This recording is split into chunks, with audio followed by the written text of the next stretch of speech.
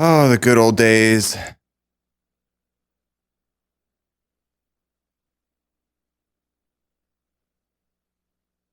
What's up, brother? What's up, Tex? What's up, Sessions? What's up, Nikita?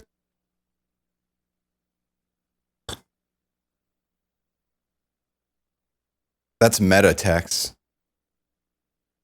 Tex is meta.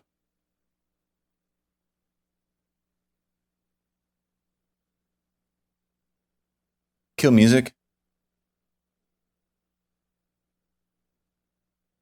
Ah. Culver's. Culver's. Is that the burger spot? I feel like I was in Iowa last year and there was Culver's and it was like it's like the in and out of the Midwest. Is that right?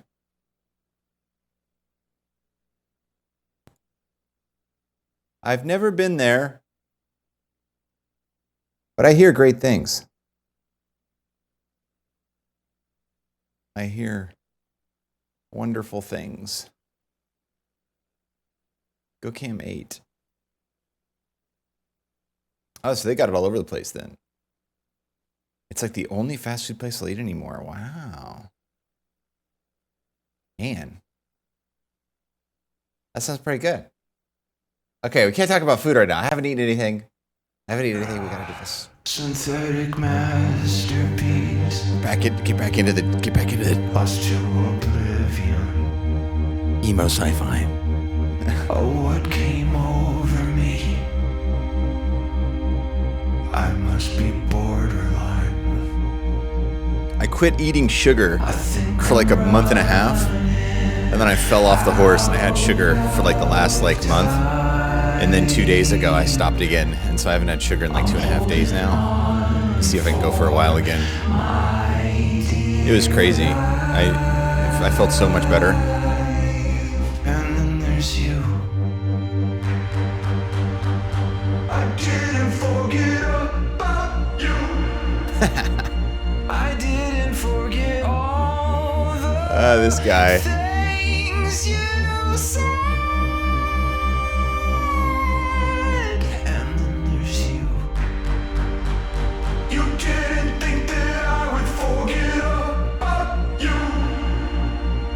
I didn't forget all the things you did.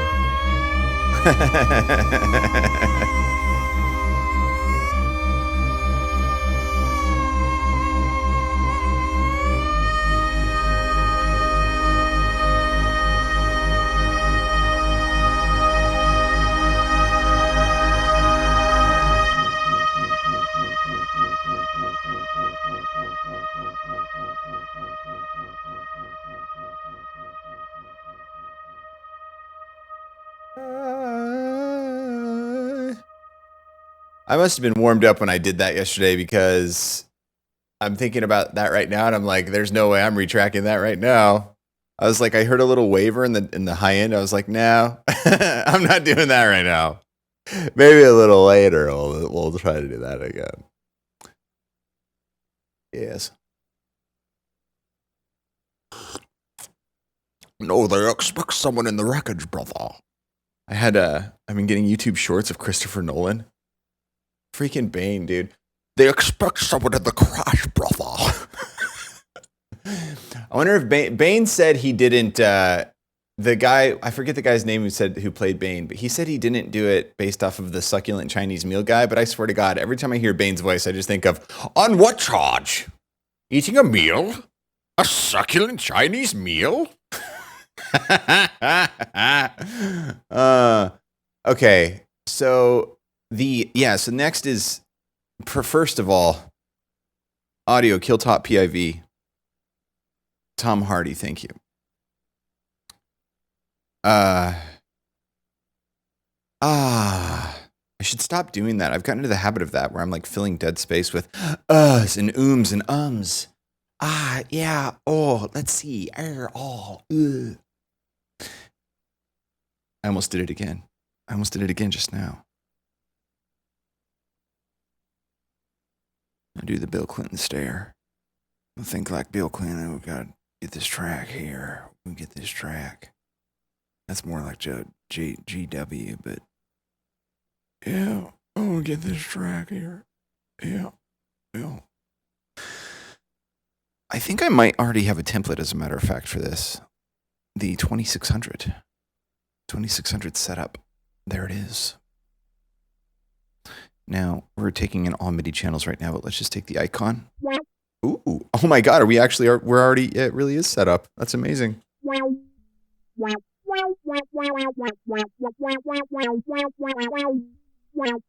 Okay, so, gotta get this thing a little closer here.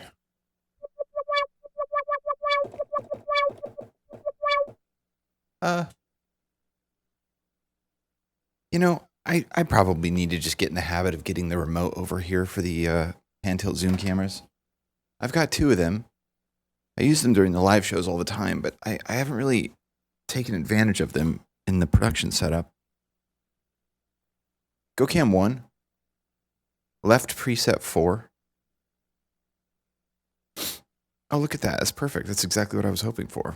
I was hoping for that right there. Exactly what it just did.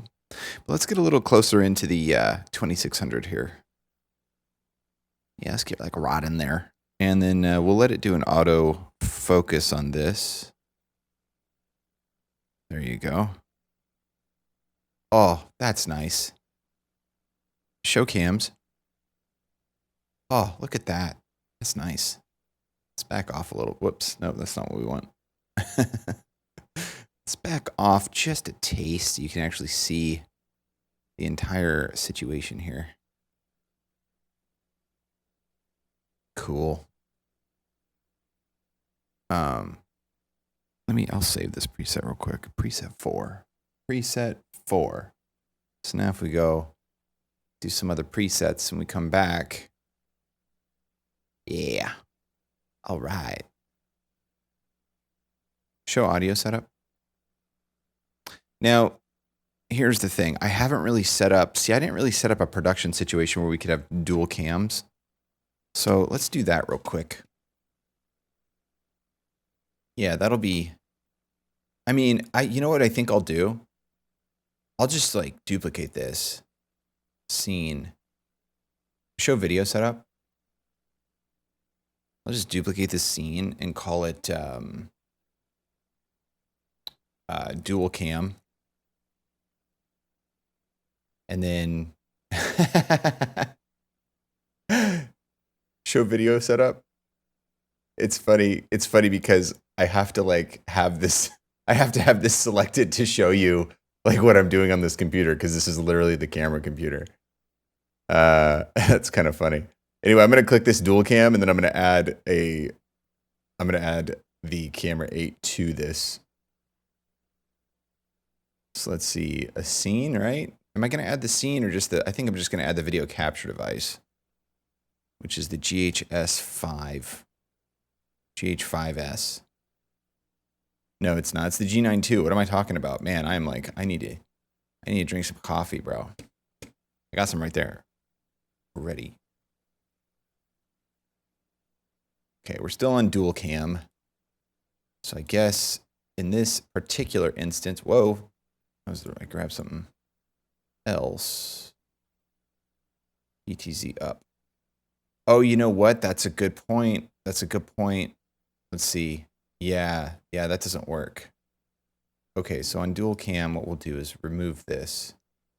That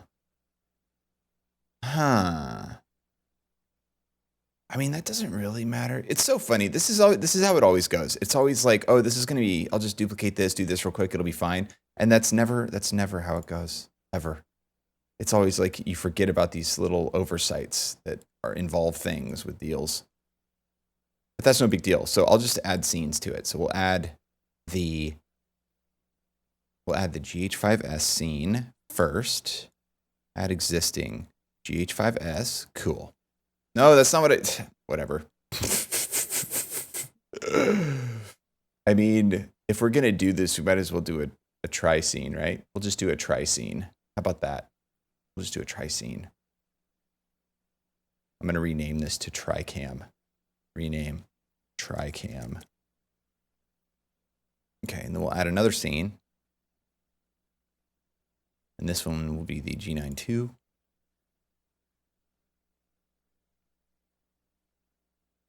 Let's throw that like right there. Oh gosh. Oh geez. Oh geez. And then let's add one more scene. This scene will be the whole point of all of this, which was the PTZ up camera. All right. We're in business, Defilade. Okay, I think that should about do it. Show audio setup. Okay, that's a little weird. It's a little strange, I'm not gonna lie. It's a little weird. It's a little weird.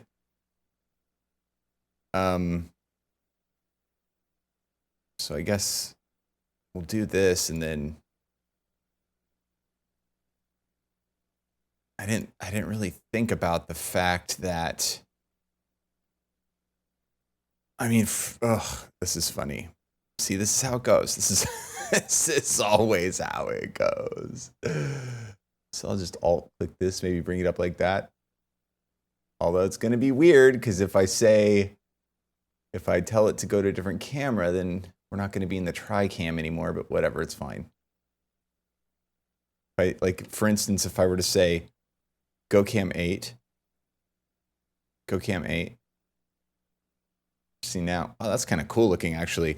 So today I'm recording on the Zeiss anamorphic 56mm at f5.6. And as you can see, the picture is pretty good, but for such an expensive lens, I would expect it to be a little bit sharper. I mean, if you're going to be spending $26,000 on a lens, I would say that I would expect at least for not only for me to have good color science, but I would expect the green of the mug to have really good color science. And as you can see here, the green of the mug is more of like kind of a vomit green. It's not really like the true, like, I'm looking at this in person, I'm like, this is the Grinch. Like, this is truly the Grinch. Like, it's the green of the Grinch, like the Disney Grinch. But like on the camera with the anamorphic Zeiss 2.8 Tona 56mm, it's kind of a more vomit putridy color. And, you know, that's really, you know, that's not what we're looking for. I'm a little let down by Zeiss in this situation. Just kidding. What's up, Haunted? Did I say hi? Hello.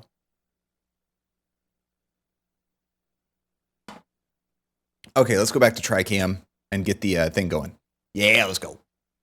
You know, as a matter of fact, you know, now that we're cropping down like that, I guess I could bring this up just a little bit, just a taste. It's so dark. It's so dark for effect. We've got such a dark effect here, you know. Oh, now I'm cutting into that one though. Let's see, I don't want to cut into that one either. Whatever, it's fine. Here, let's just get the Zeiss anamorphic down even more. You're getting obsessed. This is what you do when you get obsessed. You should be working on jams right now. You shouldn't be obsessing over the TriCam. You should be working on the jams. That is kind of interesting, though. That is kind of interesting looking. I do have to say, that's interesting to have a TriCam like this, boxed in a rectangular skinny format at the bottom of the screen. I'm trying to think how I could make this happen in a more regular situation, because this is obviously very custom right now because I'm cropping in a very strange way. I guess what I would do then is I would create, God, see, I'm getting like, this is what happens. This is what happens. I'm going to copy and I'm going to paste a reference of the same feed here. And then I'm going to undo the crop. And I'm going to put this back to where like it normally would be. And then for today, I'll just manly change everything. Go cam 8. So if we go back to cam 8, then I'll just come down here and if we go back to like single cam, and we will after I do the after I record this part. But then if we go back to the tri camera, we can go back to this, and then I'll come down here and hit that, and then we'll be good. Okay. So the only other thing I was thinking about this is just that since it's so wide now, it's going to be blocking stuff as I'm working. So what do you guys think about putting a opacity filter on this, which would be a color correction filter, and then I can just reduce the opacity a little bit. Is that annoying or is that good, do you think? Because see, now we can, you know, even if we're up here, you still kind of see the track. Maybe I can make it a little less transparent. Just give it the slightest bit of transparency, like maybe like that. So that way, yeah, if we come up here, you can kind of still see what's happening behind there, but if not, it's not really that obvious. What do you think of this? I like full 100. I expect it to be a touch wider. Is that a joke?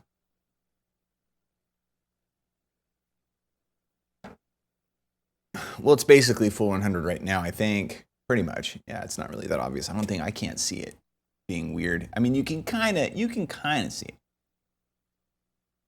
Let me get it a little bit down, more down here. Okay, what's this? No item selected. Oh God, what did I do? What I touch? What I touch? Oh, it thought I did the thing again. It thought I said Reaper record next track. Dude, that is not good. I've got to really figure that out. Huh, that's strange. I'm gonna kill that again today. We're not gonna work with that today. The voice command thing. Okay.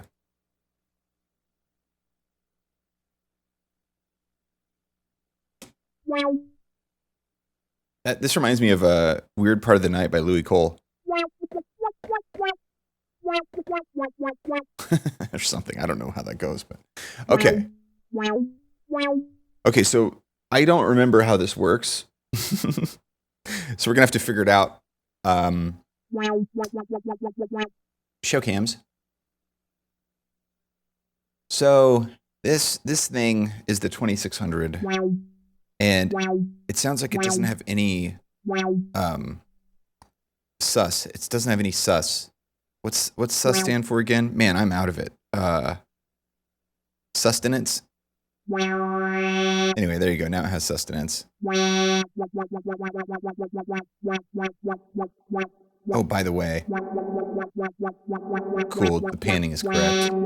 That's good.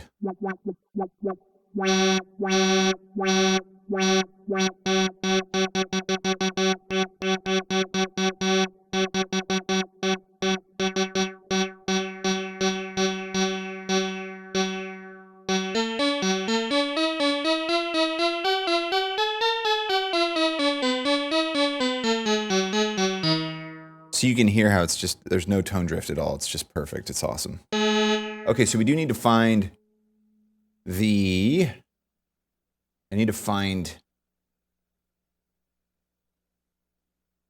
the tone. Oh, not connected? Are we not connected? Oh yeah, the piano's not on.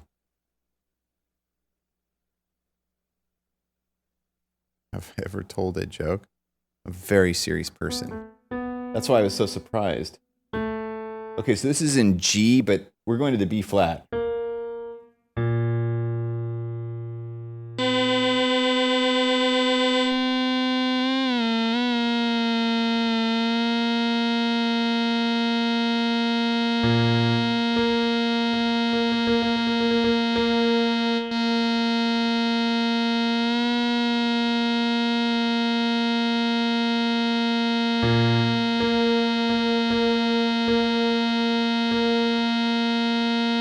Pretty close.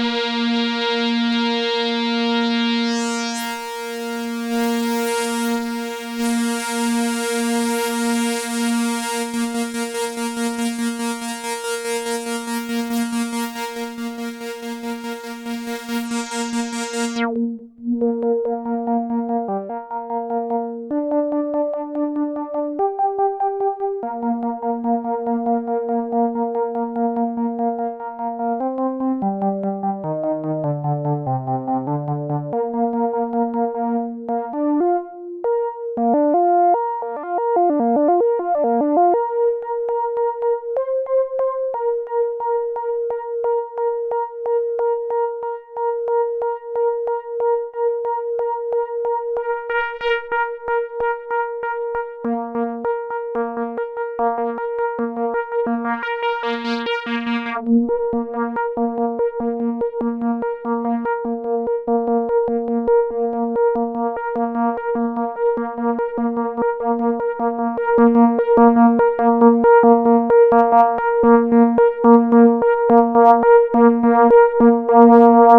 like we're a little hot. That's probably why that was turned down a little.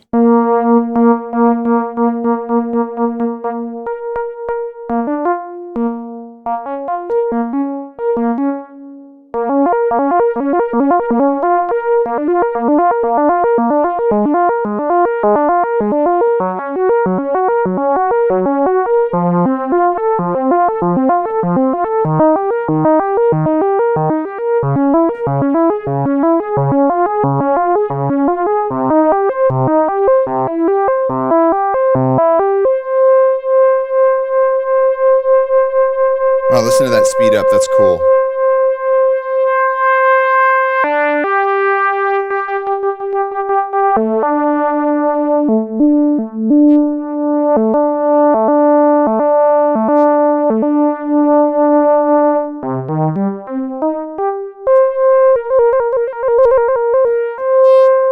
I can't tell.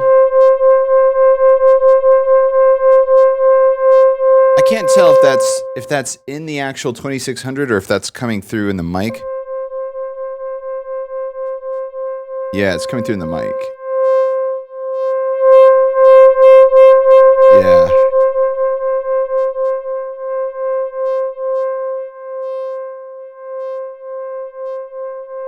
Actually, now I don't know because it's turned down a lot, but it's still doing it.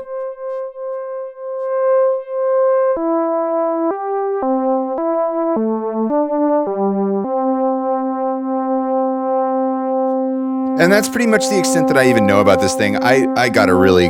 I watched some videos on it a couple years ago when I got it, and I played with it a bit and made some pretty cool sounds with it, but still, it's like it's got all these connectors and plugs to do all kinds of crazy stuff.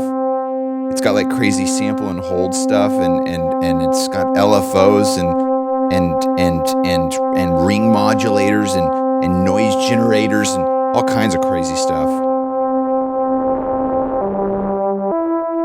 Again, this is the R2-D2 one. This is the one they made R2-D2 with. I mean, not this specific model, but basically.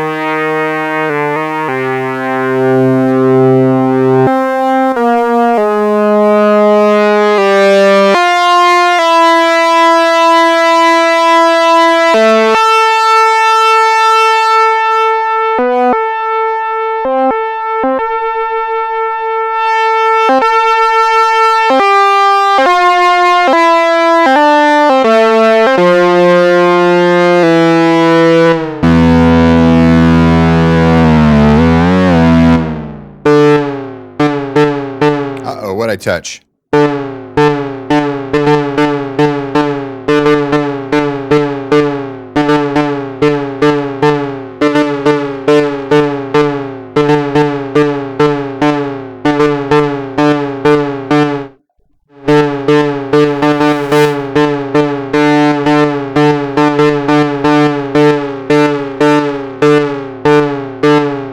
I don't know what I did.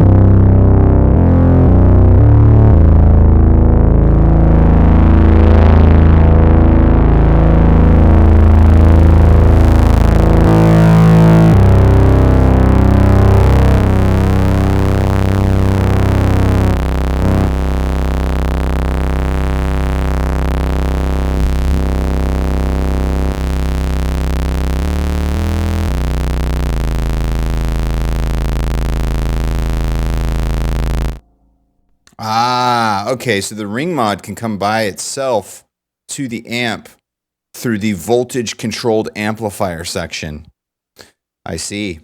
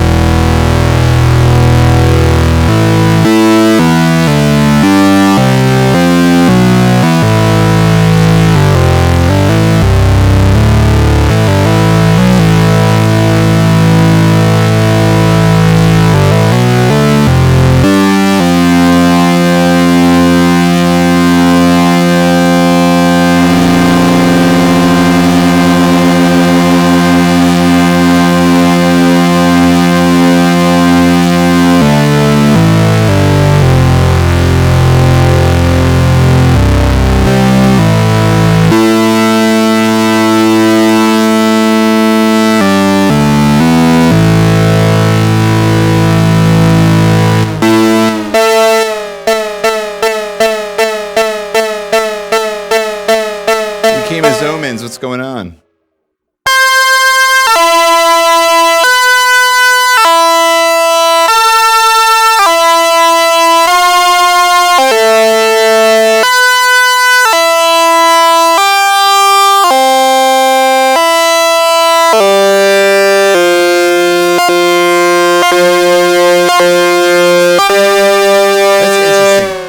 What that is, because it's like it sounds so cool for a second and then it does something where it starts to phase weird and it sounds like hot messing. See?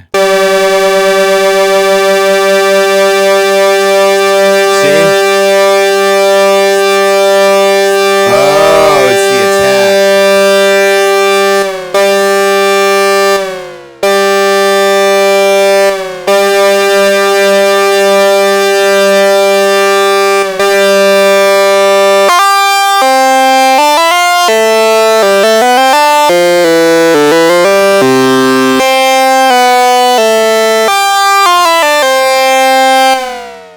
it's incredible. It's such an incredible synthesizer.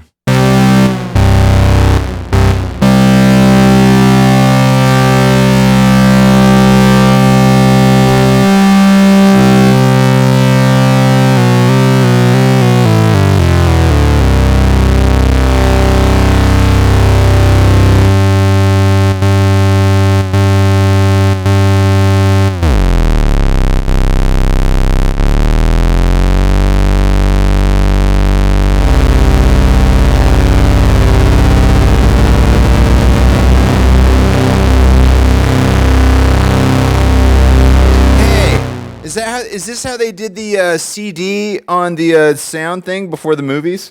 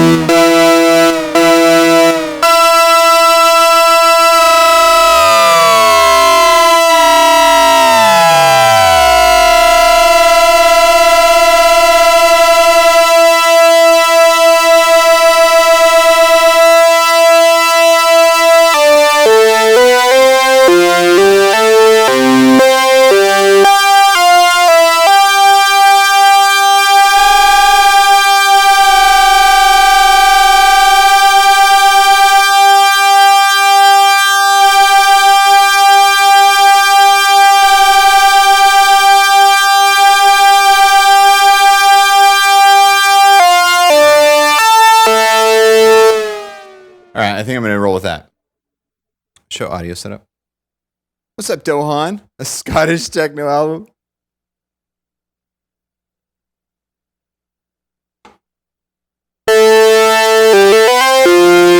Okay. It does sound like a motor.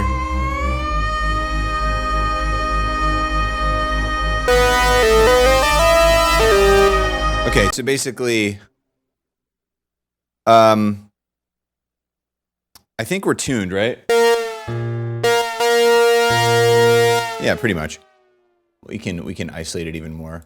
Okay, so let's see here. Didn't think that I would forget about you. I didn't forget all the things you did.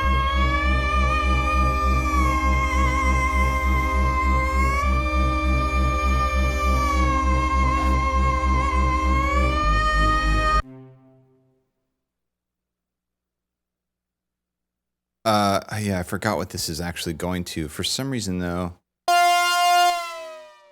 Oh, it's here that we need to do it.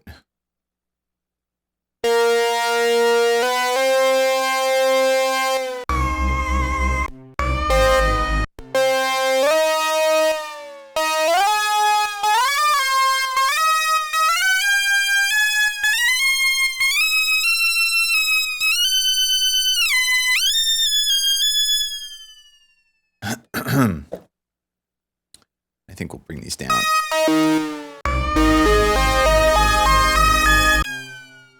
So we'll go to 16ths. Oh, can I think I can do it this way, right? Whoops.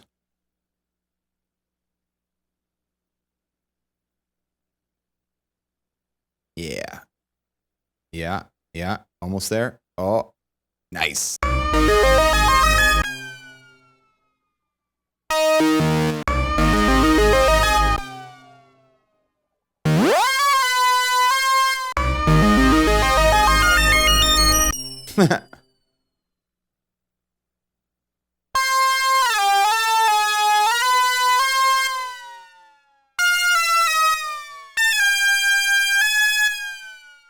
I think it's probably that.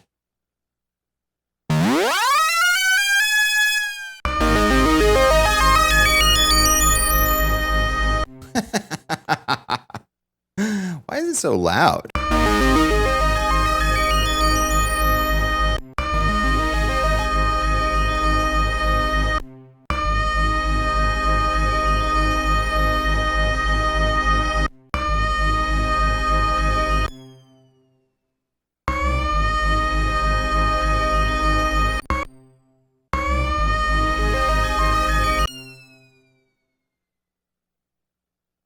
Datter, datter, datter, datter.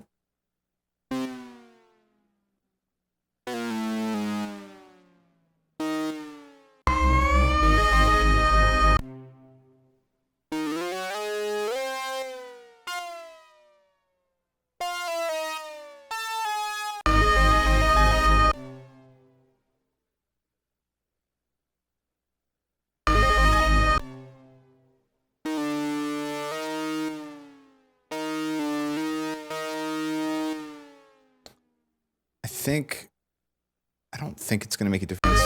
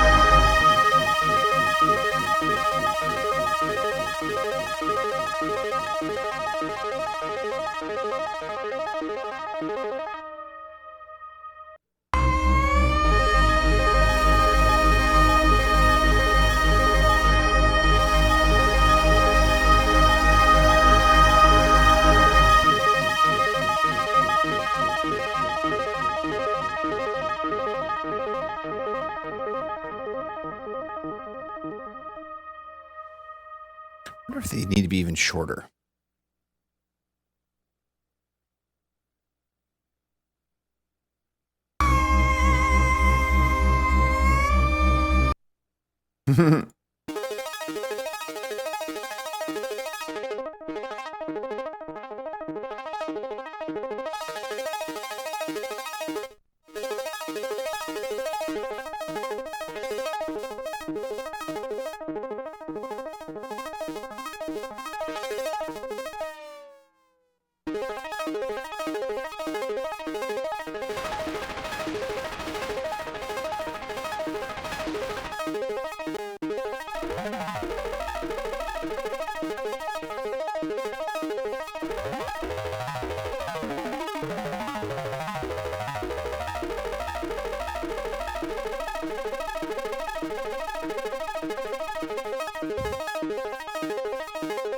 Yeah, I guess cleaner's better.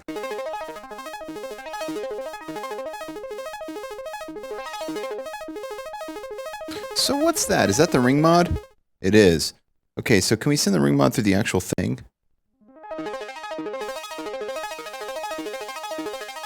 Okay, so it's not really coming through the VCF. So do you have to have it come through both? Oh, that's interesting. Oh, because the VCF needs to be up. Ah.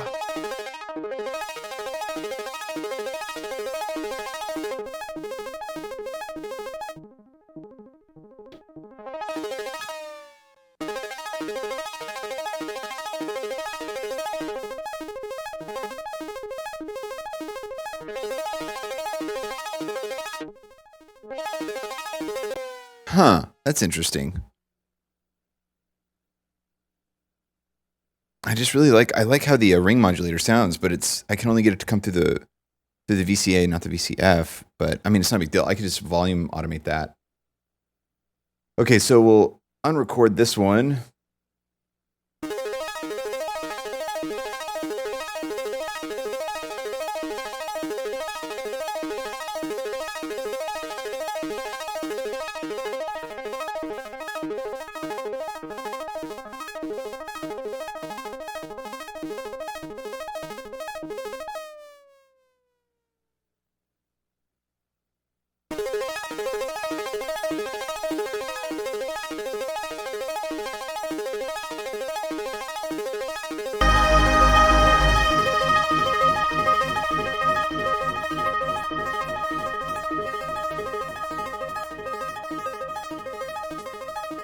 Yeah, it doesn't move enough. I wonder if maybe doing it with both, do both at the same time. Let's just, first of all.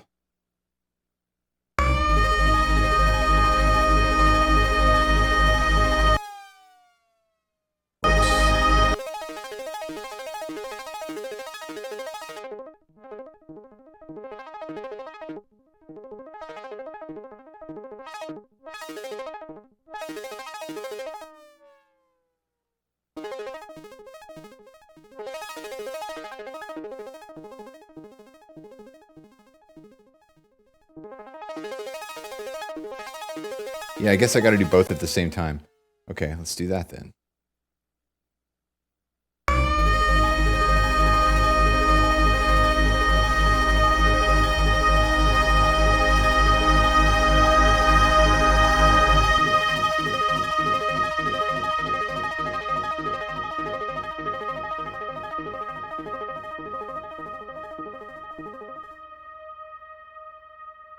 Okay, that'll work for that. And see, now the fun part is that's going to be gone forever now because we're going to do a different sound. And then it's over. That's because that sound's going to be gone. Because there's unless I were to take a picture of it right now. That is the thing about the 2600 is you can get back the exact sound you did if you can get the knobs exactly where they were, unlike other analog synths. ARP fast.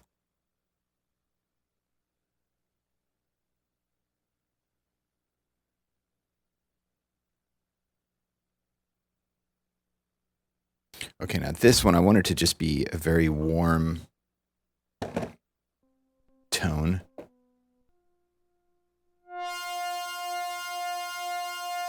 So to do that,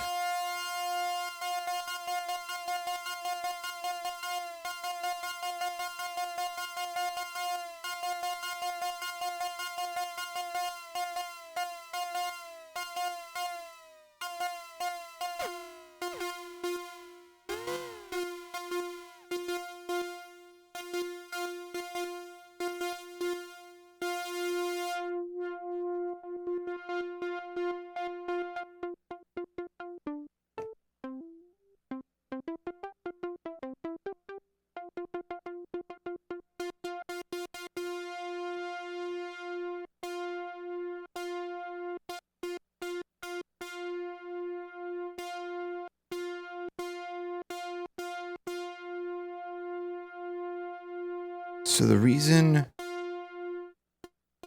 there we go.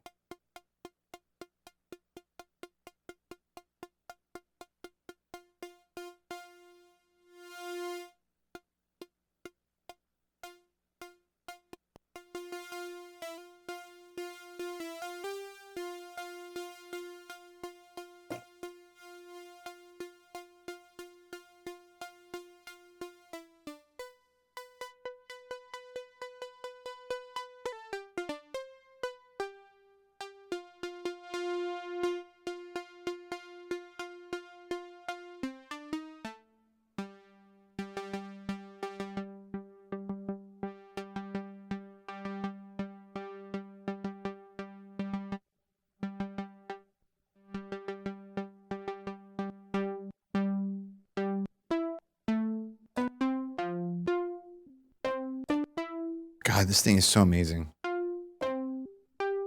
So that's the only issue is that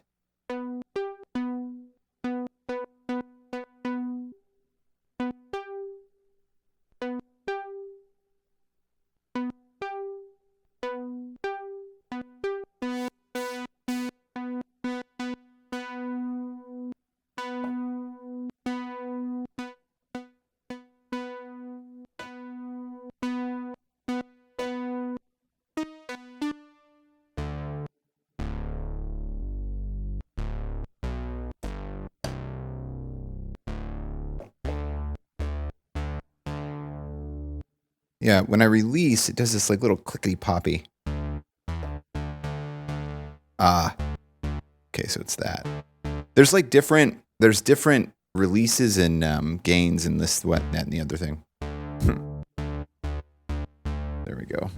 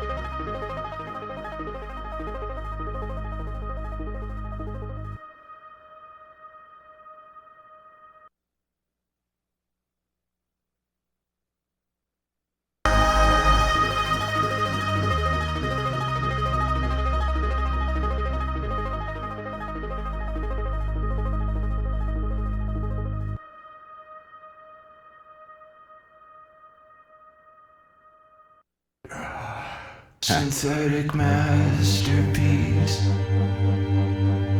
lost to oblivion. Oh, what came over me? I must be borderline.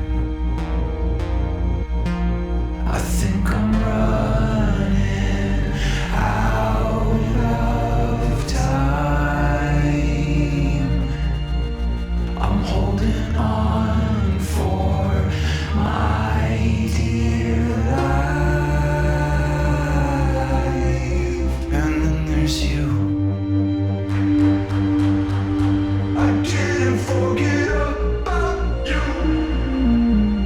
I didn't forget all the things you said. And then there's you. You didn't think that I would forget about you. I didn't forget all the things you did.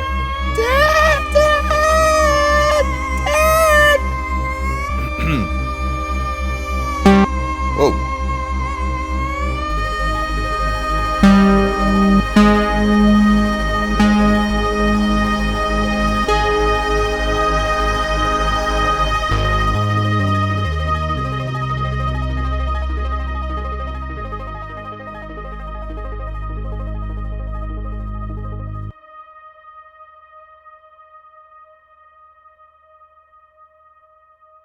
Mm.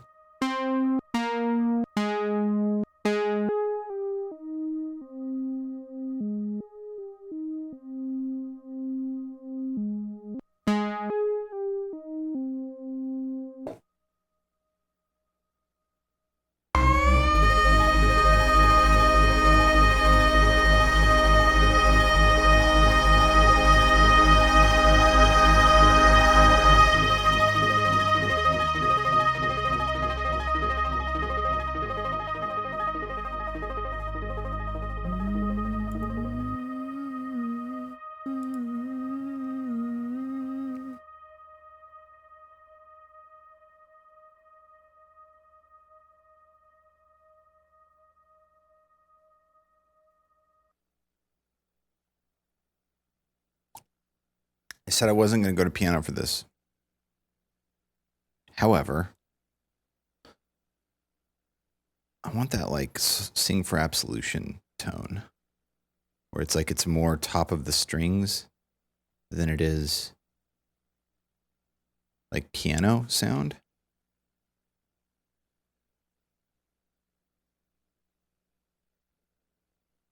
And that would be if we go to the grandeur and then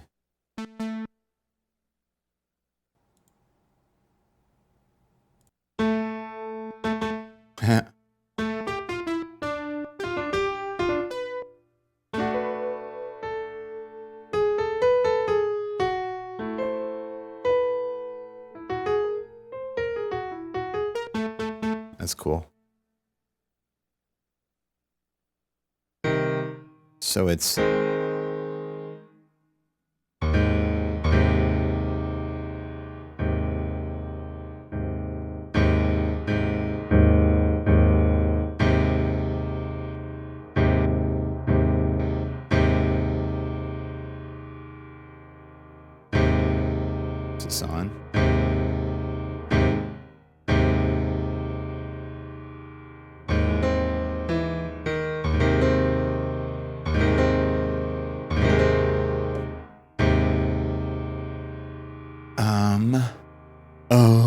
There's something else though. Let's see.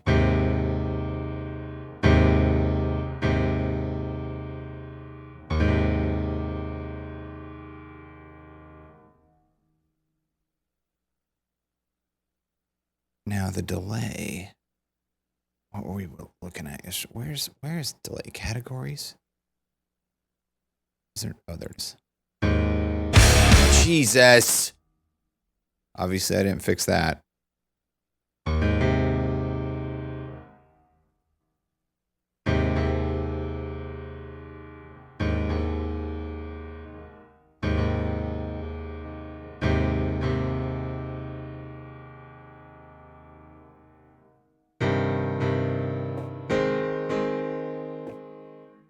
Yeah, we want a ping pong.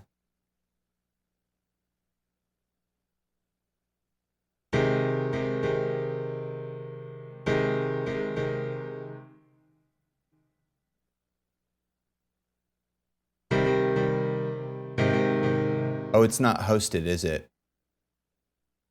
Or is it? Oh, it is.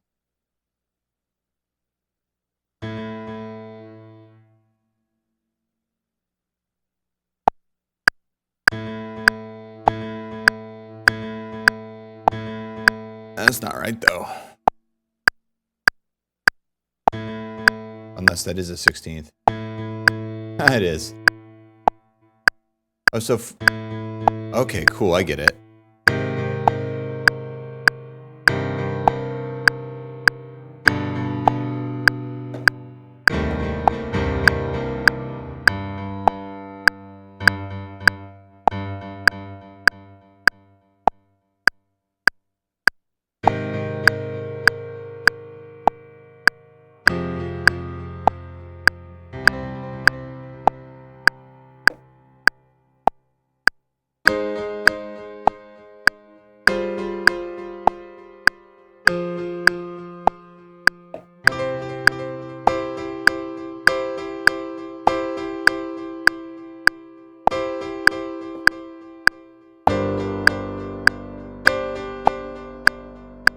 What the?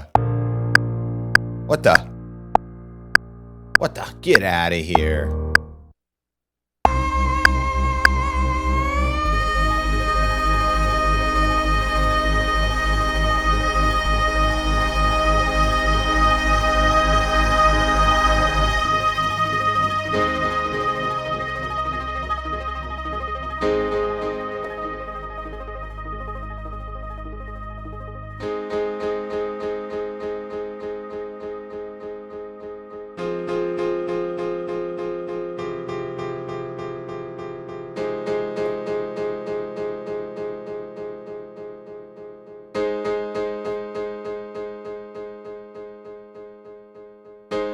God, I'm getting some serious interference today. I don't know what is going on. Like, the antenna is literally right here, like a foot away from me. Might have to do a new analysis for my radio waves. There may be some sort of government agency using my radio wave right now.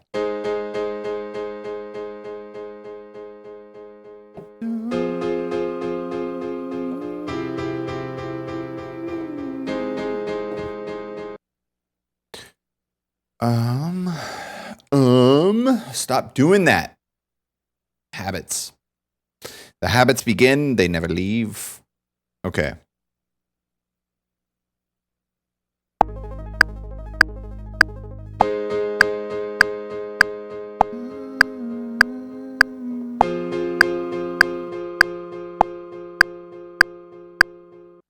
I'm kind of messed up. I'm kind of not even thinking about it. So it's like...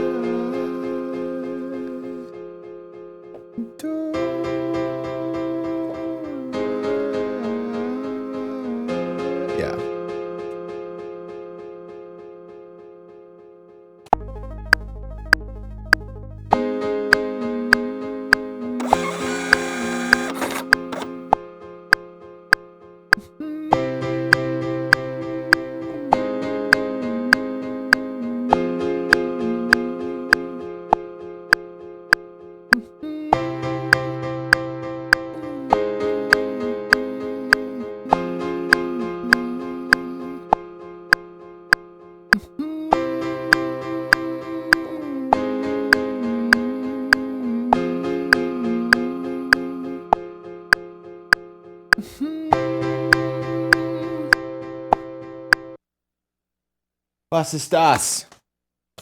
Show cams. Void FM. Welcome back 72 months. What's going on? That's a lot of months. Septidubes. That's a lot of months. What's going on, Void? Thank you so much for the continued support. 72 months of continued support. Much appreciated indeed. What's happening? What's going on? I think we can go back to our single camera now. I think I can just say, go cam 8. Show audio setup. But we do have to, we do have to change this back. There we go. What the heck? Did I put that filter on that scene here? I didn't realize I did that. No. No. I guess because it's a copy of a copy of a copy of a, the filter's also on this. Well, how's about that? How's about that? Okay. There we go. 72 months. Wait a second. 6 complete rotations. 6 years? Sheesh. I didn't even think about that. That's a lot of years. That's a lot of time, bro. That's crazy. Thank you, Void.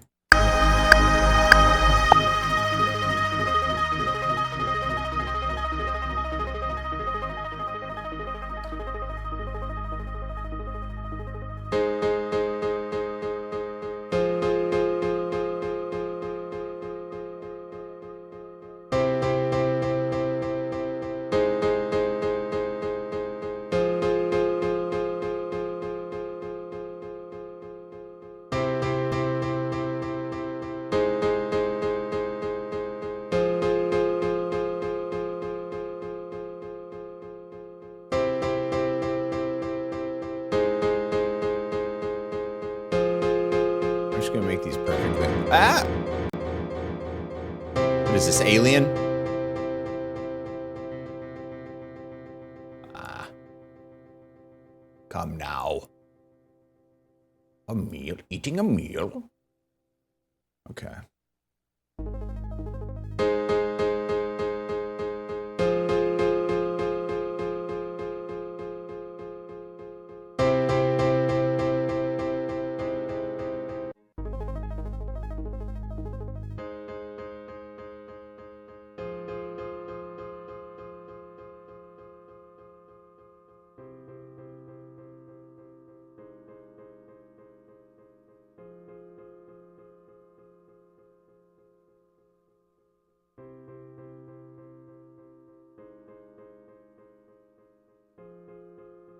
Is there a way to start this over with every hit?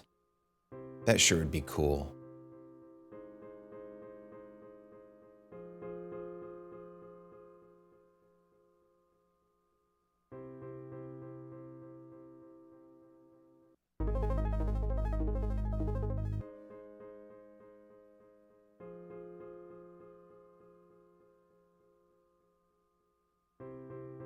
No, that's not what I wanted.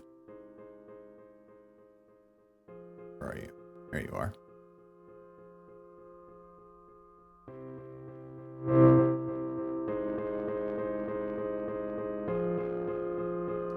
Let's put the Pro Q4. If we're gonna use a Pro Q, we should use a 4. Because we got the 4.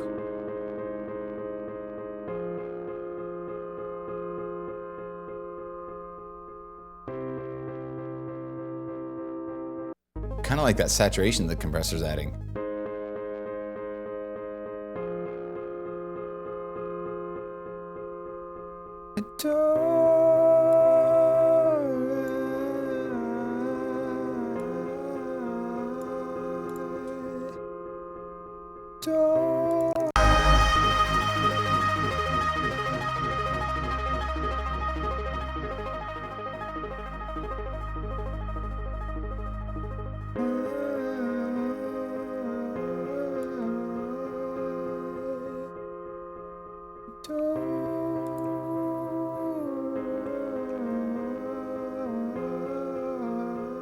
Okay, maybe a little less. Maybe that saturation's kind of taken out a little bit.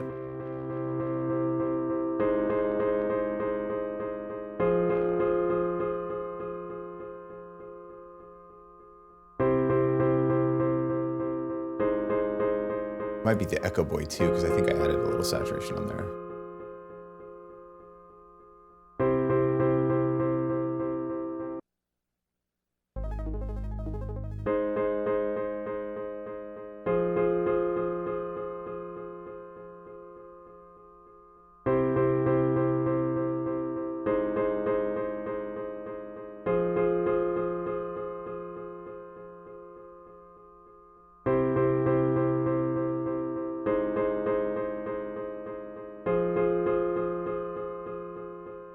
Do you hear that? Is that coming through on the stream?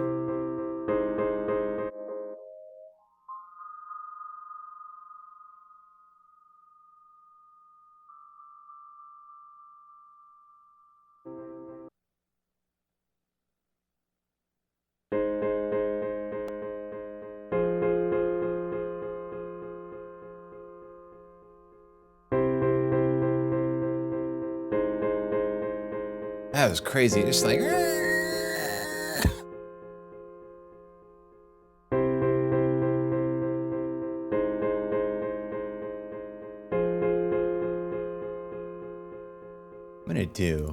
I'm gonna duplicate this, and then whoops, that's not what I wanted to do. Basically, what I wanted to do is not duplicate it at all. Basically, what I wanted to do was just create a new track, and then I just wanted to copy the MIDI down. That's what I wanted to actually do. And then I want to put the FM8 on it with just a sine wave and just bottom out that piano.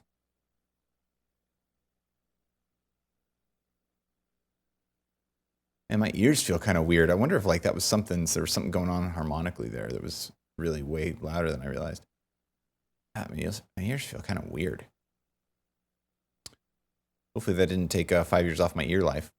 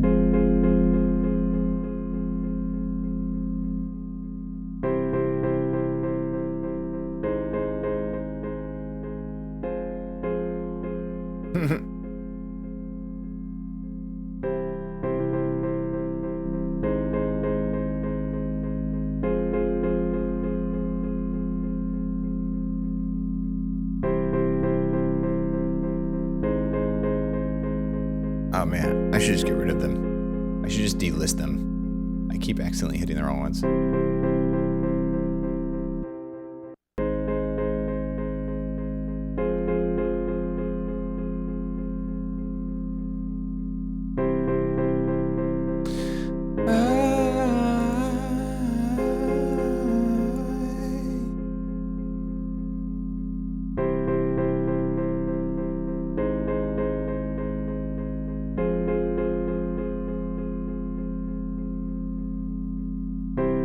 Think of how we can do this, because I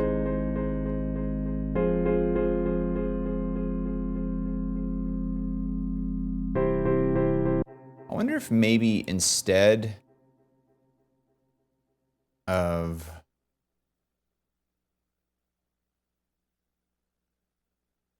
having it just one long note that ping pongs, maybe we can make them shorter and then we can ping pong them but with less delay. And so then now that they're all the same size, I can bring them down to 1, 2, 3, 4. So 1, 2, 3, 4. 1, 2, 3, 4. Something happened.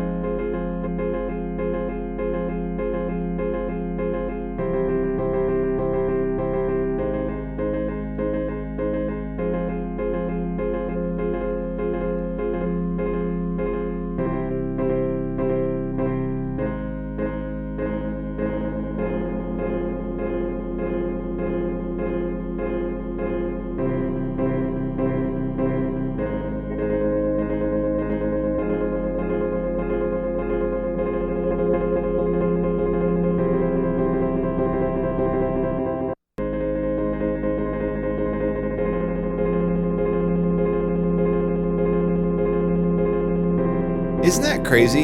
Isn't that crazy just how messing with delay a little bit can like totally change what decade you're in? That's so crazy. I would have never even thought like if I wanted like some beach boardwalk 1960s reverb that I would use a ping pong delay with low feedback and short release.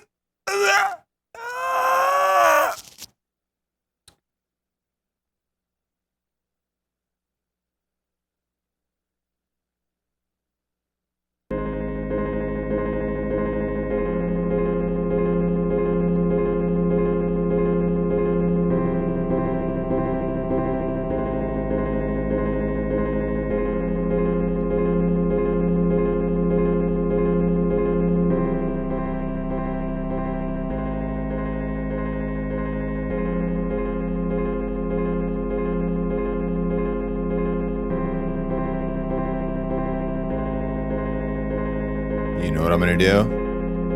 You know what I'm gonna do?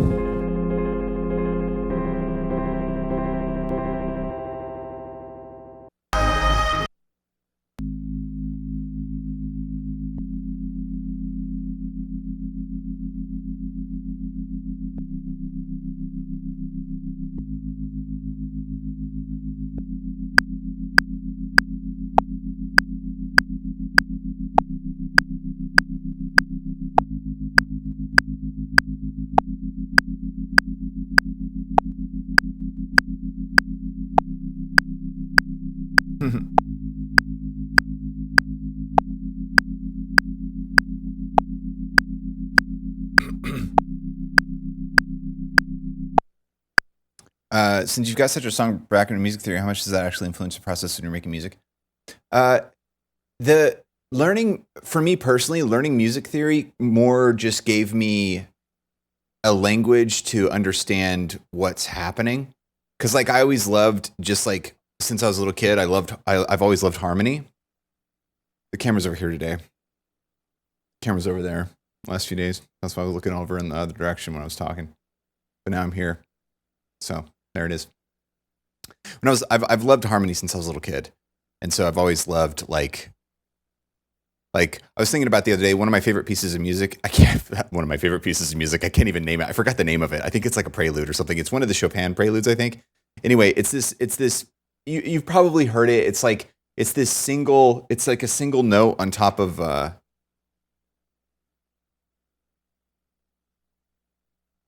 It's like a single note on top of a thing. We have no, because this is soloed. It's like I think it's an E minor.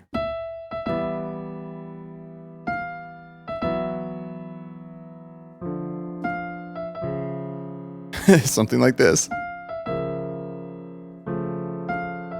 Something like that. You know, I can't remember. It's been so long. I played it in college, but like what I love about that is it's just a single note on top, and then like what that note feels like changes based on the harmony underneath it, based on the chords underneath it. And I've always been drawn to that kind of a thing. I've always been drawn to like the harmony underneath the melody. And the melody, of course, is super important, but it's like the harmony is so foundational, literally and figuratively, to what the melody sounds like. And that's just always been a draw to me. And so I've always written, like, I remember before I went to music school, I just remember writing on piano and like loving like the way this chord sounded, not understanding that it was like the 2 chord in second inversion.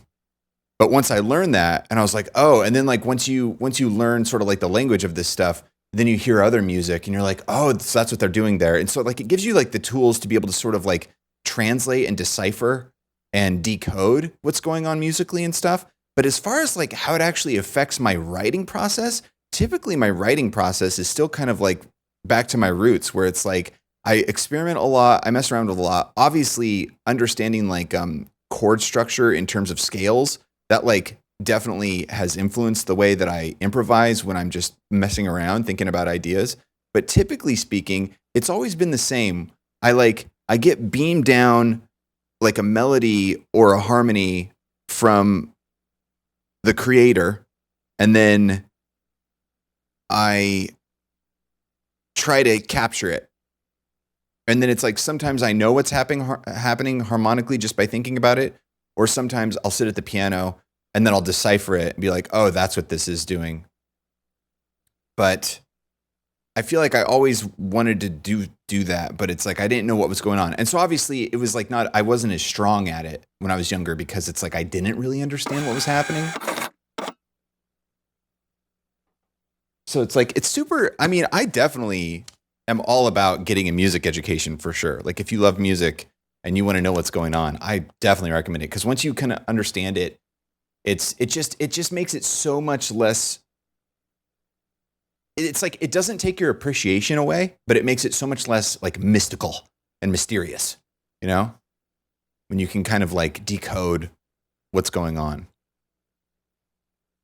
But it doesn't lessen the impact of the emotion that you feel from it at all, but it just helps you kind of decipher what's happening. But that's kind of how it's worked out for me. Personally, do we have a bit drop? Sessions dropping 100 bits on the jam. 100 bits. Thanks for not breaking the screen. Oh, come on! Could somebody fix the screen, please? Thank you for the 100 bits. And happy to answer the question. I love questions like that. Always love questions like that. But yeah, it's like somebody being, you know, loving language and loving speaking and loving, you know, like it's like somebody loving writing poetry or something from like when they were a little kid and then just learning what the actual words are. Conjugations, subjugations, practicalations, verbs, nouns, complex subdivided subject headings, header 2, header 3. Yes.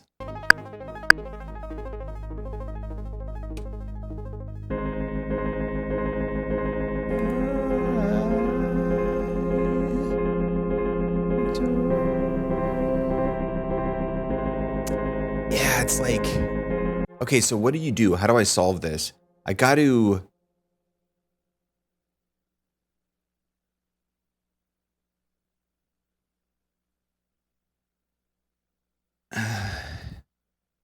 Because I love the way it sounds. Yeah, it's just, is that really what I have to do? It's not a big deal because it's only 3 chords. So I'll just do it. You'll see what I'm talking about. So what you do is you just come through here and kill the second and third. Wait. No, for this one, you'll just kill the first. Wait. Yes. First and third. And first and third and first and third. And then on this one, you kill the second and third. Second and third. Second and third. Second and third. This one, you kill the first and second. First and second. First and second. First and second. Okay. And then let's create another track. I would think that there's probably an easier way to do this, but this is a way, and I can do it. So we'll do it real quick here. So what you do then is you go to your mutes. Actually, I don't know if I want to use mute. We'll see. Mute might be okay. Sometimes mute adds like a clicky sound if you automate it like this. So if it adds a clicky sound, we'll just go through and do volumes. But basically, since this delay is bleeding through to each one, what we're going to do is mute it just when it's not on for each chord. Did that make sense what I just said? We're going to mute it just when it's not on. Yeah, whatever. Anyway, we're going to unmute it just for its own playing. And then that way the delay won't bleed into each other chord. But each chord will have that nice big sound. And for some reason, we're not hearing it. Why aren't we hearing it? Is it because did I mute it opposite what I should have? I muted it opposite what I should have. Okay, that's great. Okay, that's great. So we're just going to go ahead and go through and unmute it and mute it where it should be. We only did the exact opposite of what we were supposed to do. Hey, you know, sometimes you go through life and you do the opposite of what you're supposed to do. And you know, what matters is that when you realize that you're doing that, you just go back. Well, you can't go back, but you just, from that point forward, you just stop doing the opposite, you know? And that's what we're doing right now. We're just going back through and we're going to stop doing the opposite. We're going to actually mute what we want to mute and not mute what we don't want to. And there it is. There, it's done. There you go. Okay.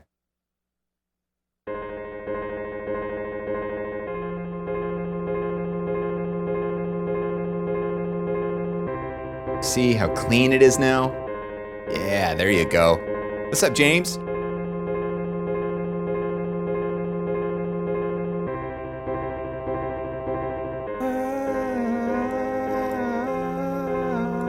Man, that's so much cleaner. Oh, that's so much better. I'm glad I did that.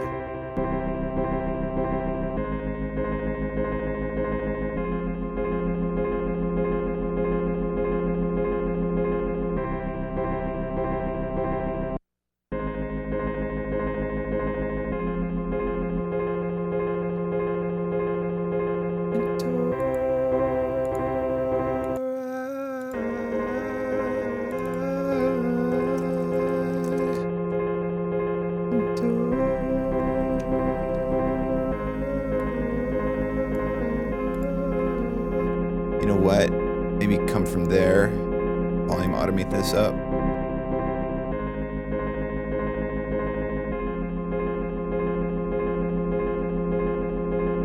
What's cool with this volume curve, I'm sure you can do in other softwares too, but if you hold Alt, you can drag the curve and like change it. It's pretty neat.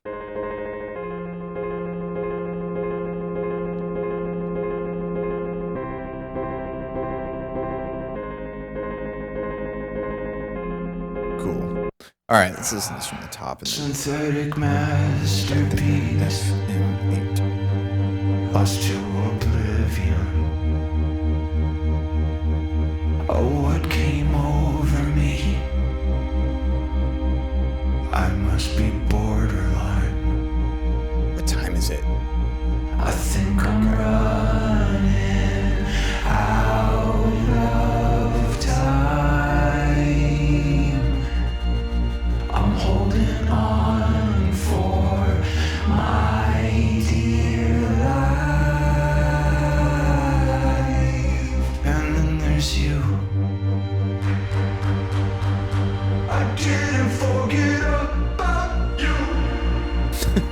I didn't forget It gets me every time. all the things you said. And then there's you. You didn't think that I would forget about you. I didn't forget all. Yeah, we got to add damage right there. You know, every song, not every song, but a lot of songs need damage. You know? Sometimes you just need damage. Where is damage? I think it's old. I think it's real old. You know what I should do is save. Before I do anything, I should save. You know what's funny though? We haven't had a crash yet. I don't think we've had a crash yet. I think we had one crash that was like a weird anomaly, but I had just saved and everything's fine. And then there was that moment where we thought it was done for, where I hadn't saved in an hour, and then I just waited it out and it actually fixed itself amazingly. Anyway, we are saved. Damage. Where are you, Damage? Are you in 2019? Are you in the oldest? Maybe Damage is in the oldest. Yep, there it is. It's in the oldest. I really need to go through and mess with my templates and delete what I don't use anymore, because there's way too many. If it takes you longer to find the template than it would to just make the track, that's probably a sign that you need to, make a change. And then there's you. And then there's you. I didn't forget about you. About you. I didn't forget all the things you said. And then there's you. You didn't think that I would forget about you. I didn't forget all the things you did.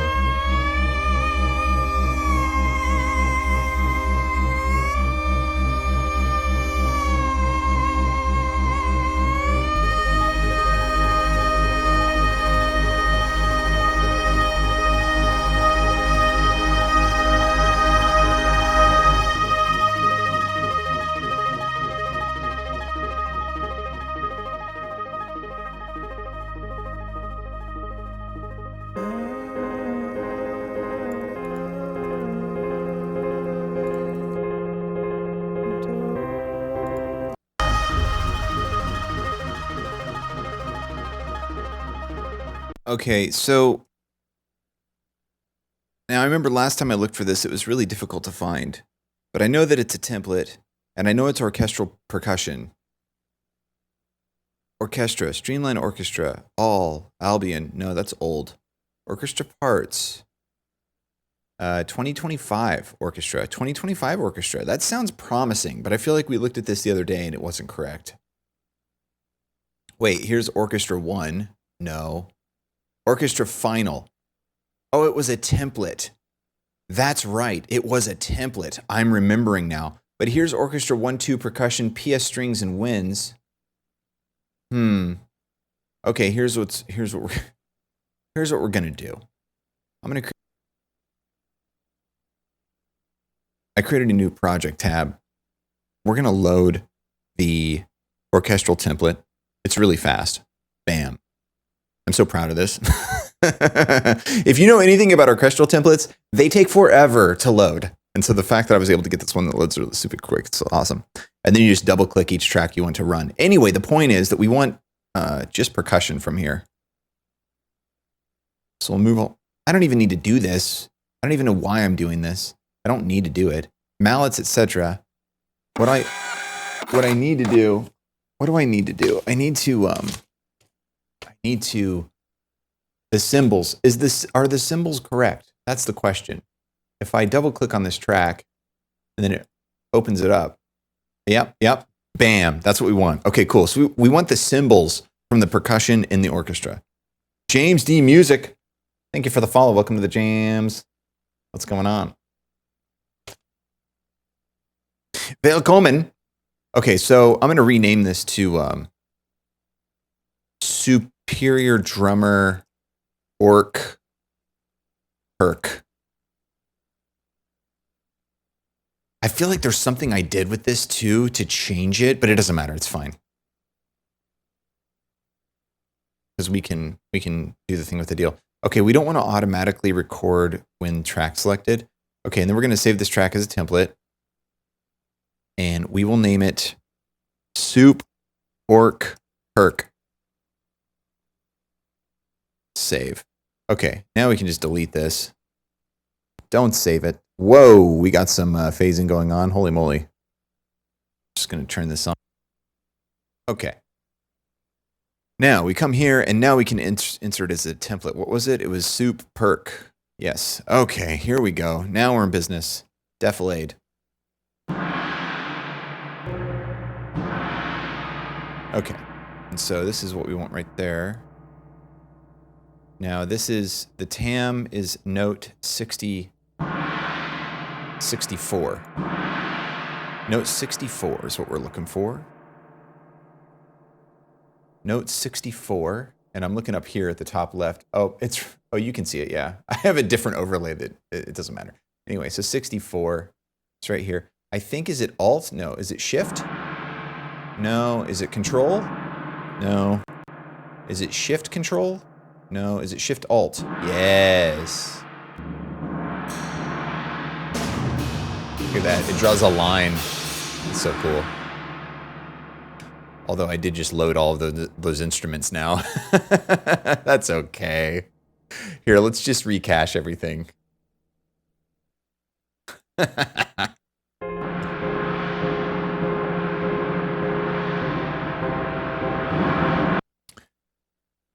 Okay.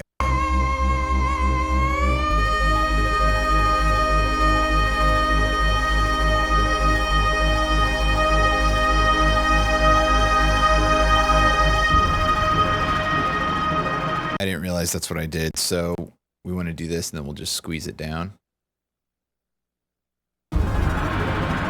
Okay, cool. Then we'll draw this like that.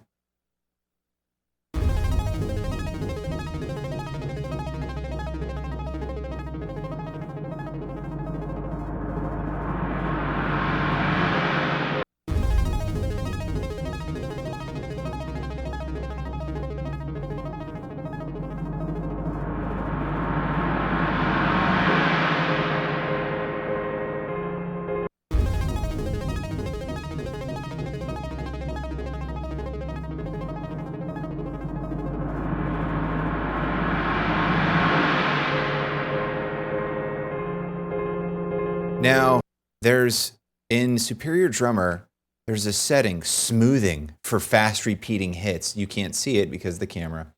Check this out. There's this smoothing thing. So it'll like, I think it takes the attack down so it doesn't sound like da da da da da da da da.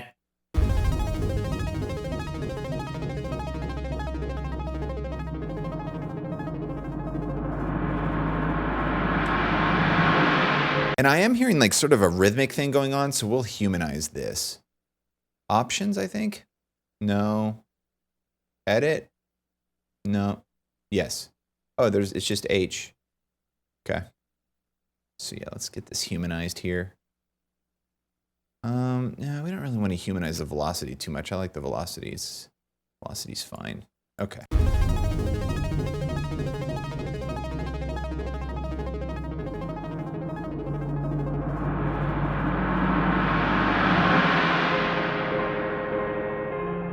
Cool.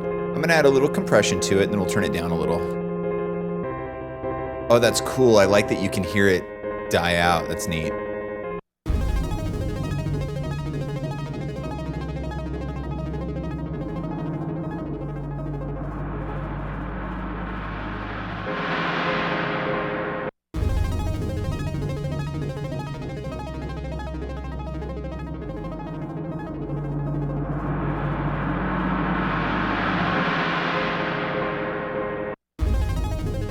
You know, I might be wrong about this. I might just want to EQ it, because I don't really like what this is sounding like.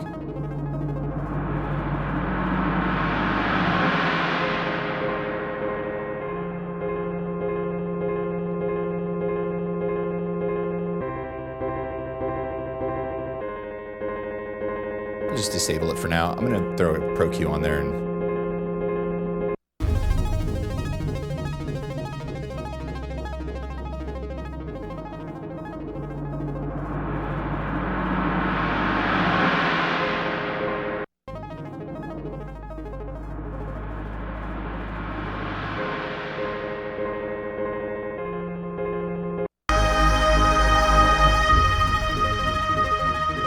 yeah.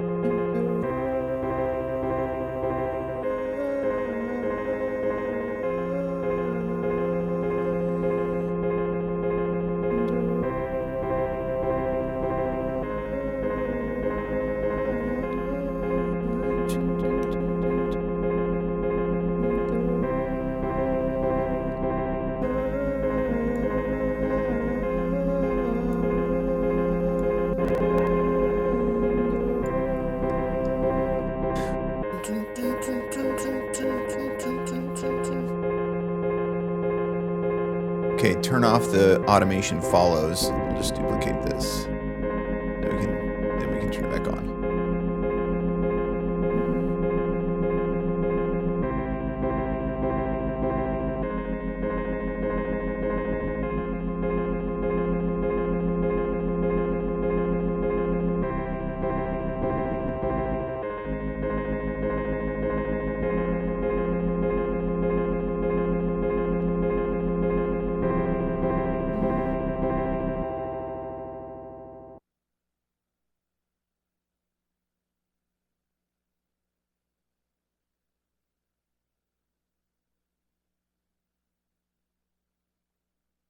Okay, we gotta get the timings figured out here. This is gonna be a long build.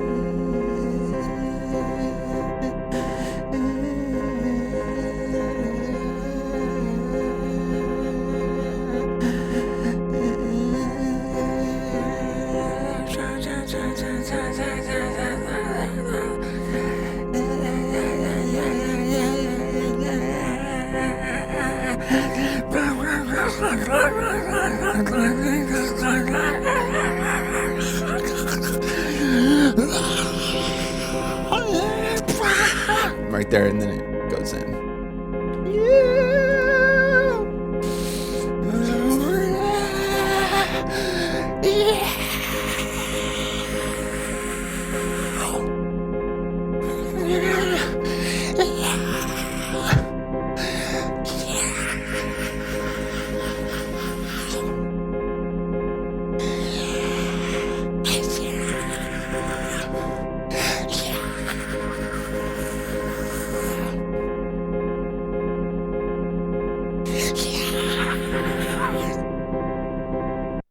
And then right there, it'll go down to nothing, and then just the last little one.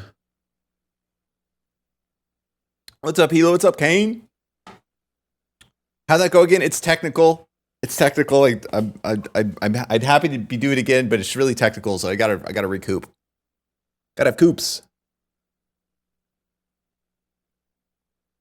No, it's not gonna be screaming. It's just I was just mimicking screaming because it's gonna be loud, and there's gonna be lots of stuff. It's gonna be like the trailer from Kerbal 2, where it's like it's just gonna be layered vocals, where it's like I don't think I'm gonna be singing that hard, but it's like it's gonna be a cacophony.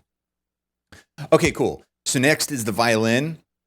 Hopefully this shouldn't be too bad because it's just gonna be repeating single notes, which I can do that. Come on now, I can do that.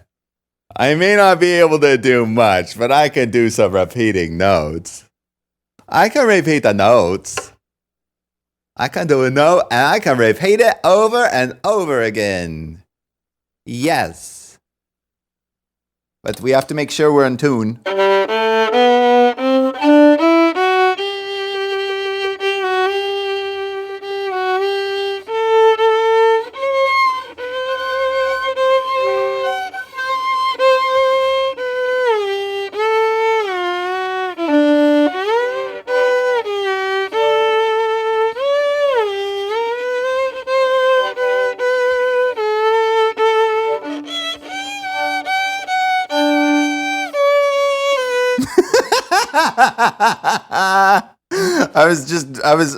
I was making that up as I went along, okay? I'm not that bad. I'm not that bad.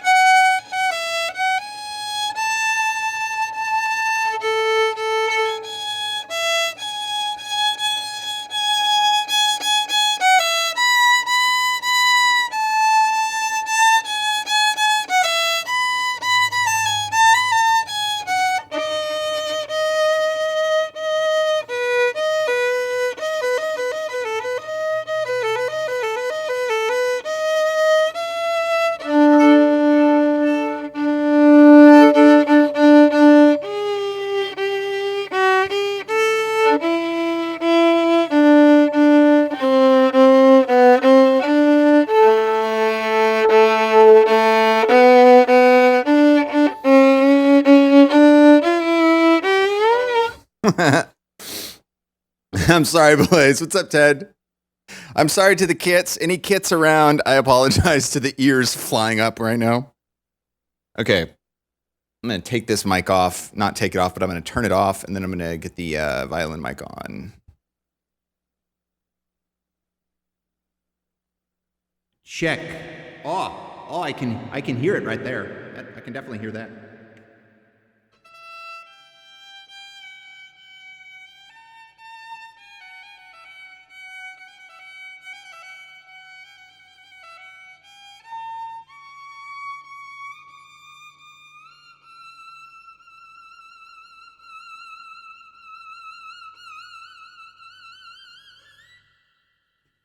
Okay, let's figure out what note we're working with here. And I don't hear any latency on here either. I'll unplug one of my earbuds, but I think it should be all right. No, that's just reverb. Reverb make violin sound good.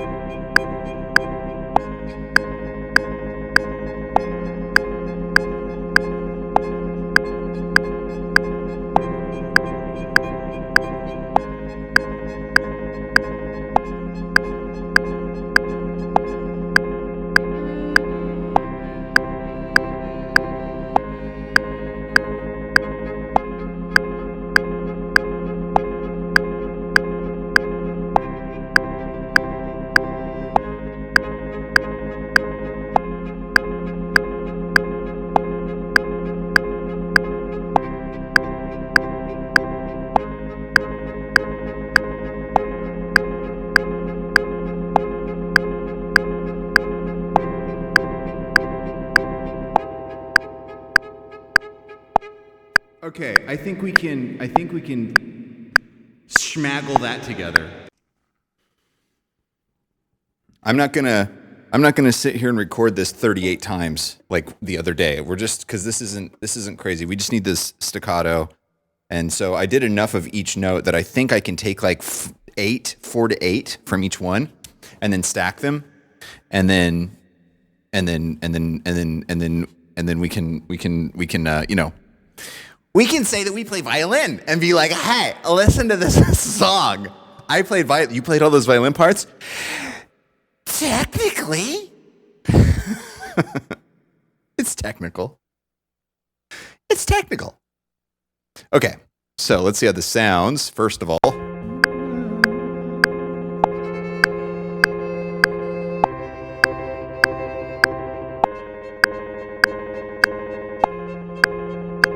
Okay, so the thing is that I do want to turn it up. I guess for now I can...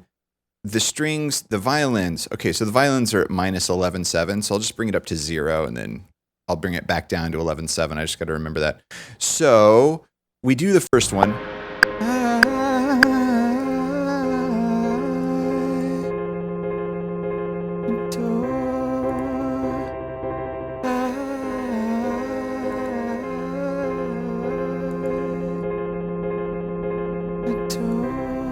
And then right here.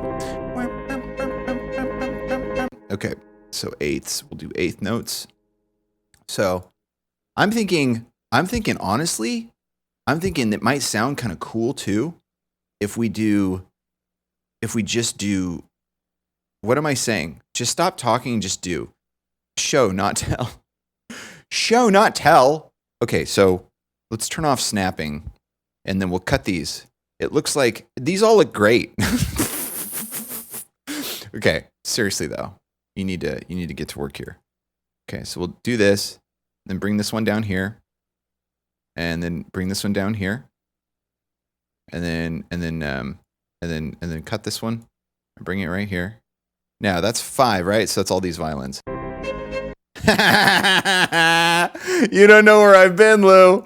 Okay, cool. So what you can do then is let's just. So, okay, so it's going to be like, dun, dun. Okay.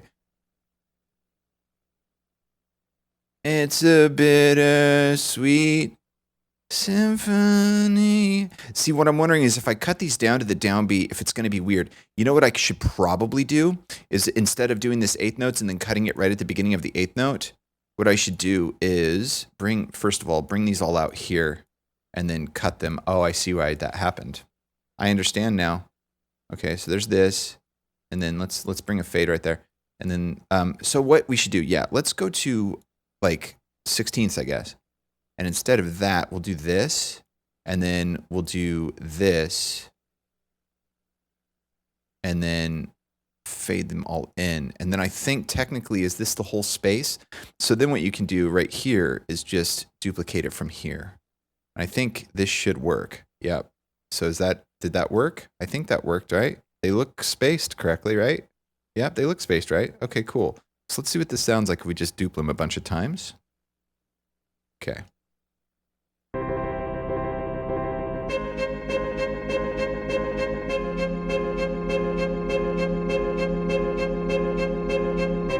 It's so funny, it sounds like a string library because it's just the same samples over and over again.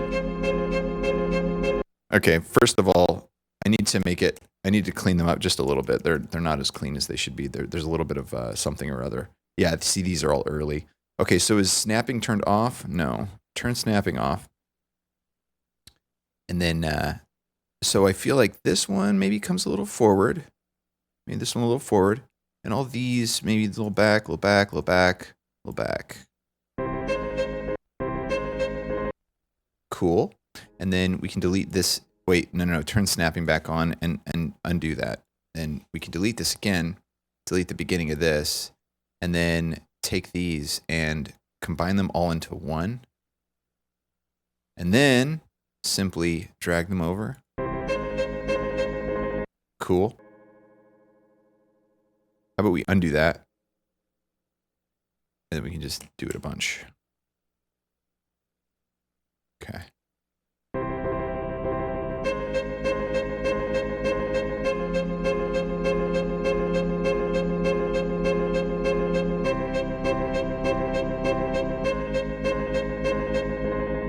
Okay, so that's cool and all, but it is very obviously the same notes over and over again.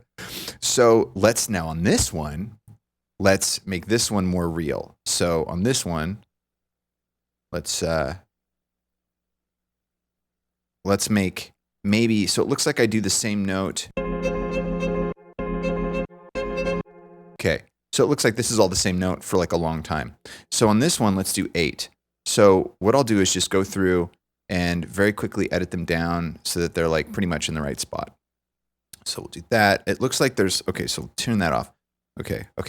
You can do this real quick here. No. Take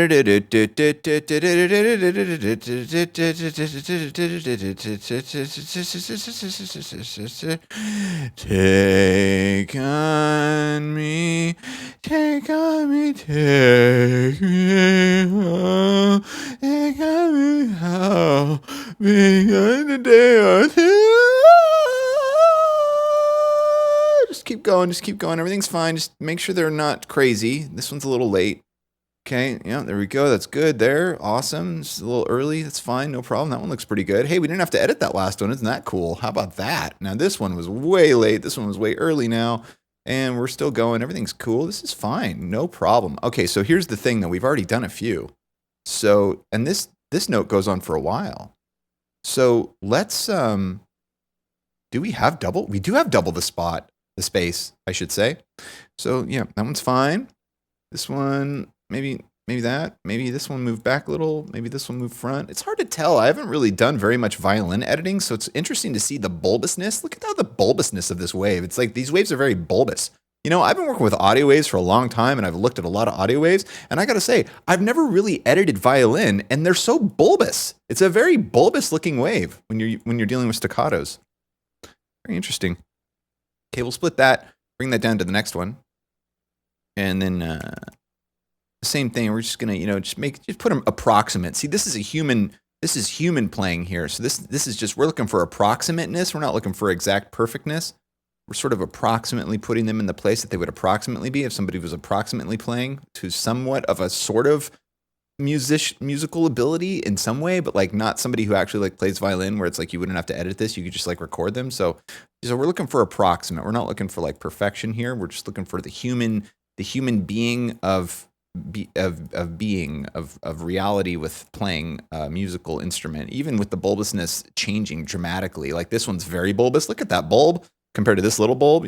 That's called humanity. That's called human being. Humans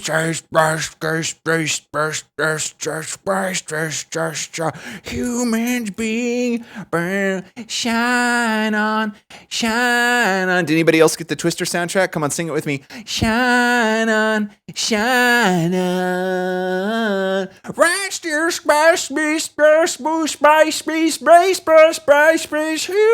being shine on. Twister, Helen Hunt, who else had a crush on Helen Hunt? Late 90s crush on Helen Hunt. Can I get some late 90s crushes on Helen Hunt? What's up? Okay, those are the bulbs. Let's see how this sounds.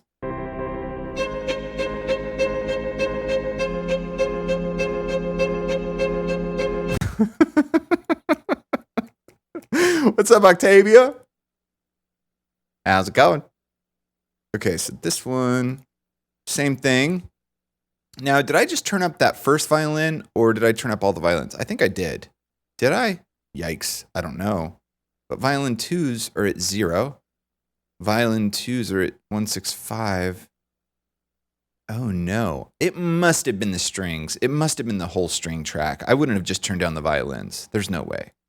I wouldn't have done something so unprofessional as to turn down just the violins. I would have turned up all the strings. Shine on, shine on. Sammy Hagar Van Halen. Yeah, Sammy Hagar has joined Van Halen as their new singer. Sammy Hagar taking the reins from David Lee Roth. Going to be doing some singing. Sammy Hagar. It's my Johnny Carson. Sammy Hagar's taking over singing for Van Halen. You know that rock band Van Halen? Yeah, Johnny, I know the rock band. You know that rock band Van Halen? This is more like a cross between Norm Macdonald and Johnny Carson. hey, you know that rock band? You know that rock band? You know them rocking boys? You know them rockers? Van Halen? Yeah, you know them? Yeah, well, they got a new singer, Sammy Hagar. He's been singing. He's been doing a little bit of the whooped-in. He's been whooped-in for the Van Halen. I don't know what's gotten into me. I think it's violin, man. Whenever you're doing violin, it gets serious. Sammy Hagar.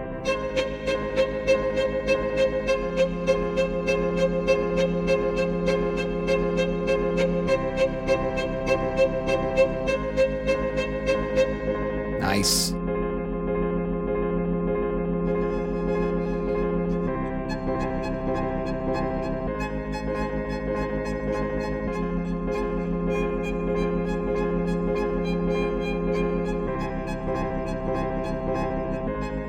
Yeah, since this is pretty high, I guess this one will bring down to here.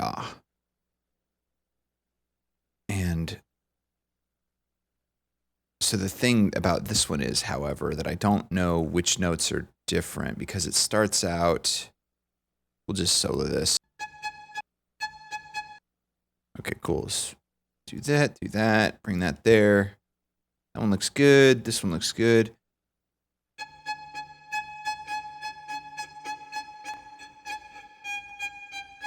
I just gotta keep listening to it because, oh my god, dude, this guy doesn't know what he's doing. Like, this reminds me back when I was dealing with drums, where the band would come in and they were punching way above their weight, and so I'd go like this reminds me of toms. This was me and the tom track. Hours and hours of me in the tom track. Fixing the toms. Okay, what's going on there? Something's weird there.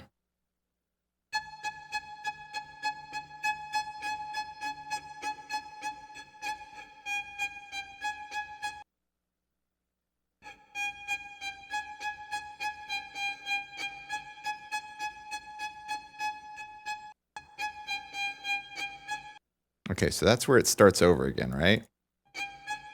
Right there. And then we just need to find out. So it's going to be right there. Okay. So do that. Get this one here. This one looks good there. This one maybe a little back. It's a bittersweet. I watched a video on the Verve. Is that right? Verve? Bittersweet Symphony song, and how it's like 27 people claim the rights to that song. It's crazy. That's why I'm of the school, like, just write your own stuff, man. Then you don't have to worry about that. Like, it's crazy. There was like a multi-decade legal battle about Bittersweet Symphony because they sampled that string part, which like the Rolling Stones took from somewhere else, where some guy got it from some blues guy from 1927, and it's just like everybody stole from everybody, and then there was just all these court battles and stuff. It's like just be inspired. Don't just straight up lift, because when you lift, man.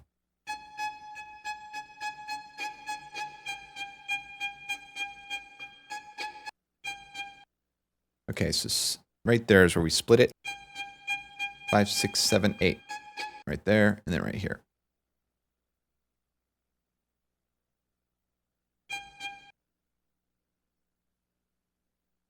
Okay.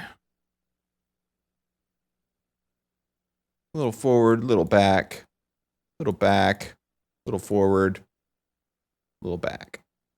And then this one, I think we can just duplicate it a bunch of times. You know, these are all unique, but I don't care. Listen to this guy, dude. Listen to this guy. Okay, get rid of that. Get rid of that, because this is a pattern. So I'll just repeat the pattern. Patterns are good.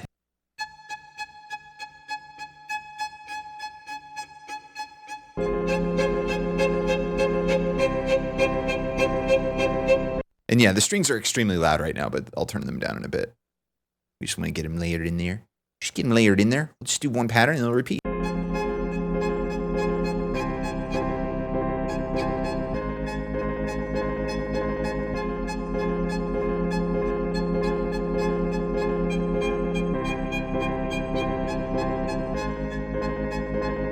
Cool, that's cool. So we can definitely use this. So there was one like weird one in there that we'll get rid of, but we've got plenty to work with. So this is cool. No repeats. No repeats. If you just duplicate something and put it on another track, you're basically just creating a mono track. So you always want to have freshness. You want to have freshness when you're dealing with tracks.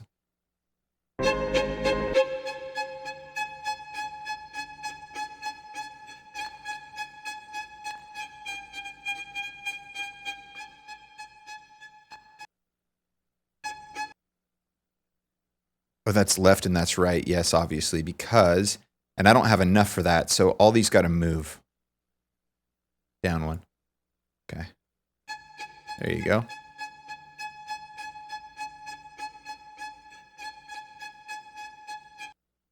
Okay.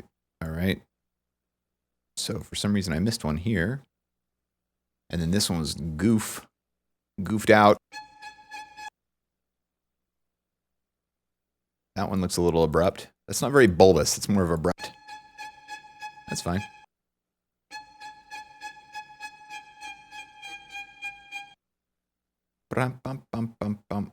Okay, so we need 3 more. We can just take these 3. They're so layered, it's really okay. It's not a big deal.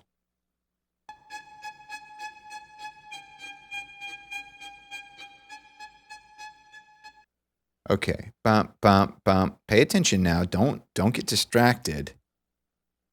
You want to make sure that you're placing these at least in somewhat of a general area that makes it cohesive. And we have so many edits now, it's hard to use peripheral vision to see exactly what's happening here.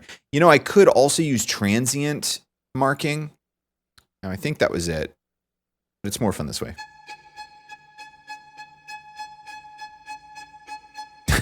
This guy puts a lot of notes together. He's going to have a song. Oh, that one's a little weak.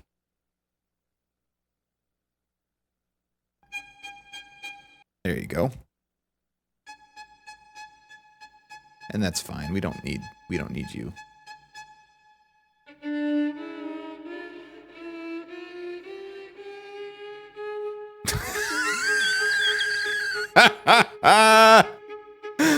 Oh boy.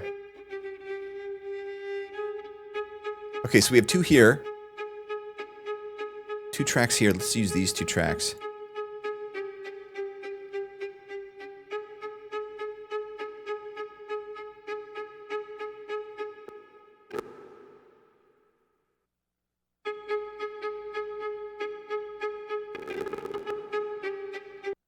Okay. We're getting there. We're almost there. And then as soon as it's done, we can just loop it for each one and then start the next part of the build.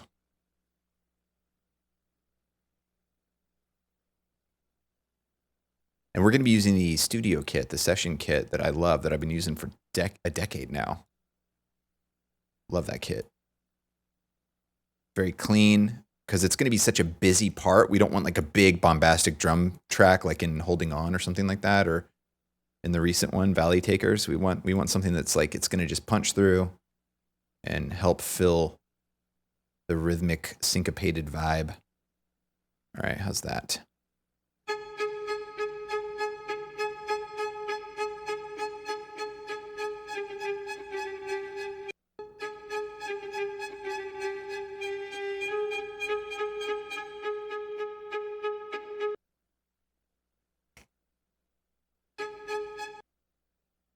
Huh. Dun, dun, dun. Dun, dun. Right there.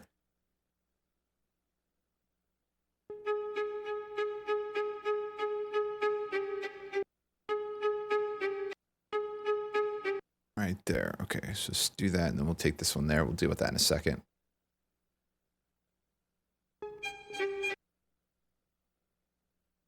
Sounds a little pitchy, but we'll see how it sounds in the mix. It might sound okay when it's layered with everything else. Because, you know, in real life,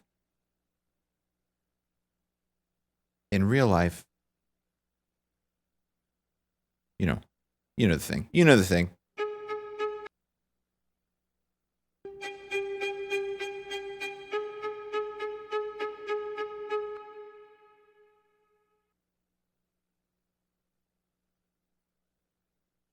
Okay, so this one here. Do that there with the thing there. Ooh, those look pretty good. I started getting a little better in time toward the end. A little bit.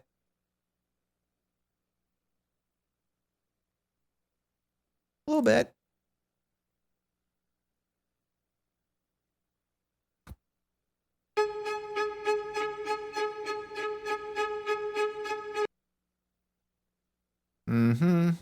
Wow, look at that. 3. I was able to leave 3. That's something. Wow, this, man. If I would have kept going, I might have actually been able to record this in time. Then we got to this part. I don't know.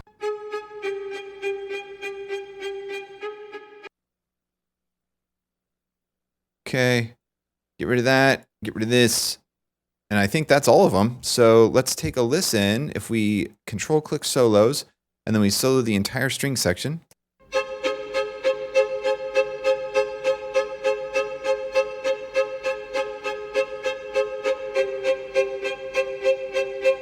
Are you kidding me, bro? Are you kidding me, bro? The magic of non-linear timeline editing and being able to strike a string with a bow.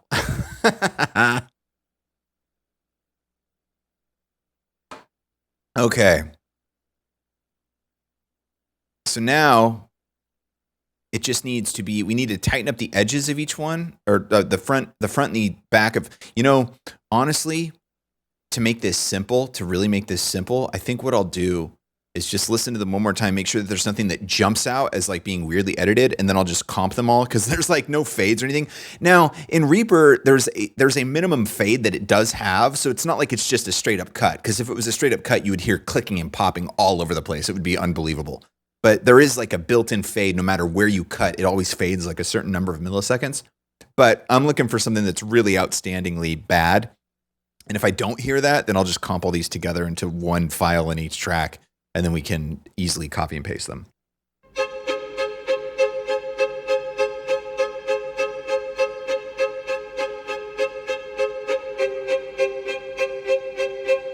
Yeah, sounds great. Okay, so we'll go to the end here. Snapping on. Snapping is on, not on, so it's on now. And then you go here, and let's go 1/16 note back, and so then we can capture the beginning of each one. So we'll delete those, and then just in case there's anything here, we'll delete that. Okay, cool. So now you just select them all, and then you just control drag, and now they'll do the pickup as well.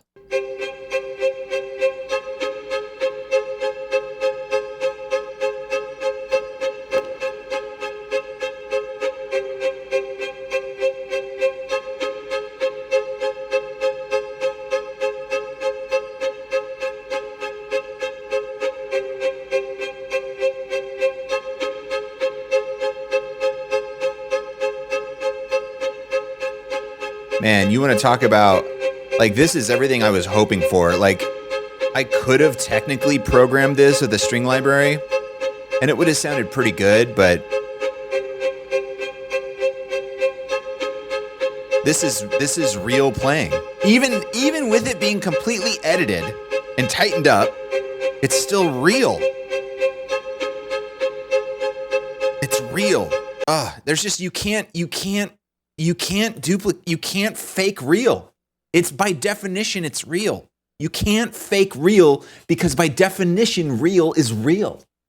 It's such a conundrum we find ourselves in. Okay, now it was minus 11.7, I think. Minus 11.7.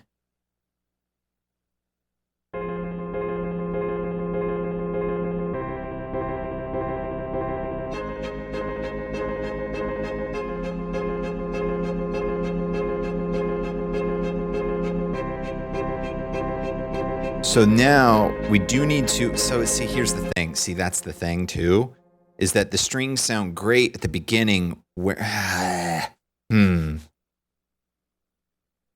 Yeah, I think I'm gonna have to duplicate all the tracks and just drag them down so I can freely change the volumes because the volume mix isn't good on them now because it's just such a different register of where it was at the beginning of the song. So that's fine. I can do that. Do you ever find it hard to be done? Like, how do you decide?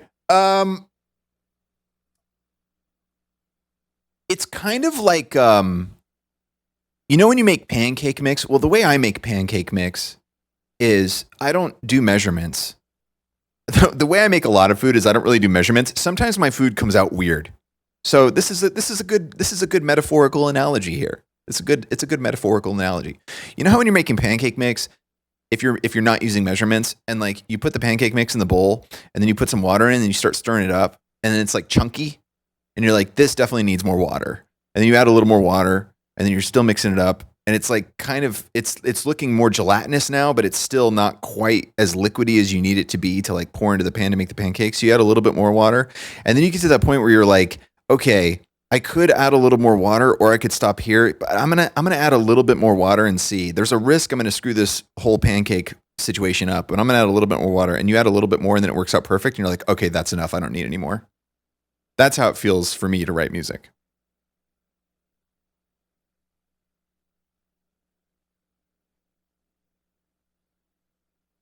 And sometimes I put a little too much water. Sometimes I don't put enough. But those times when you put just the right amount, oh, those pancakes sure do turn out good. They're scrumptious. Yeah, I'll be right back. I gotta fill up my coffee. Play music. I wonder if it listened to me. Oh, it did.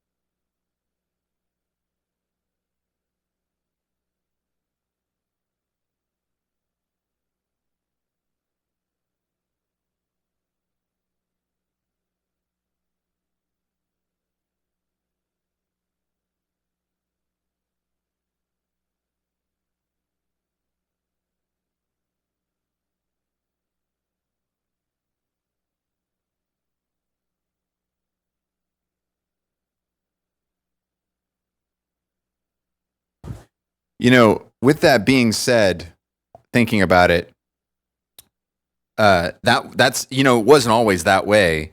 It takes a long time to sort of realize that. Like I remember back in the early days, like remixing songs over and over and over, and like never being satisfied, never being happy, throwing stuff in the trash.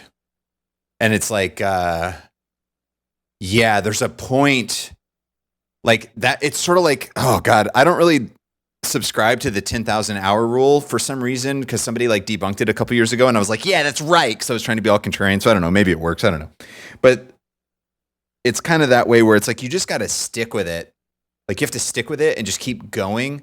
I think honestly the biggest impact that happened to me was, so it was like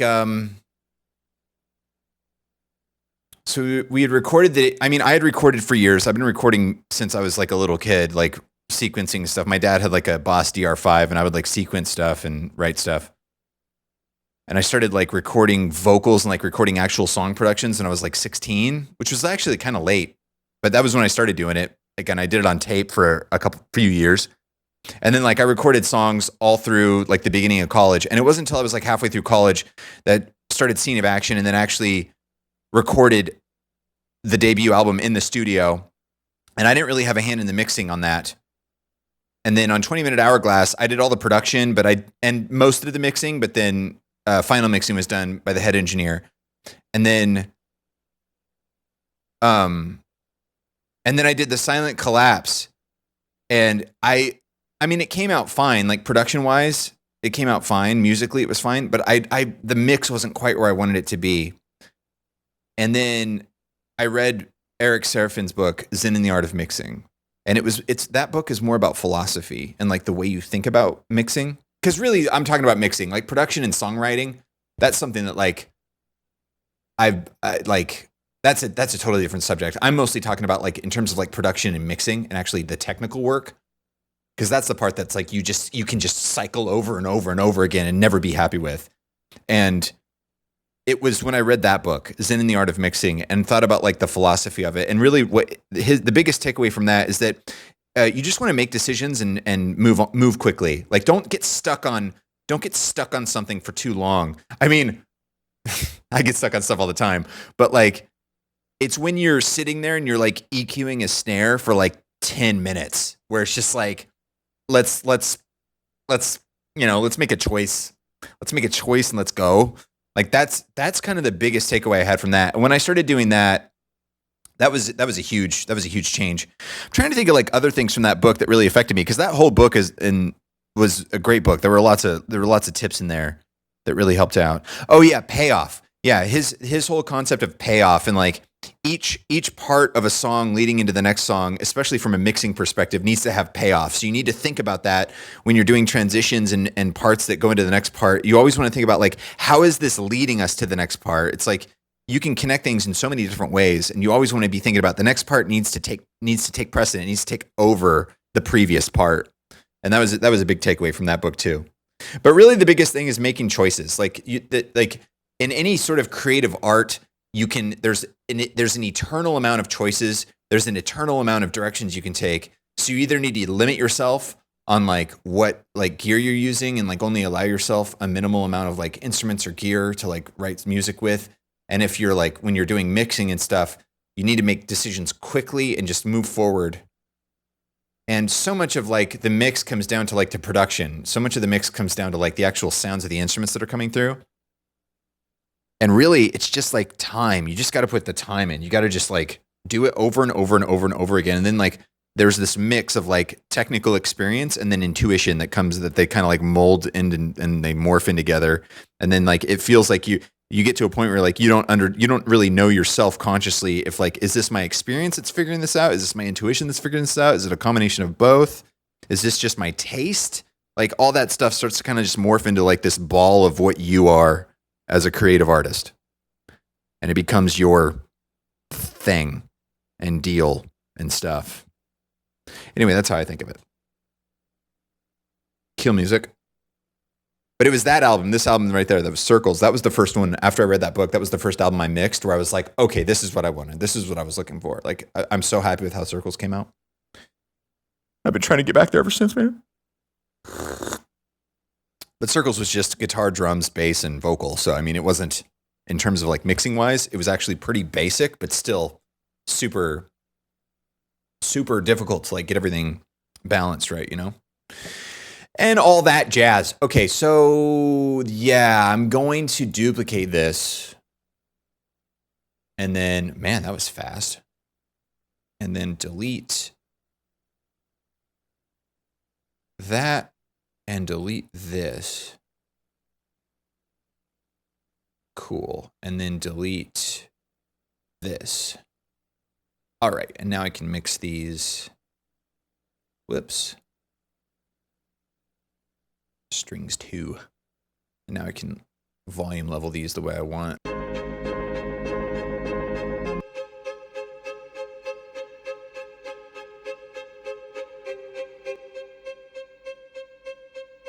Okay, so these are all the same, but these first two, I believe, are...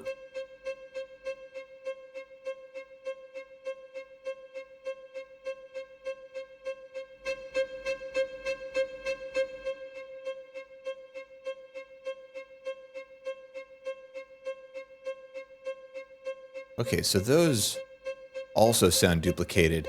What about these two? Oh. Okay, so this one is the one that it's in the middle. So it's these two.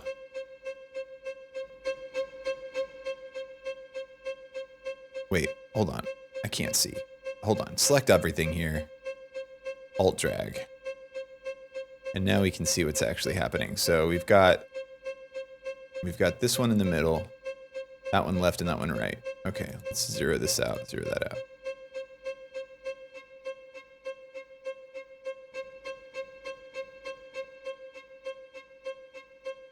Okay, let's just go one by one. So here's one. That one, that's the one in the center. Now, see, that's the thing. It's like, do I even want them in the center? But obviously, yes.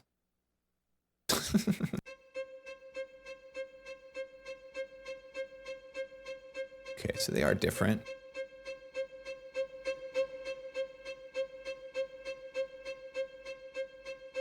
Okay, this one. And I'll bring all 3 of these down, just so nothing's peeking out.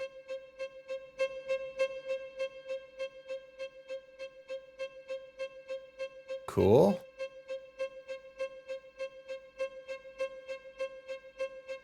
Okay, that feels all right. Now, let's get the next section going.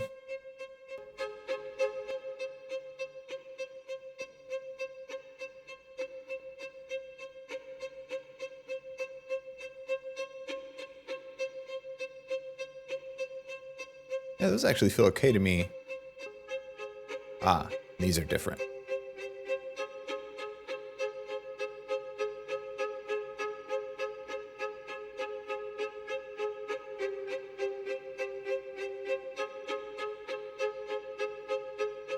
Cool.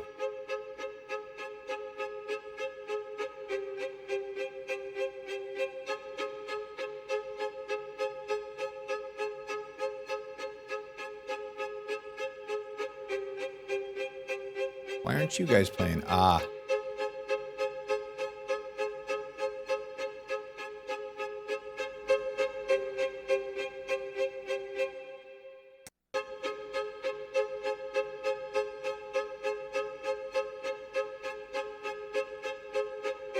Now, these don't have the model in going.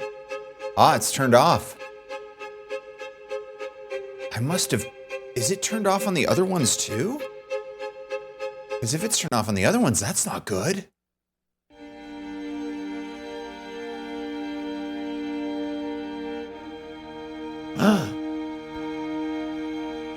It was turned off. Is that Pro Q thing turned off too? Oh my god, it's turned off. I gotta turn it back on. There you go. Sweet. Okay, that's good then. Okay, and then here, we'll add it here. And then here, we'll add this as well. However, I don't know if that's gonna be an issue now, but it doesn't really matter. It's only a little cut there.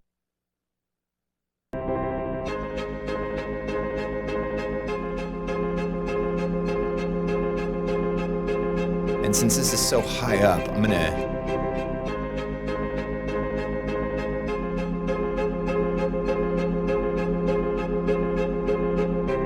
And now, since it's like a staccato thing, I feel like the, let's see, what are we looking at here?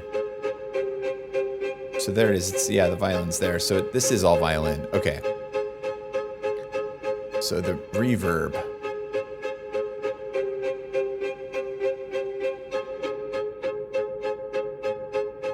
Yeah.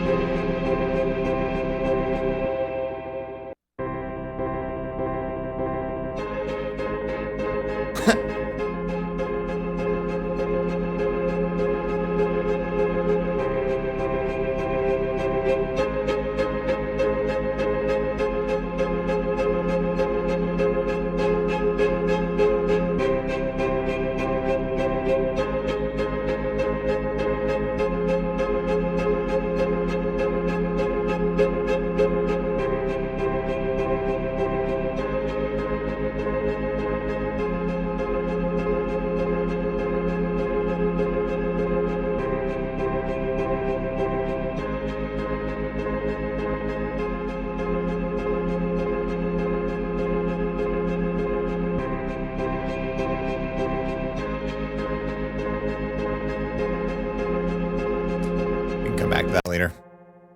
All right, let's see what we're working with here. Synthetic masterpiece. Joel Peters, what's going on? This is this, what is this? This is the Kamala 5? Kamala. It's Kamala 5. I must be borderline. I think I'm running. Yes, Fat Filter rocks.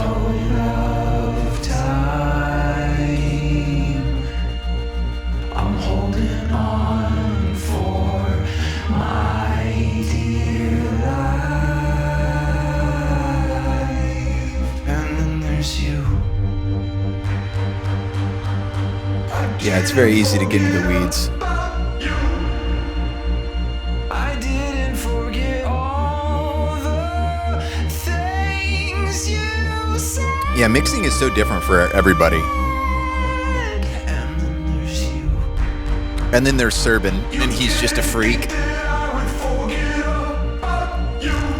But like, you know, the mixing thing, it's like I can, it's so easy to judge yourself and be hard on yourself, but it's like you just gotta go. Like, what blows my mind is how much I'll go back to old records that I loved when I was a kid and younger before I had experience, and just like it's mind-boggling how different stuff sounds. It's like it's crazy how people are like here's the way you gotta do it. Here's the way to do this thing in mixing, and it's like, dude, like.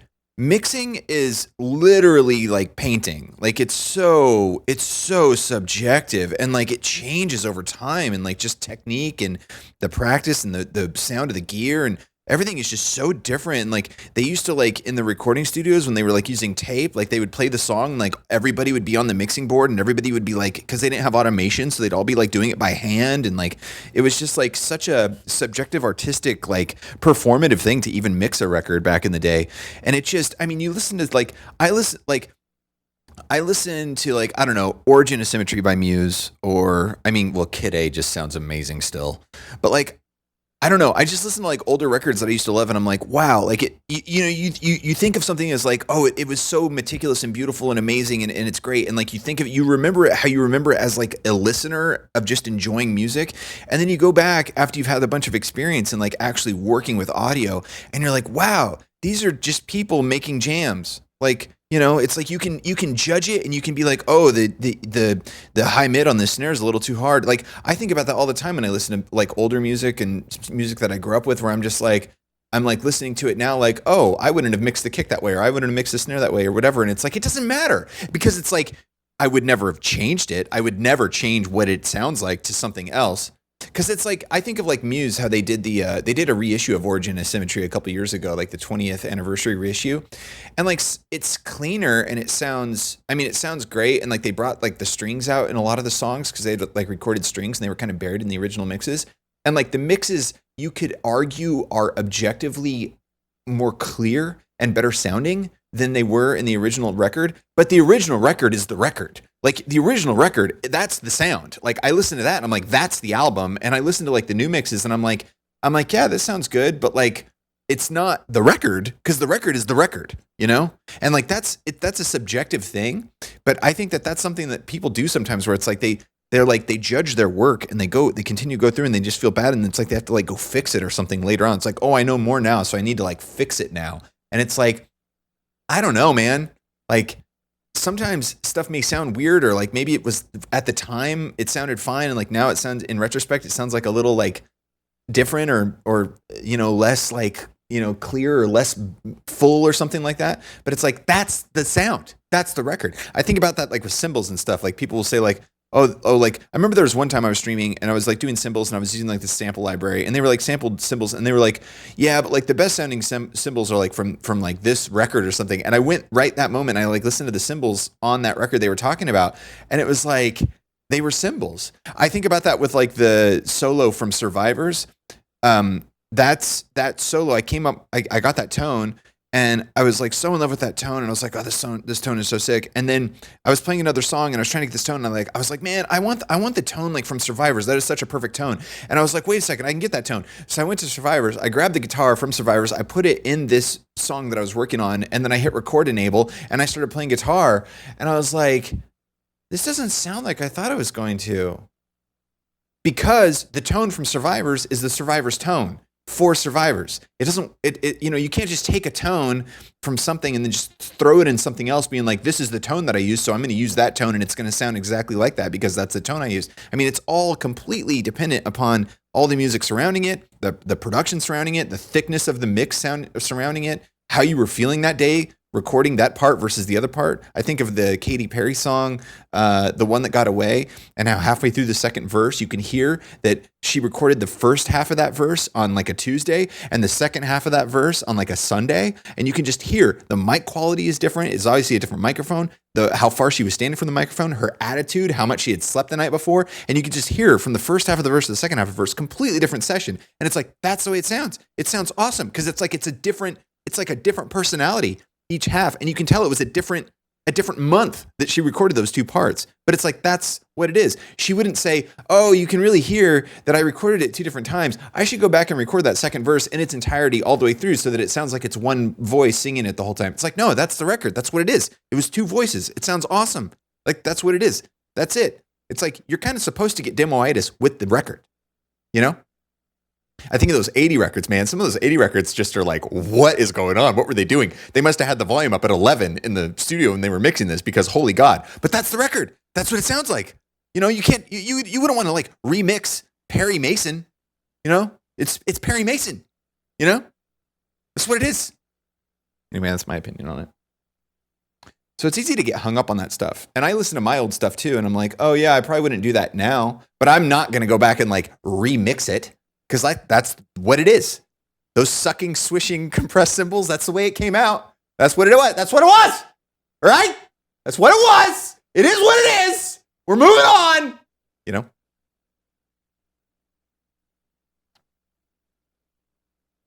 I think those mixes sound awesome. I think Phineas is I'm down with Phineas because he uses a sub pack.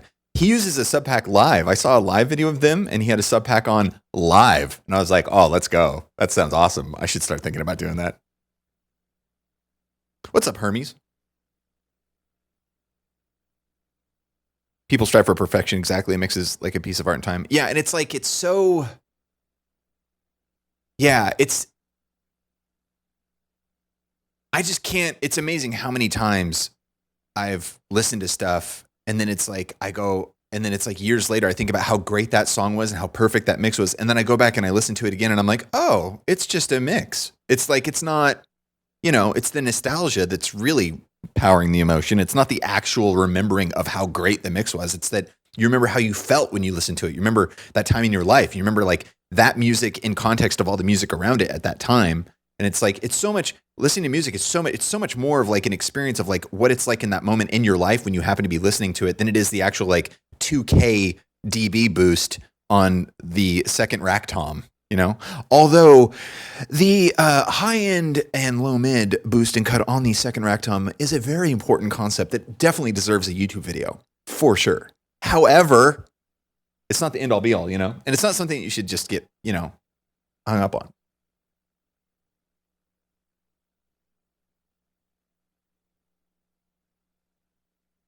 But really, the most important thing is just making sure that you get the tingle. You got to get the tingle from the song itself. Like you got to be able to play it. Typically, this isn't always the case because a lot of music, especially these days, is built off of the production, and the production is what gives you the tingle. But like generally speaking, in a very wide general sense, you need to get that tingle when you're like at the piano, just playing the chord and you're singing the melody on top of that chord. You need that. That's when the tingle needs to happen. And if you don't get the tingle there, none of the other stuff matters anyway. That's at least my opinion on it. Again, sometimes it's like the production makes the tingle, and that's what it is. Especially when you're starting from the production standpoint, especially like in electronic music or something like that, the tingle comes from the production. But a lot of times the tingle comes from that chord and the melody, and then changing to the next chord and switching that melody to the next note. And it's like then you get that little hair up on the back of your neck, and you get that feeling. You get the ASMR wash. That's what truly matters. And then the other stuff will come. Like you don't need to worry about the other stuff. And hey, sometimes it's worth it. That there's lots of engineers out there. There's lots of producers out there. Sometimes it's worth it if you're getting the tingle, but you feel like you're not getting your songs to where they need to be. I mean, it's like on this online world, it's like there's tons of people who are more than willing at a very good price to take a look at it and get a second set of ears on it for you.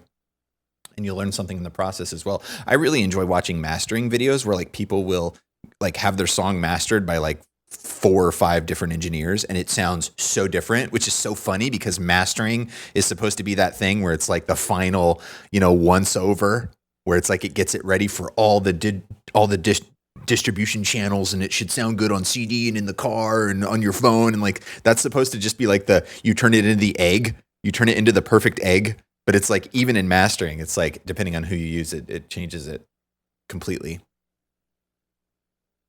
Anyway, I digress.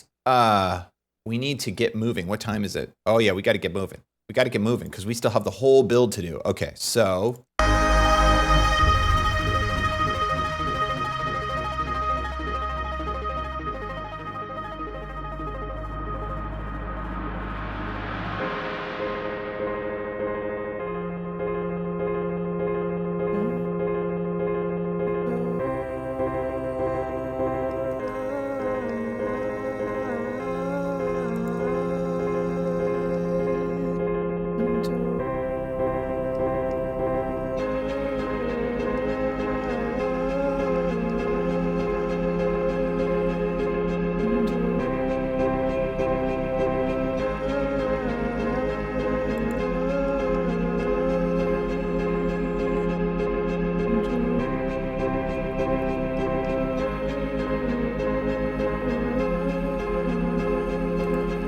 Right there's where the guitar starts. So we'll do guitar right here and the drums. So let's get the session kit going. I'll do the guitar in a second. Let's go back to like quarter notes so we can actually see what we're doing here. So do we start a new track from scratch? Let's start a new track from scratch. And let's put it up where we were nowhere near. That's perfect. We'll just call this drums. This is the first time we're actually having drums in this song. How about that? Contact, where you at? There you are. Session drummer, studio drummer? I can't remember what it's called. It's one of the drums. It's one of them drum things.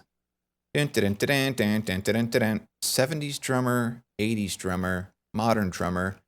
You would think it'd be with all those guys, but nope, you got to keep scrolling. And then, where is it? Did I go past it? Did I go past it? There it is, studio drummer. Yeah, session kit full. Yeah. Yeah, I like this. I like this kit a lot. I've always liked this kit. It's a good kit.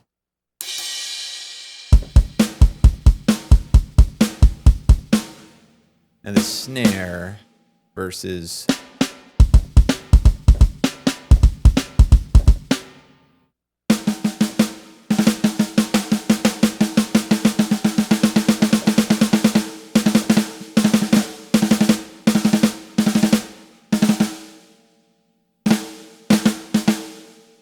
I'm trying to think of aliens.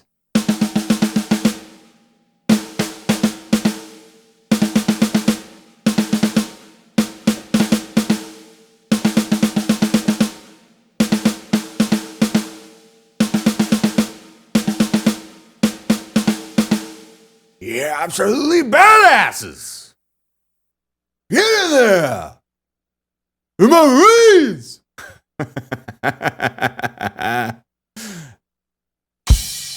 Okay. Let's see here. I'm thinking Puig. I'm thinking the Puig, probably. We don't want to get too crazy on this because, like I said, this is going to be very layered and big, and so it's like I don't want to slam this too much, but I definitely can get a good Puig here.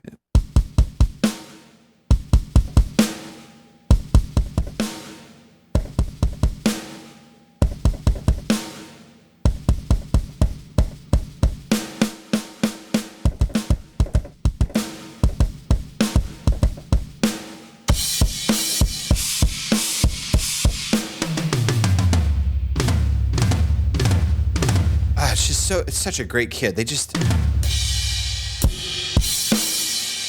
Okay, it's a little crunch there, Montego. You need to relax. I always do this.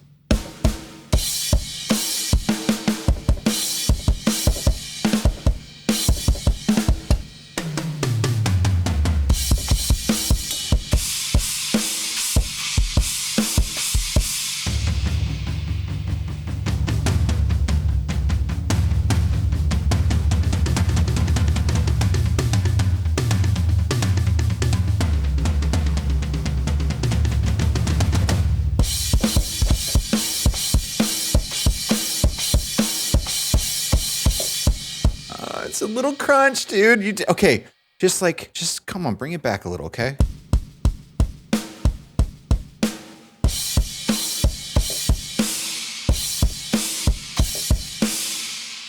Okay, that's better.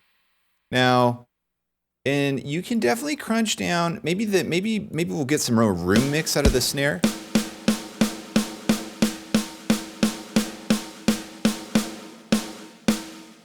Yeah, the room mix is just adding low mid. It's not really...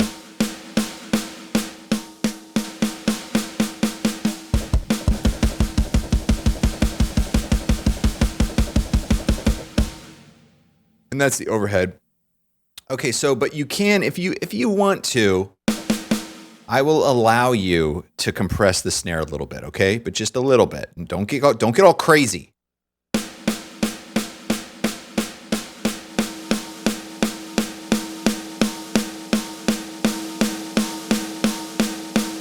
Do you see what this guy's doing right now? This is ridiculous.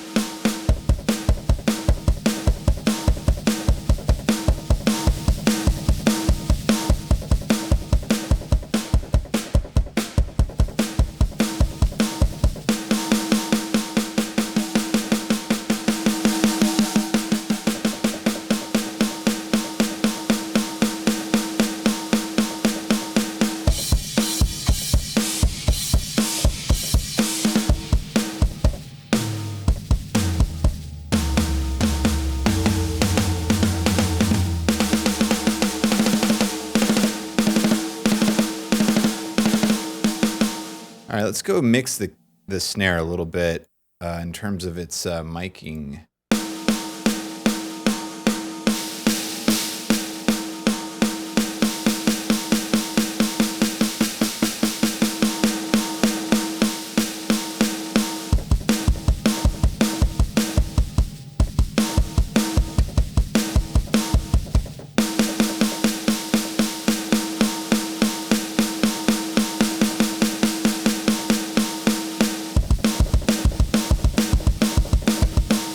Okay, cool. Now the only other thing, what were you thinking? It was the snare, the issue with, what was it? There was something about it.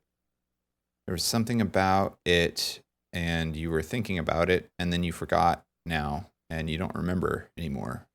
But there was definitely something about it where you were like, oh yeah, I want to do this thing with this. Oh yeah, tuning. Let's tune it. I'm thinking maybe down a little bit.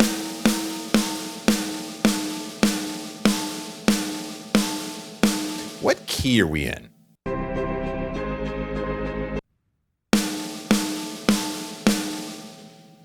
Five. Yeah, that's the 5. That's what I was thinking.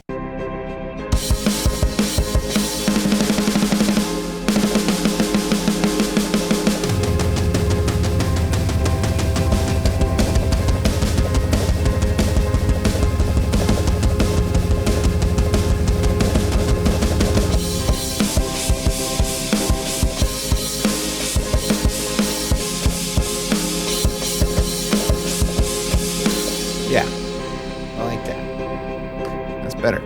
Better. Okay, cool.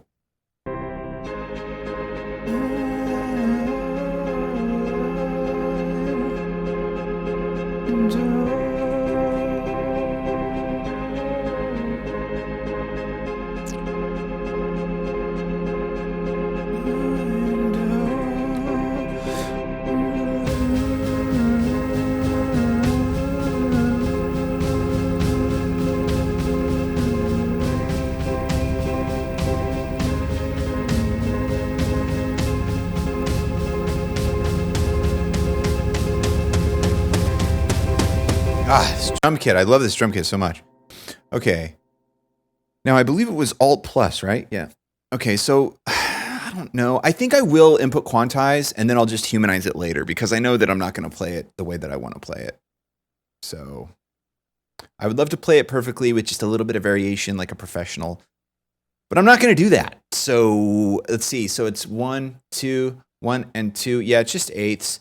So we're going to do eighths with a little bit of the velocity is what I can perform, but the actual timing. So it'll input quantize, and it'll put on the eighths, and then we'll go back through afterward, and we'll just humanize it a little bit. Just give it a little bit of nudge.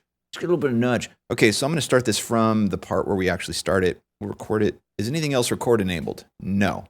Okay.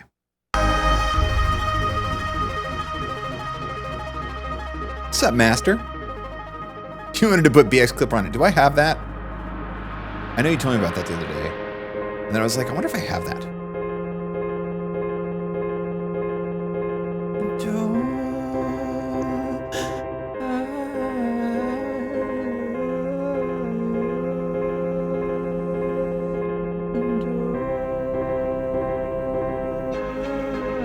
This will just be vocal layering right here with the strings.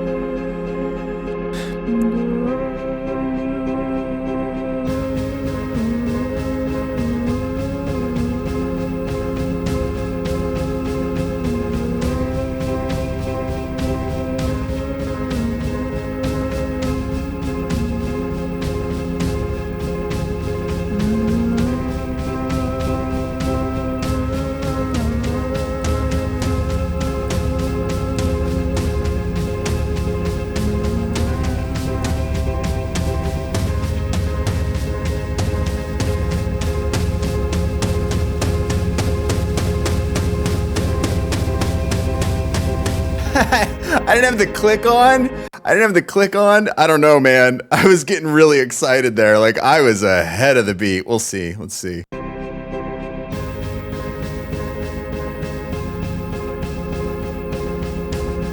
I think it might be okay. Yeah, I think it might be okay. Oh, what happened there?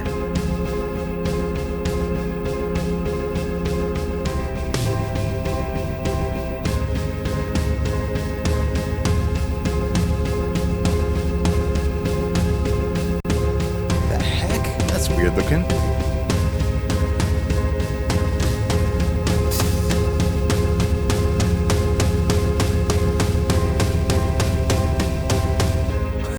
Do do do do. You may ask, who has 4 hands? That's a very reasonable question.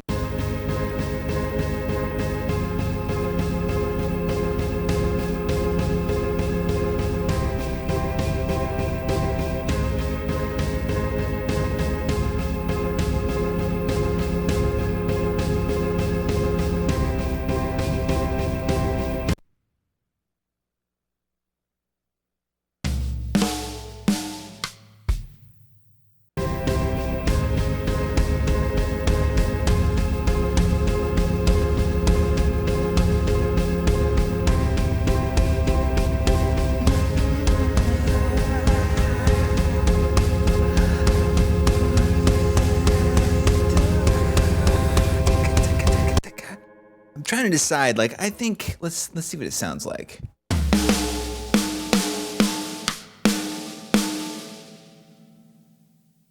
What are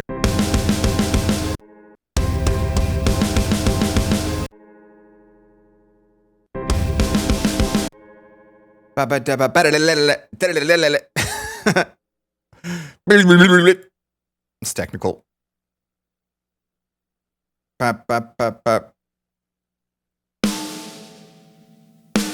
Whoops.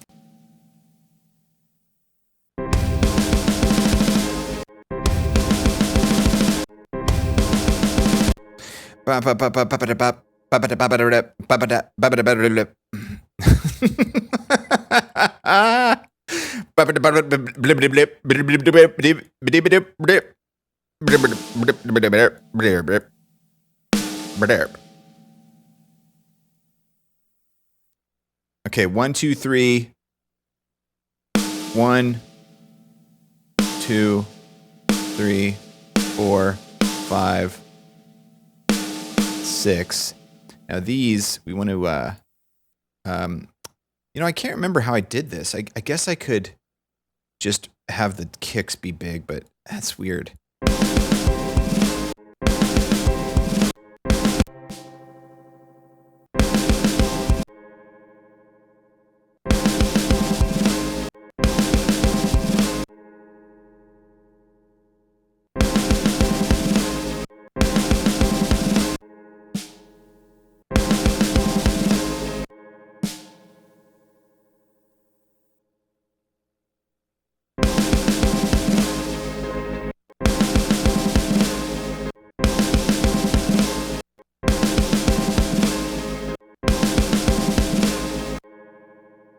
Yeah, I think right there it's not, that shouldn't be a triplet, I guess.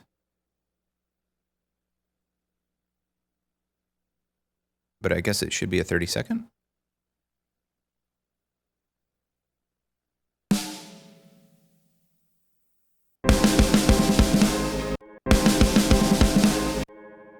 Da da da da da da.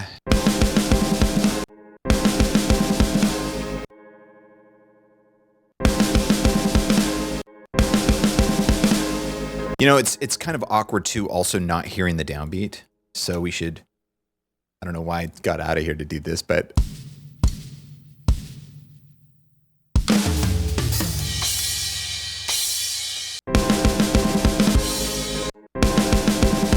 yeah, I think it's just too much. I think probably just keep it with the whole thing.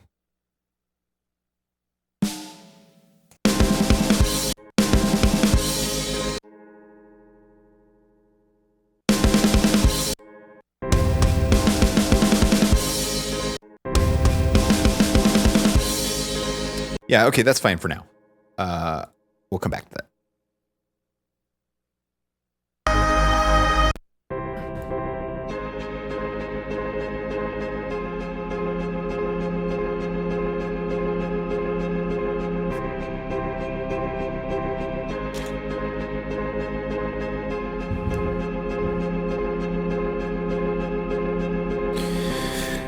keep losing my pick, man.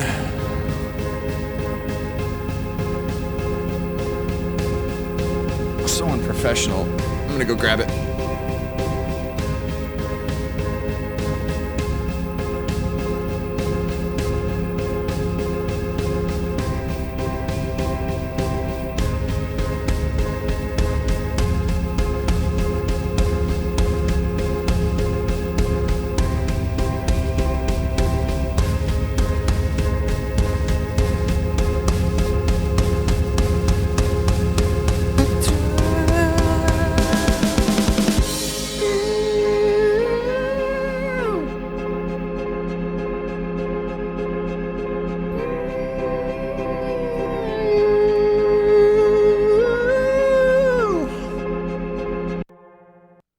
Okay.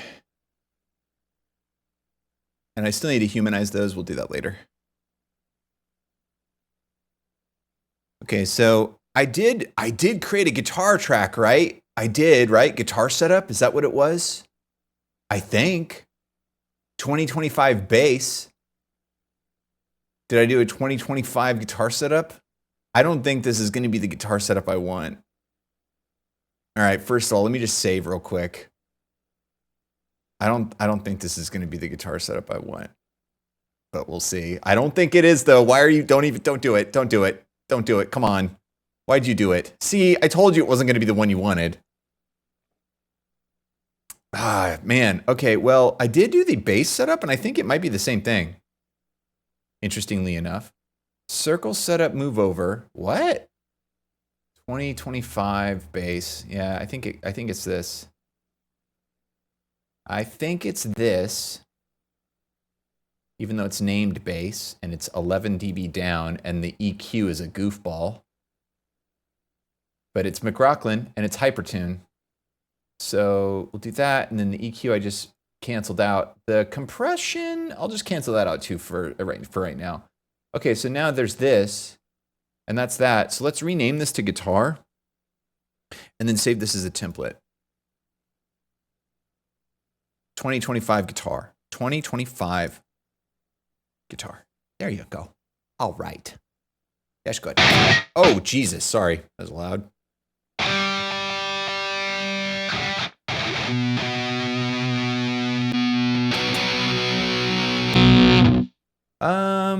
Let's go back to the factory default and see. I'm feeling a little cramped here. This is not what we want. What we want is to feel nice, open, comfortable, free, able to move around. Okay, this is a little better. That's a little better. Okay. Okay, I feel okay now. Okay. Let me tune real quick. You want to as somebody who's been a director for a long time, and remember, I'm a professional. I made Dune, the original, and Eraserhead, and Twin Peaks. There's two things you should have in life. One, lasers coming out of their butts. I want lasers coming out of their butts. Okay, two, have your setup. Always have your setup.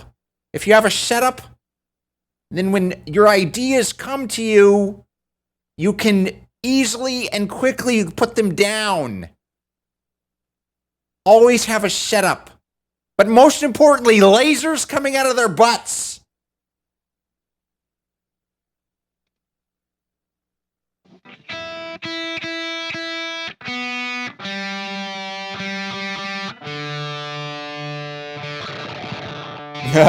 What is going on there?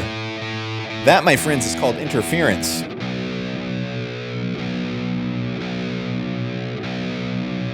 Okay, we are in A flat.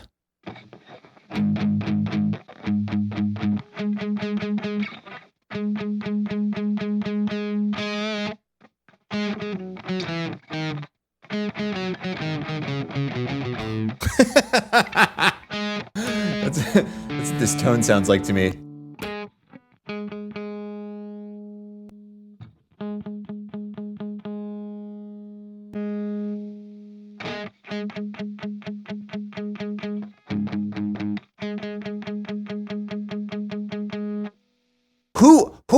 Who cares how long the scene is? Who cares? Who cares how long the scene is?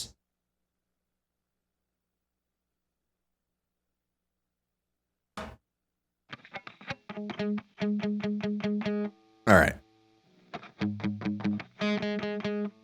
Okay.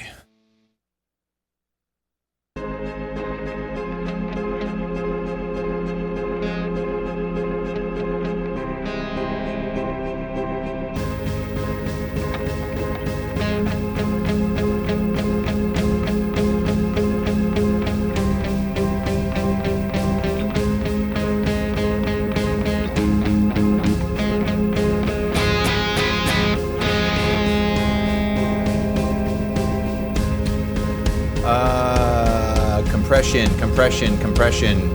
There you are.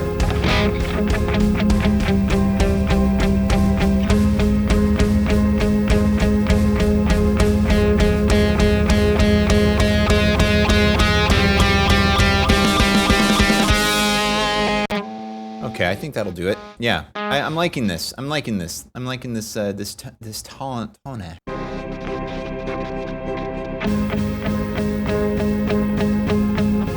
One more time.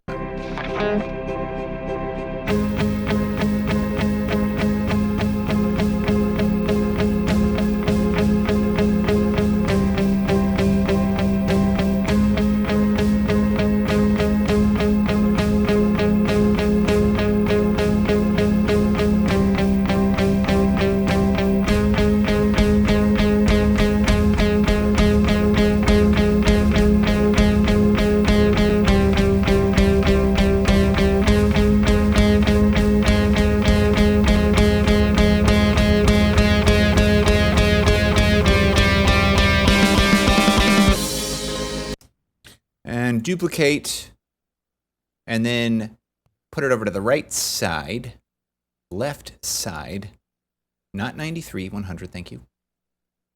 Unrecord, enable, and record.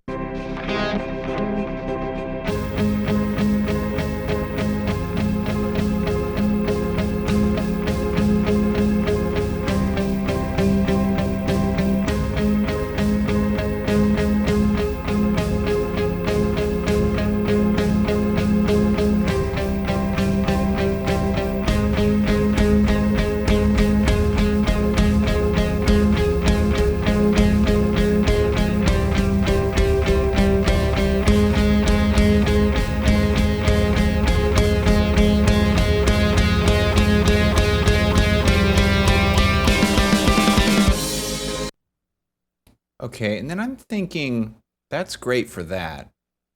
Let's do a couple more with chords. Not chords, but just duality chords. It's technical. First of all, let's edit those out so that we don't have those starts. First of all, you can go, but you two need to be here. Oh, and let's also preserve PDC. I forgot about that. PDC is the delay that's added when you record if you have plugins in there, and I always like to have that on because I just like subliminally adjust to it. Okay.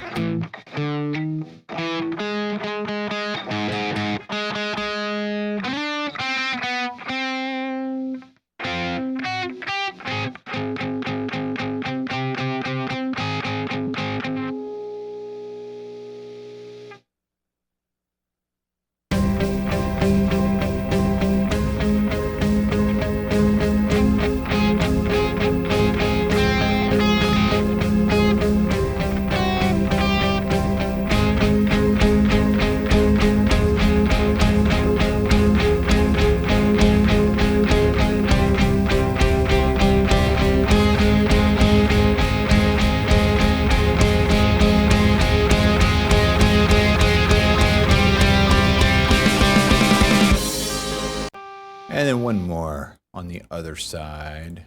Oh God. The mouse is so touchy.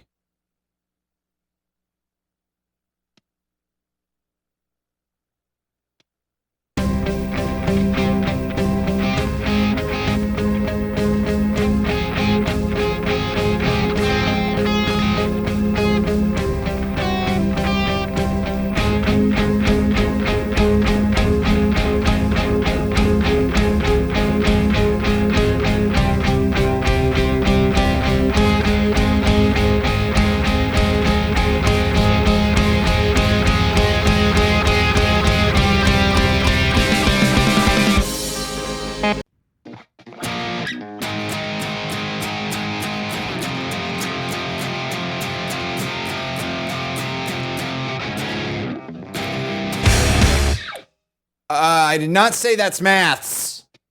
But thank you, computer.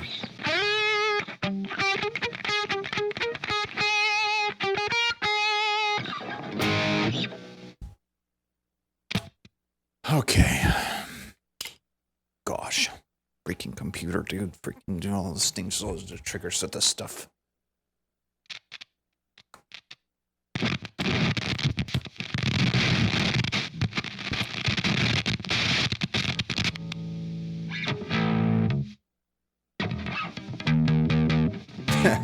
The guitar did say that, didn't it? Okay, now let's create the bass track that we did talk about, 2025 bass.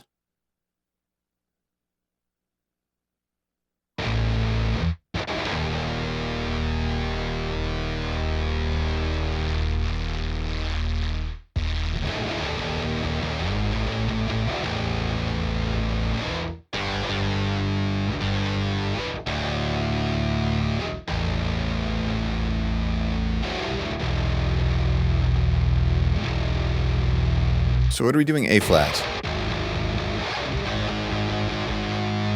I don't think we need hypertune for this. And that is pretty distorted.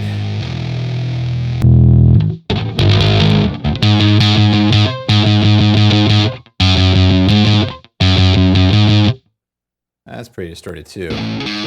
That's pretty distorted too. Let's go back to clean, bring it back down.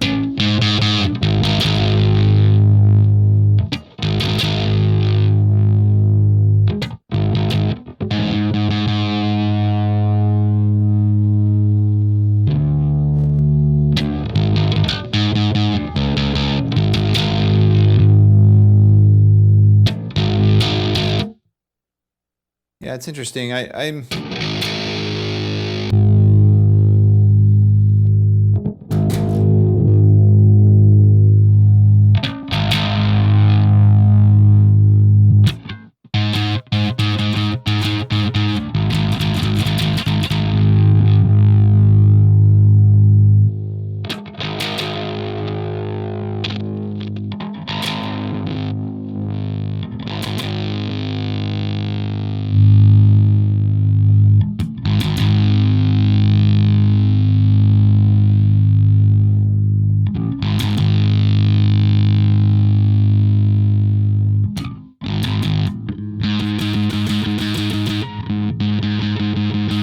Yeah, I'll have to mix this a little bit once we get it in, but I just wanted to get something so we can actually record it in. So we'll do that. That sounds good. And then this brought down there like that.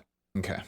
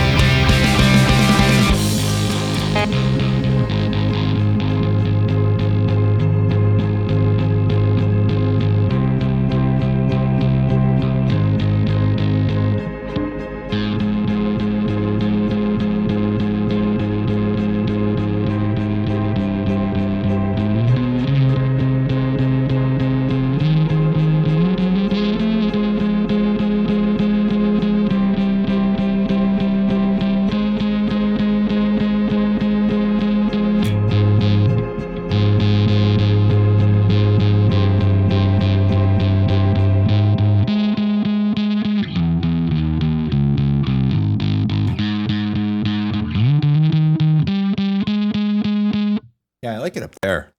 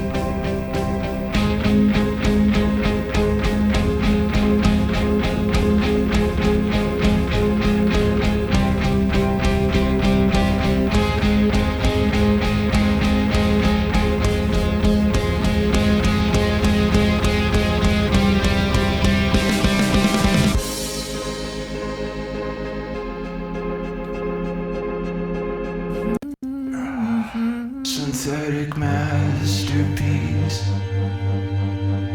lost to oblivion. Oh, what came over me? I'll be right back. I must be borderline. I think I'm running out of time. I'm holding on for my dear life. And then there's you. I didn't forget about you. I didn't forget all the things you said. And then there's you. You didn't think that I would forget about you. I didn't forget all the things you did.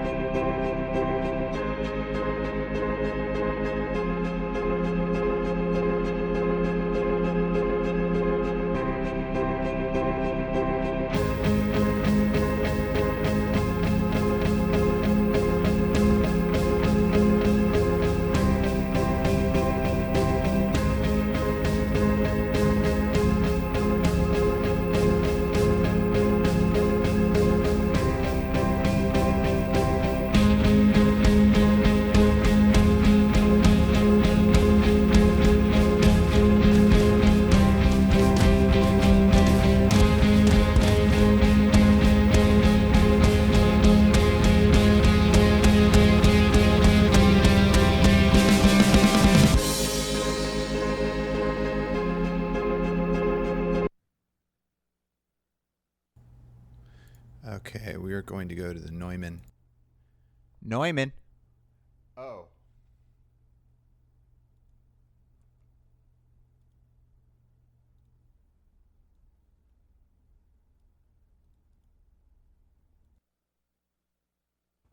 Neumann. I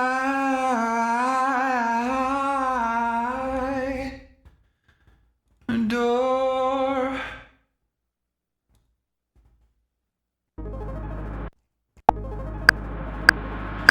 I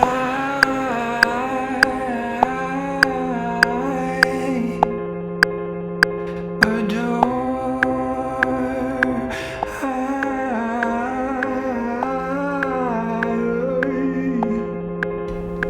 Adore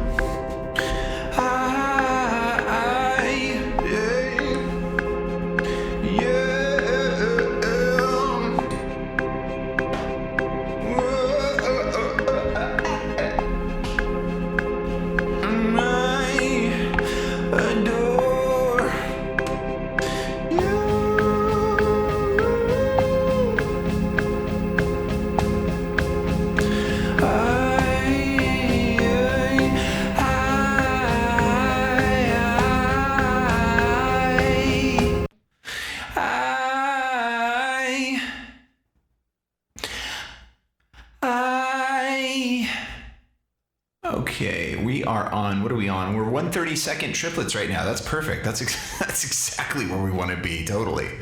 Okay, 1/4. Are we really 1/4 there? Okay, cool. I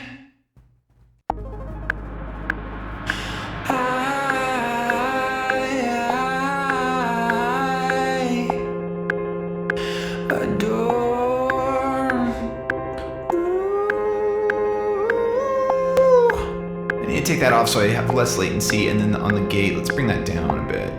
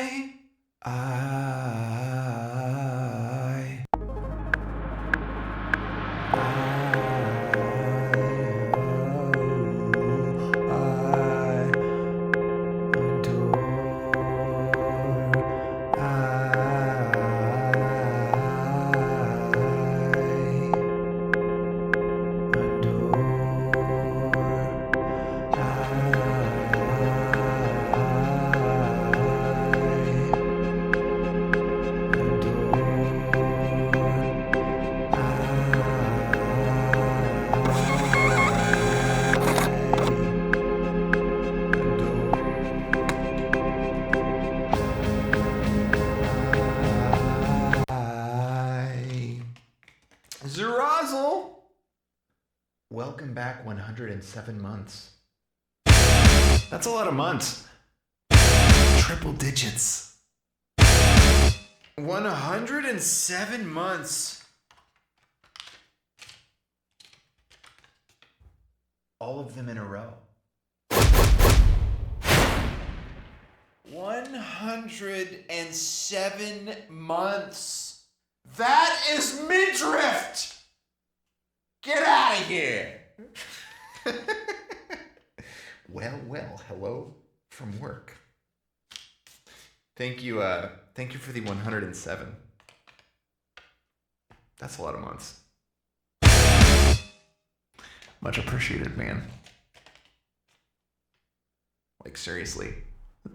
It's like a lot of months, dude. 12, 24, 36, 48, 60. 72, 84, 96, 108. That's almost 9 complete rotations. Brah. What's up, Alka? Almost 9 complete rotations in a row.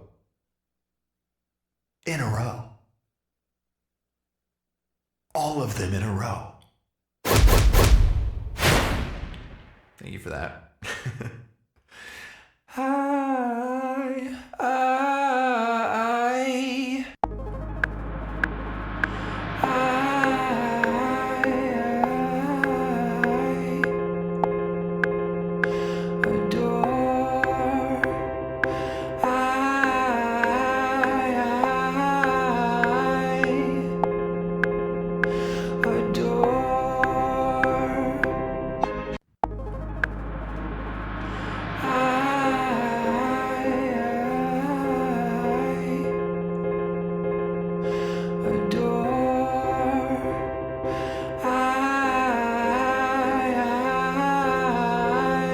I think I like it up higher better. I'm gonna try it one more time.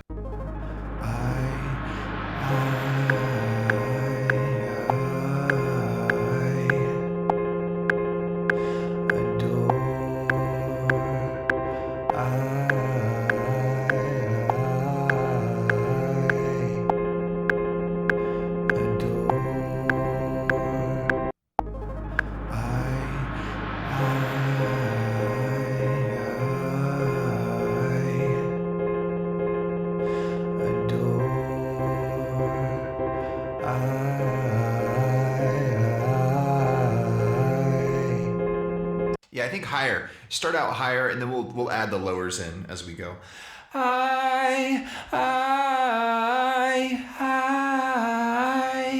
Just nice and breathy. We're looking for some nice breath here. We're looking for a nice breathy.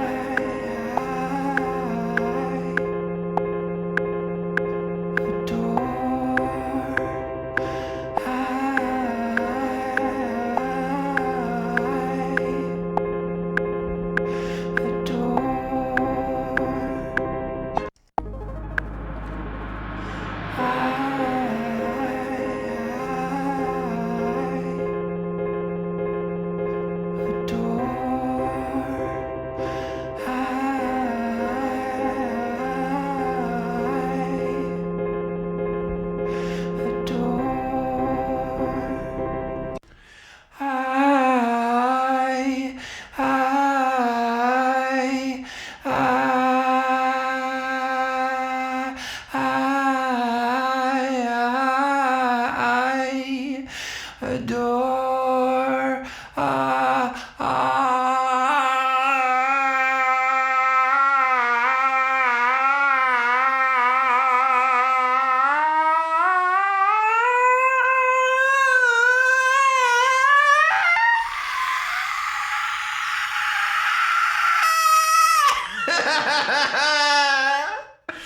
Keep pushing. It'll come through. I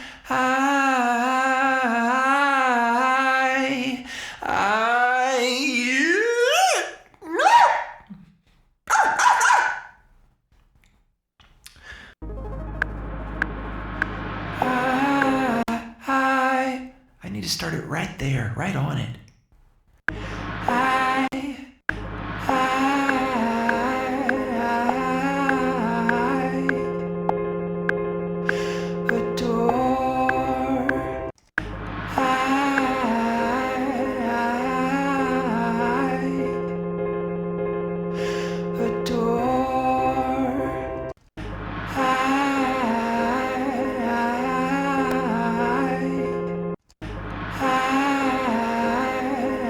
That was really close. That was really close. That was very, very close. Gotta get in the zone. Auto zone. Holkrug, what's going on? You know, it smells crazy in there. It smells like cotton candy and caramel. Okay, I don't know if those are the best combinations, but you know what I mean.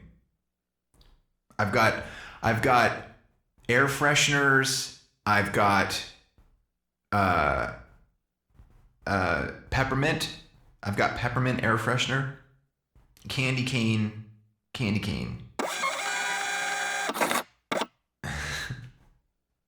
I've got candy cane, peppermint air freshener, and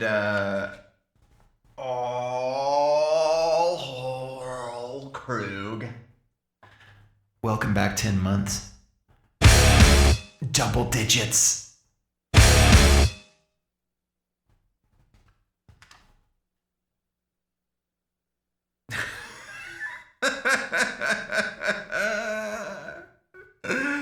I mean, that is the best face ever.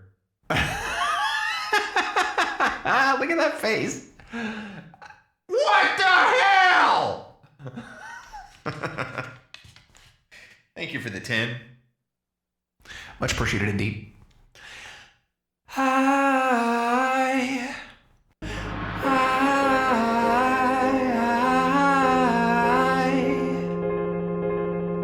adore.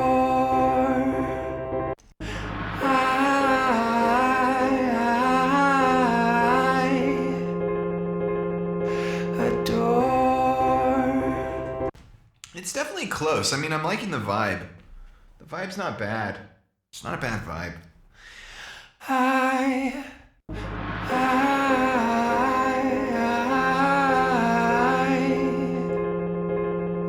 adore. Doing the door. The door is hard. Trying to do it breathy.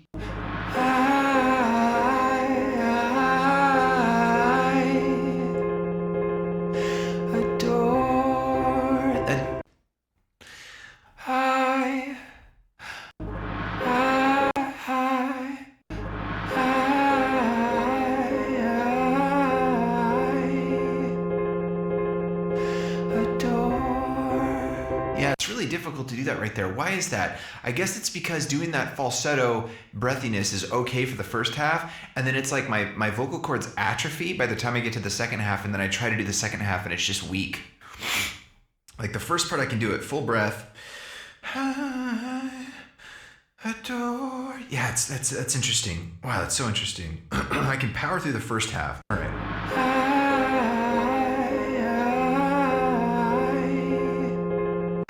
That might be it.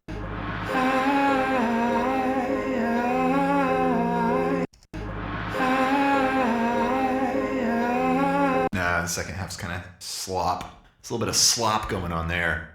Just got to get this first one right. If we can get the first one right, you know, the first intro into it right, then the others can be a little bit more wavy. But this one's got to be just right. This one's got to be porridge.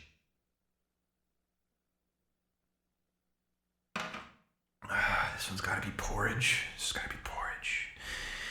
Not too hard, not too soft, not too loud, not too quiet, not too big, not too little. Hi. Hi.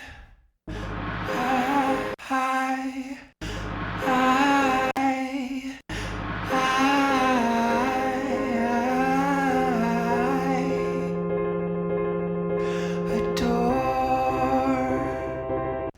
The microphone is rubbing against the desk. I wonder if that was coming through in the mic. I'm sure it was. This is a Neumann, by the way. I wonder if that was coming through. I'm sure it was. This is a Neumann after all.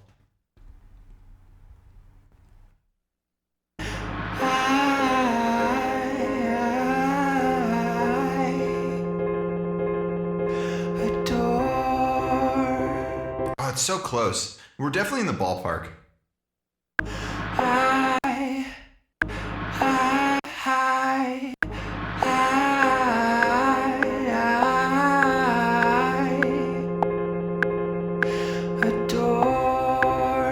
Adore. I might have to comp that.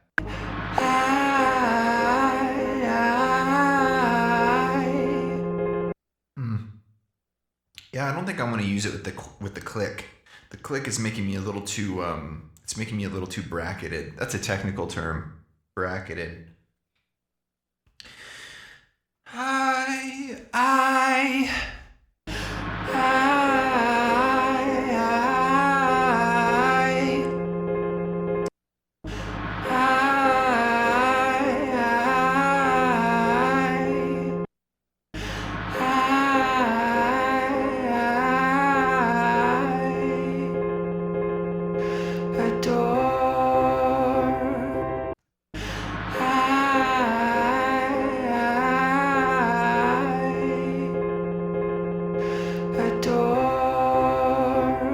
Getting a little lightheaded. Hi.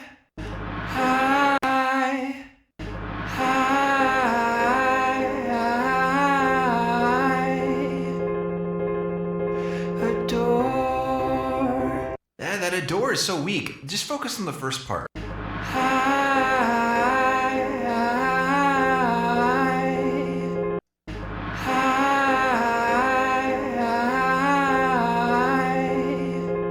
That's definitely the closest so far. We can get this. We're gonna get it. We'll get it. Hi. Hi. Hi. Hi. Hi. Oh, I'm starting to shake. I'm starting to flutter. Come on. Was that the sweet spot? Was that the sweet spot? Is that as good as we're gonna get it? Save it just in case. Let's just keep it there. Hi. Hi.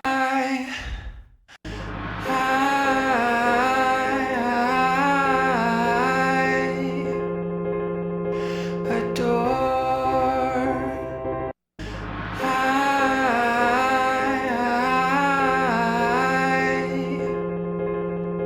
Adore.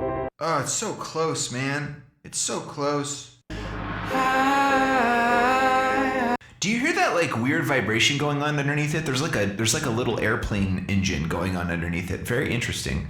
We have the harmony up on top. Dude, there was this lady, I saw a YouTube video where she was doing this like harmonic singing where she was doing like 2 tones with her voice. Oh, it was so cool.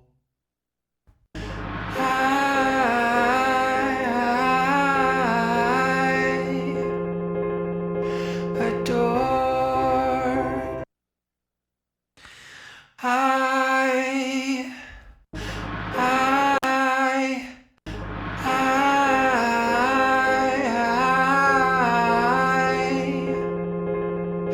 Adore. I think the first Adore was good, but then this one on this first part was better.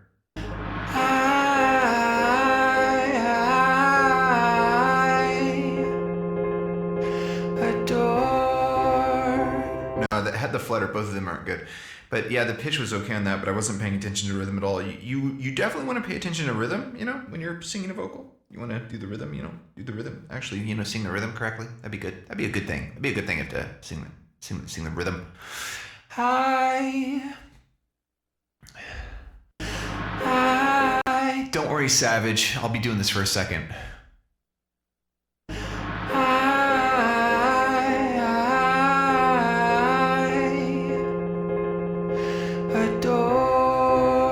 wonder if the airplane came through. There's literally a jet flying overhead right now. Might have come through the mic. We'll see.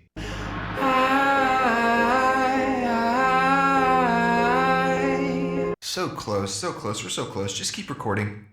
Hi. Hi. Hi. Oh yeah. No. You're messing up now. Okay, so let's just relax. Let's walk around a little bit. Okay, Tim. Okay. All right.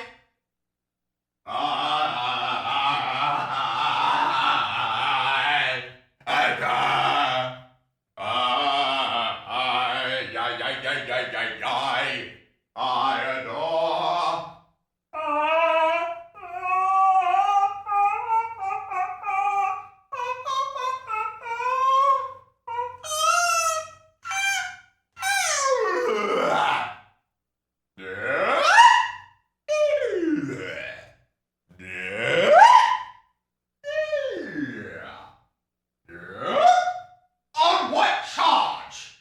Eating a meal? A succulent Chinese meal? Get your hand off my penis!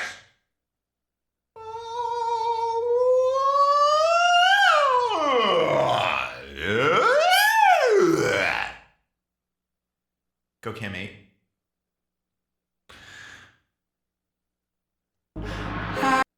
Hi.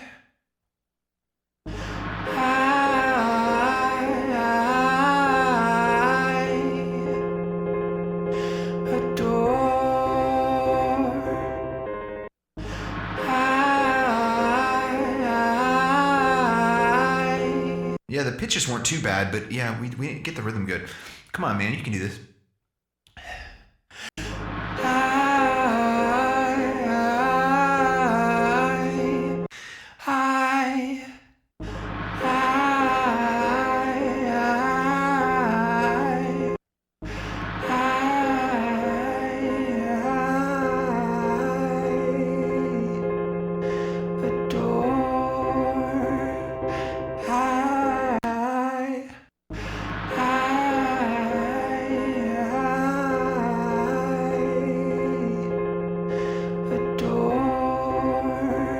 Yeah, maybe soft. Maybe soft.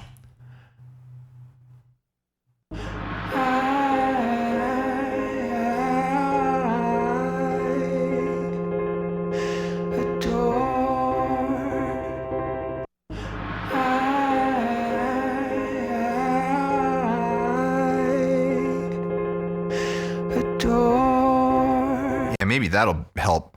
Not having reverb on it the whole time. Hi.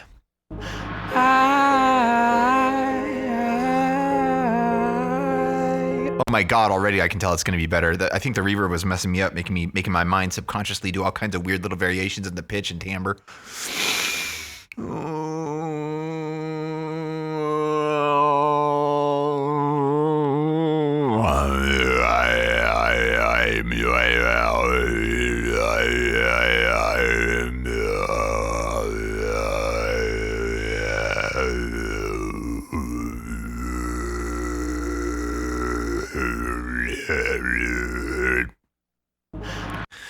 Hi. Stop, Zarazli. You're going to make me laugh. Stop it. See that chap there? He's the one who grabbed my penis.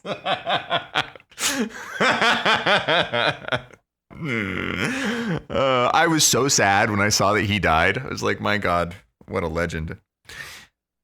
Hi. Oh no. Oh no.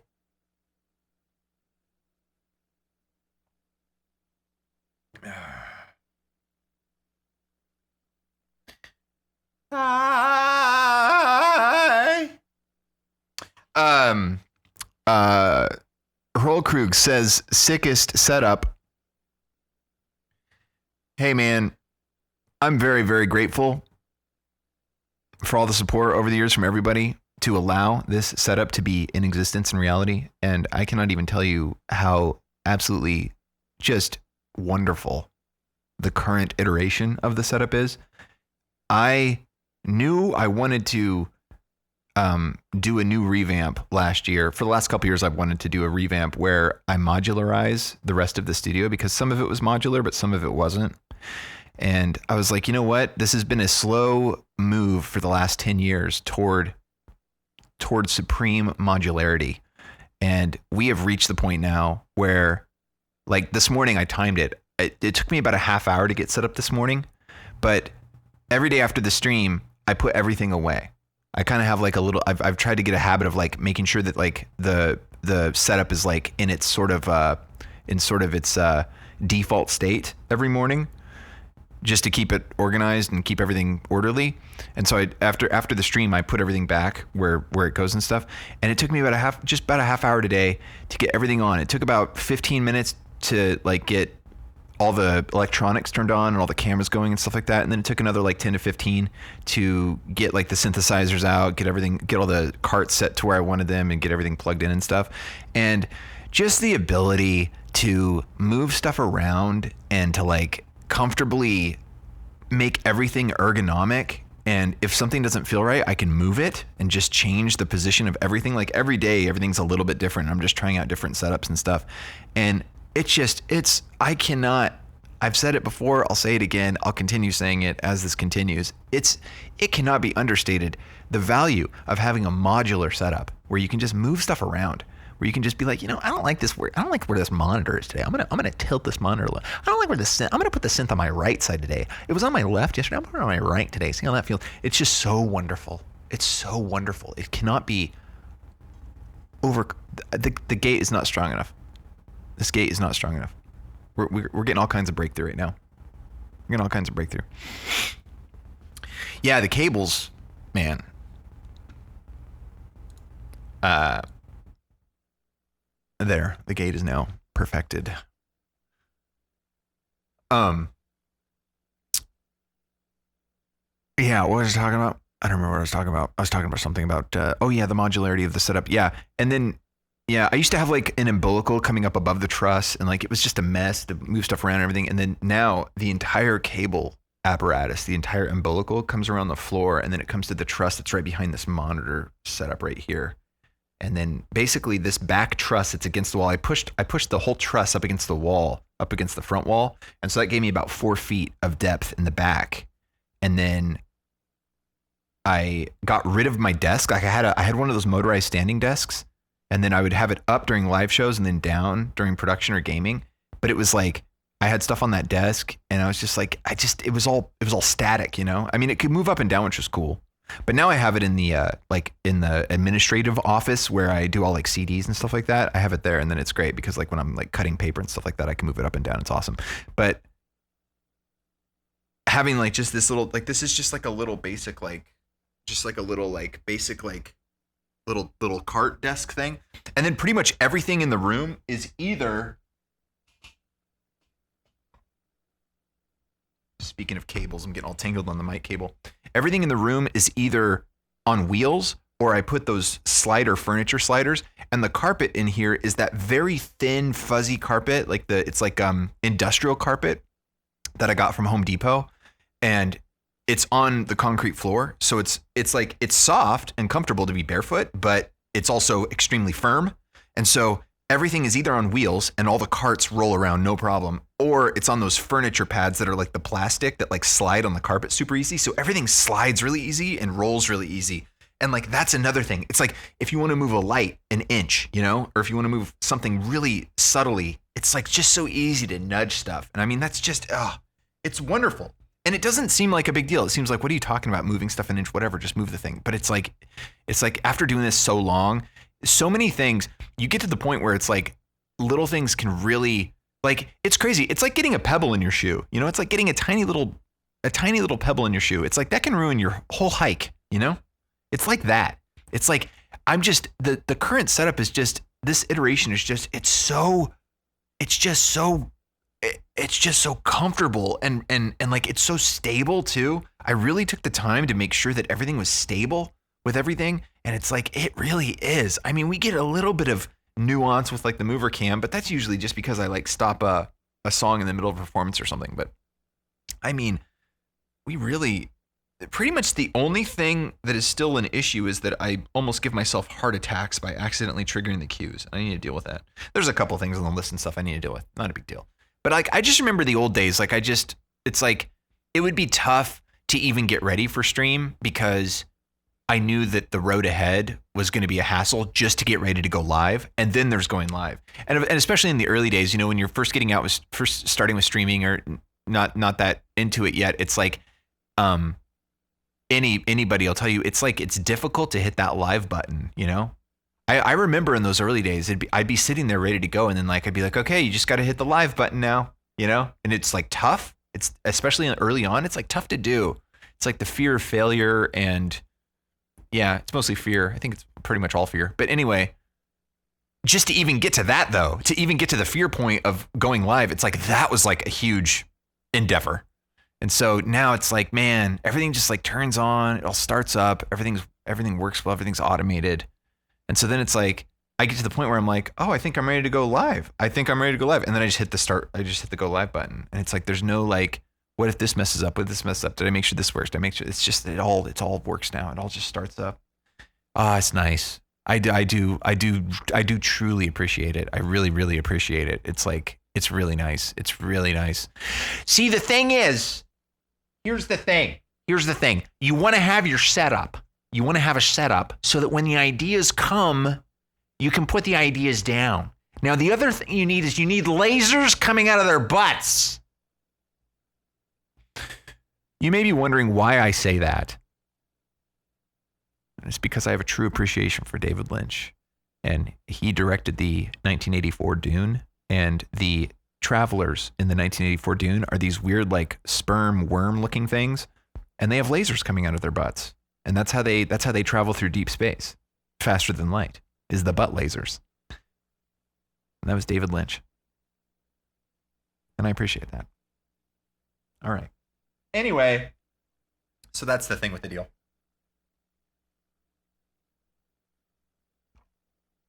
That seemed dangerous to move things up and down the camera. You sailed the high seas when you moved it. Oh my God. Are you talking about the mover cam? God, that thing has been the bane of my existence, but it's also the coolest, most exquisite piece of gear in the studio. But it's working pretty good now. I have complete control over it. All the scripts that run it are very simple. Dude, I was watching this video the other night. Oh man, it was crazy.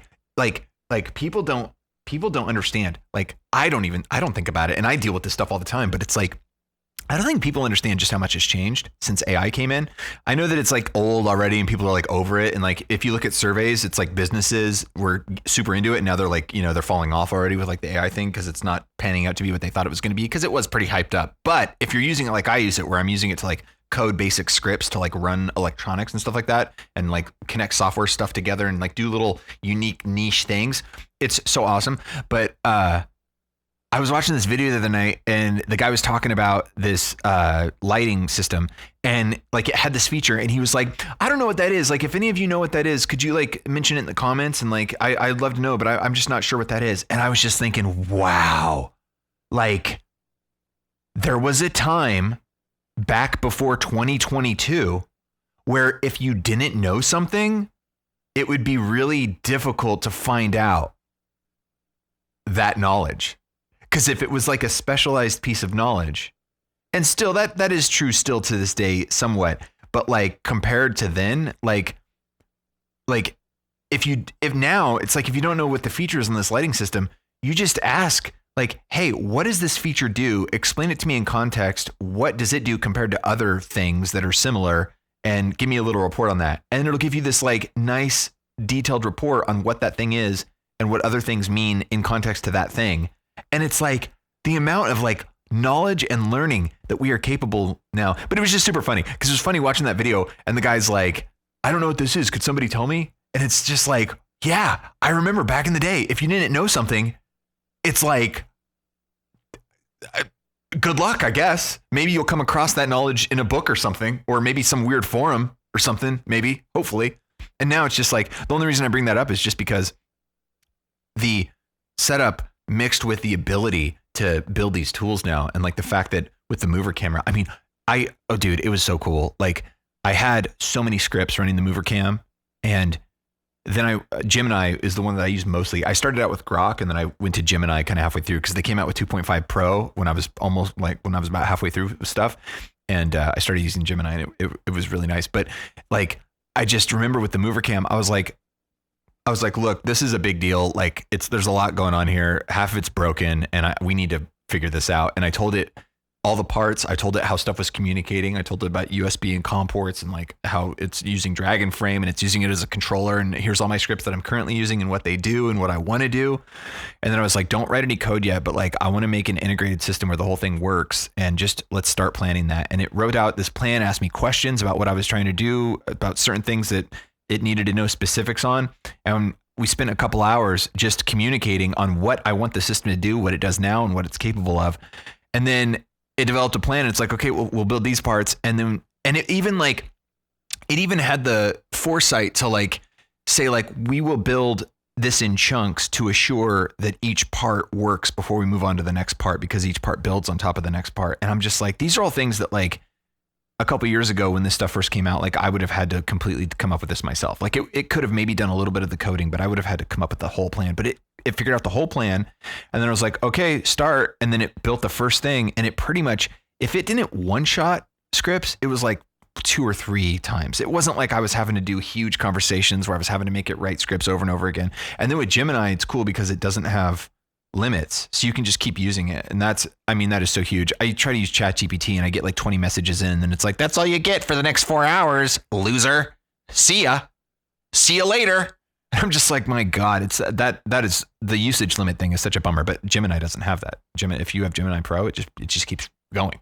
And so that was awesome. And then it built all the scripts, and we did all the testing, and then it was just amazing. And now the mover cam runs off of 2 scripts and a couple text files. I mean, there's more than that, obviously, but like, it's so streamlined now, and it just works so dependably. And I'm just like, man, this is incredible. We really are getting somewhere.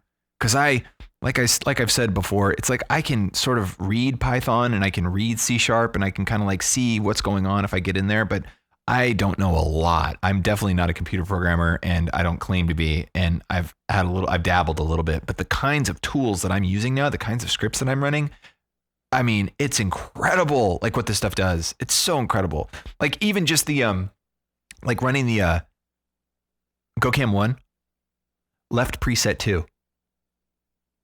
Okay. So like that right there, that was a script that is a Python script that connects to the COM port on the video PC and tells the camera over the COM port to run its preset. And I bought GoCam 8 to do that, to do like preset calls via the computer. I purchased in like 2017 or something. I don't know when I got that first PTZ camera, but the only software that could do that I could find was this like $500 buggy mess. And I bought it, and I used it, and it was, oh boy, was it a hassle. And like, the hotkeys didn't work. So I had to use auto hotkey to like physically move the mouse to click the preset buttons on the screen. And so like, during song performances, like, you would see the mouse click the buttons of this software that would choose the presets, and like, it would crash and wouldn't work. And then they started wanting a yearly they wanted a yearly support fee. And I'm like, to support what? More bugs? Like, oh God, oh, that burned me so hard. Cause it was like, it was so expensive.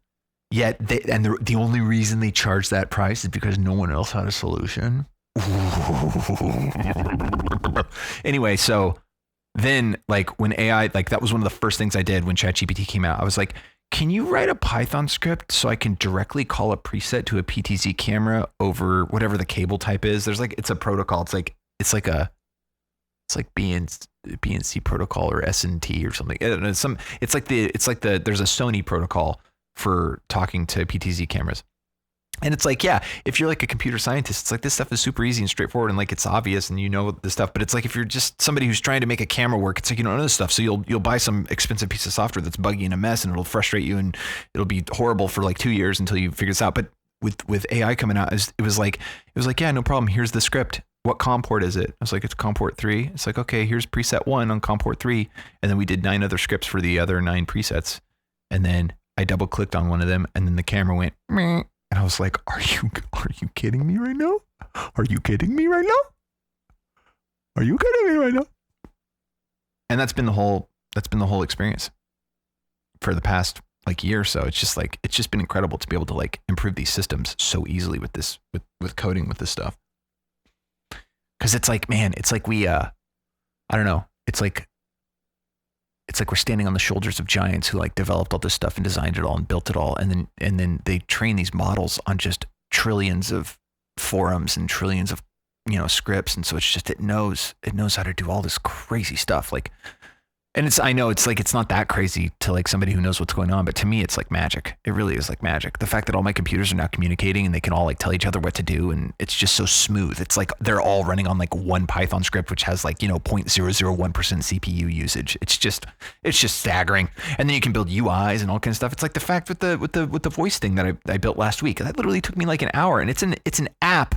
It's a voice transcription app that does voice commands that communicates with StreamerBot over a WebSocket server. I mean, are you kidding me? Like how many hours would that have taken a freelancer to do?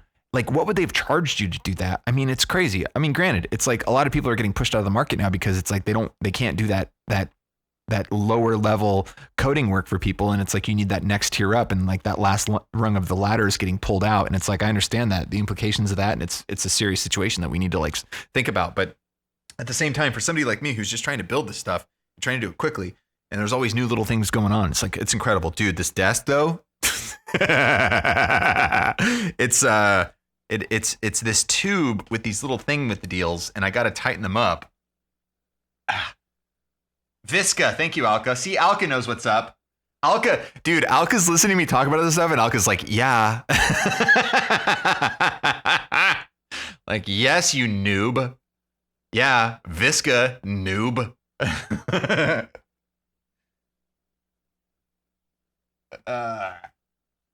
Okay, I think that should be pretty tight there. But yeah, no, it's so incredible. So incredible. Yeah, no, I'm so grateful. I'm so appreciative of this setup. I mean, this setup is just, it seriously is the dream. Like, I mean, I was dreaming of a setup like this years ago, just someday having a studio where it's like everything's set up and ready to go and I can just work. And like, I mean, Jesus, like all the inputs I have and stuff. Like I remember I was working with an Inbox back in the day and it had like 2 inputs. I had a mic input and a guitar input. And I was using like a 2005 MacBook iBook. It was they were called iBooks back then. They were like this porcelain plastic.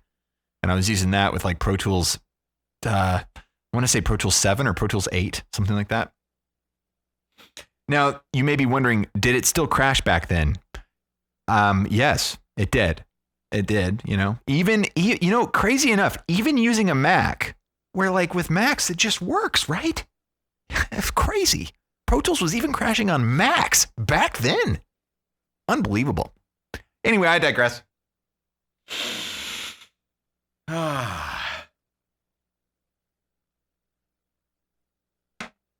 All right, can I actually do this vocal? Let's see.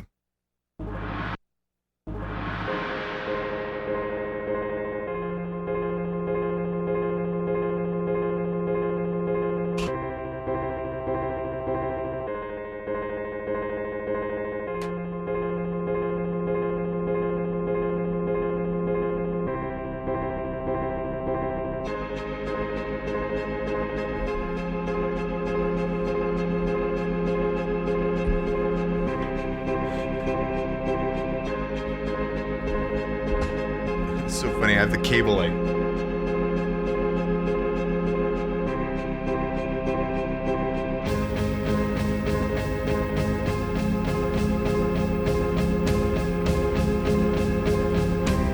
There we go.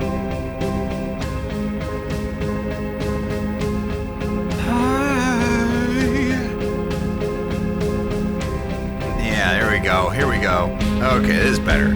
Yes. No more rubbing.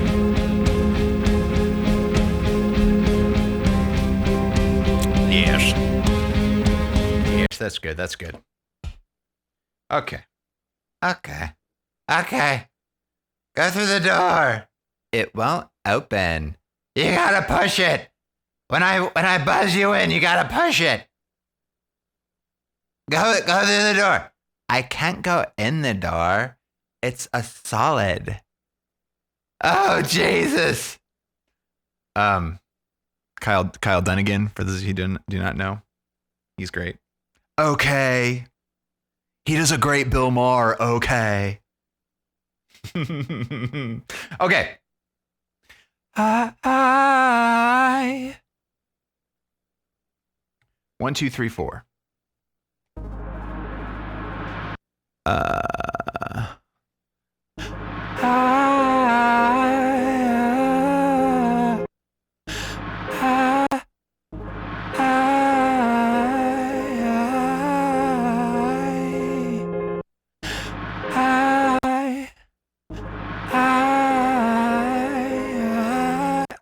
That's interesting. I go more than a few seconds, then it starts to really break up.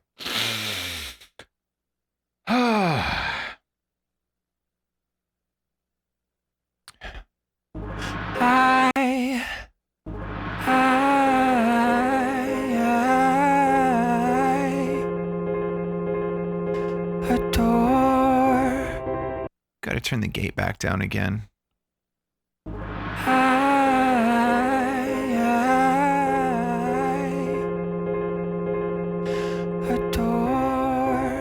Oh, we're so close. We're so close.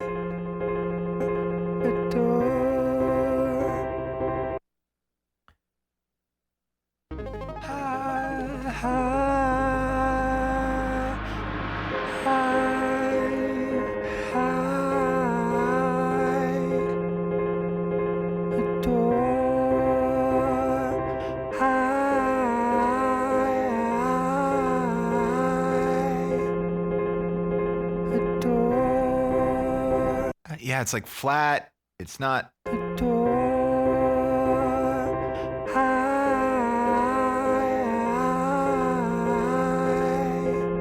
Yeah, it's trying. You're trying too hard. You're trying too hard. You're a try-hard. You're sweating. You're sweating. You're a try-hard sweater. What you need to do is just relax and just sing the thing. Maybe just relax. Can we just relax? You know what? Let's get the shades. It's time for the shades.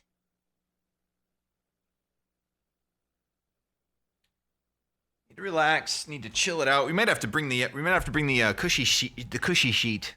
The cookie sheet. The cushy seat. The cushy seat. Hi. Okay.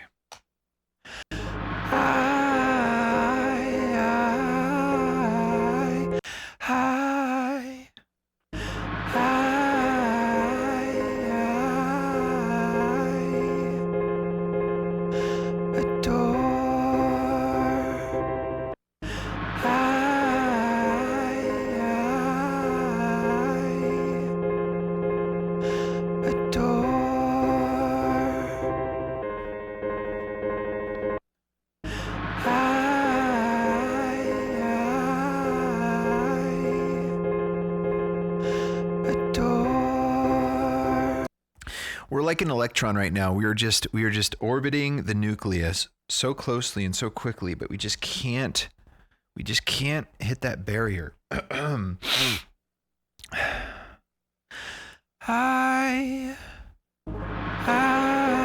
Yeah, it's the initial attack. It's that like initial transient, dude. You gotta relax, man. I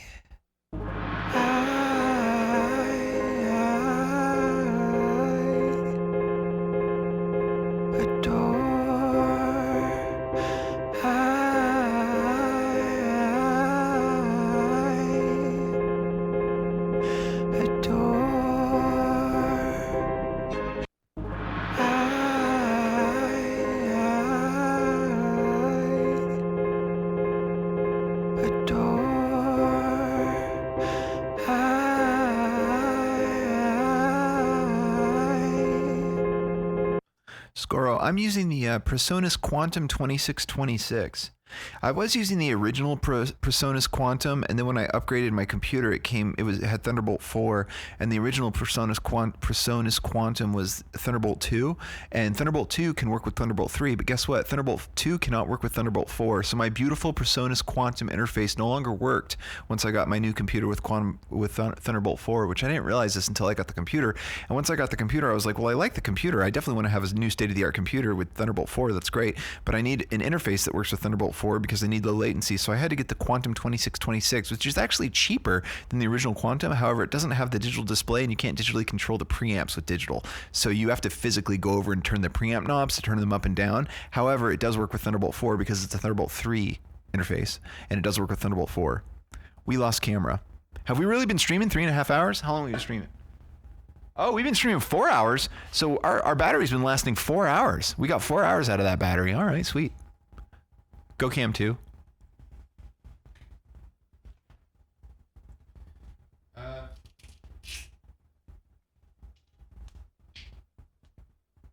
just changing the batteries real quick.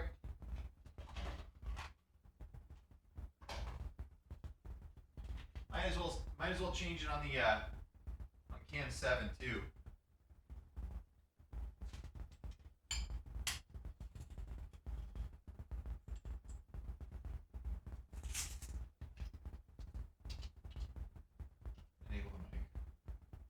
Check, check. Yes, Cam 7 is now battery changed.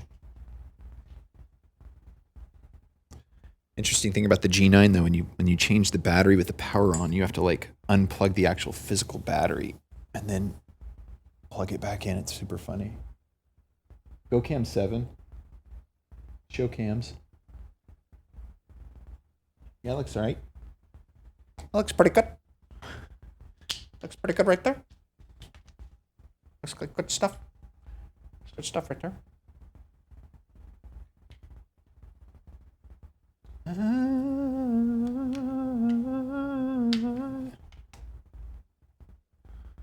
Go Cam 8. Oh, yeah, see, and there's the other thing that happened too. When you cut the camera power, go Cam 2, and you haven't turned off the camera with its settings without the battery cutting out, it doesn't remember the settings. So I need to change my settings back to what they were, which I do believe is just this. And then I think we were at 250 ISO, fully open. I think that's it. Oh, the white balance. Yes.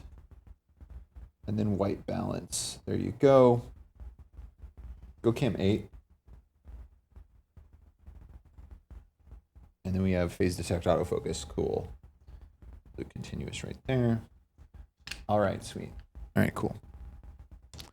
I'll be right back, and we'll kick out the rest of this vocal. I just got to get this one vocal thing, and then we'll be good for all the other stuff, and then we'll do the other build, and then it'll be good. I'll be right back. Thanks for hanging out. Play music.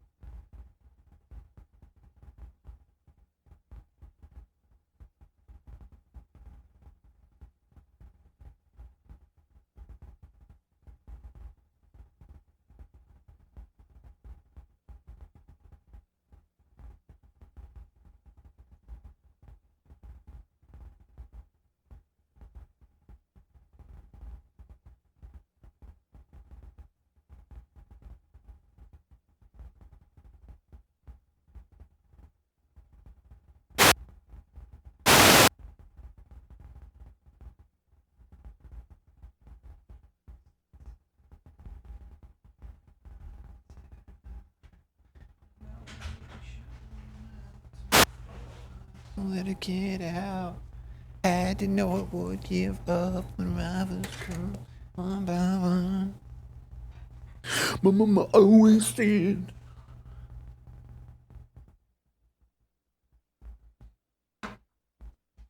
Okay. There's not a link. I should do that. I should do that. Close to me now, look a stolen earth. Show audio setup. Kill the mic. Kill music. Okay. I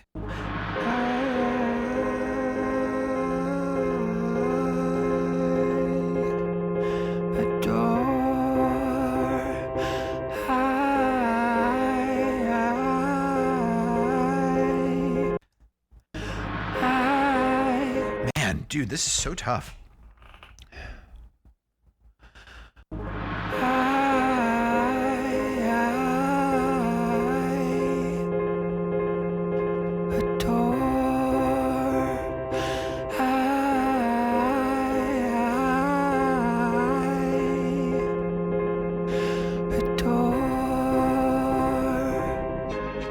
I like the Adores. Both Adores I liked.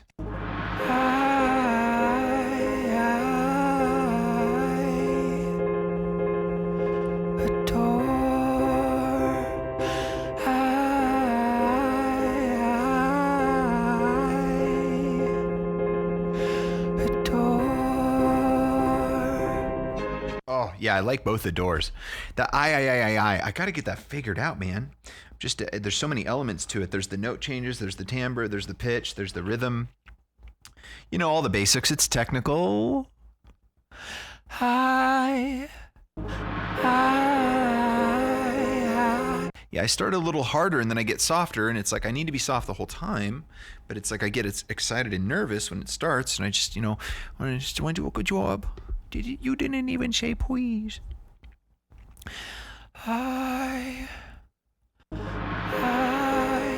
Got to start with the right pitch too.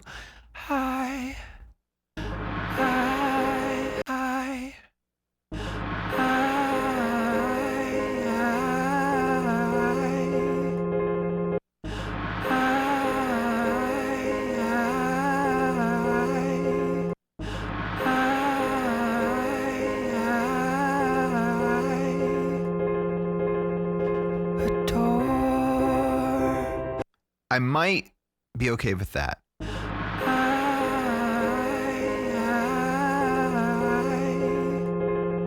Yeah, I just got to get rid of that clickerooski. There's a clickerooski. It's technical, but it's in there. Yeah, it's right there. Can we see it? The question is, can we see it? Can you show it to us? That's what we want to know. Can you show it to... Oh, there it is right there. You can see it right there. Kablam. We have a snapping on right now. Kablam. Kablamaroot. Look at that. Oh, disgusting. You disgust me. Disgusting.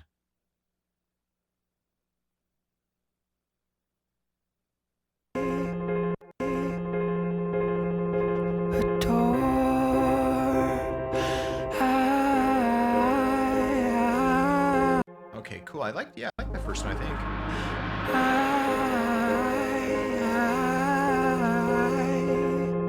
Yeah, I like it. It's vulnerable. It's vulnerable and stuff. But I don't like this one, but I do like the Adore. Okay, let's Whoa, what happened there? What did I say show cams? I didn't think I said show cams. Show audio setup.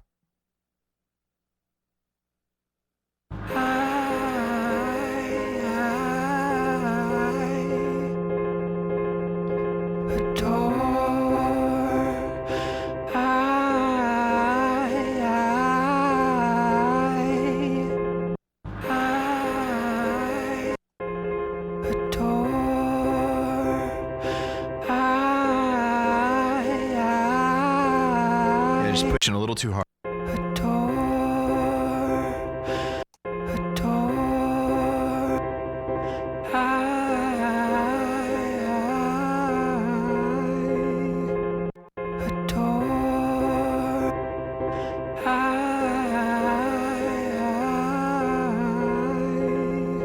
Yeah, I like the second half of it, but it starts a little too rough.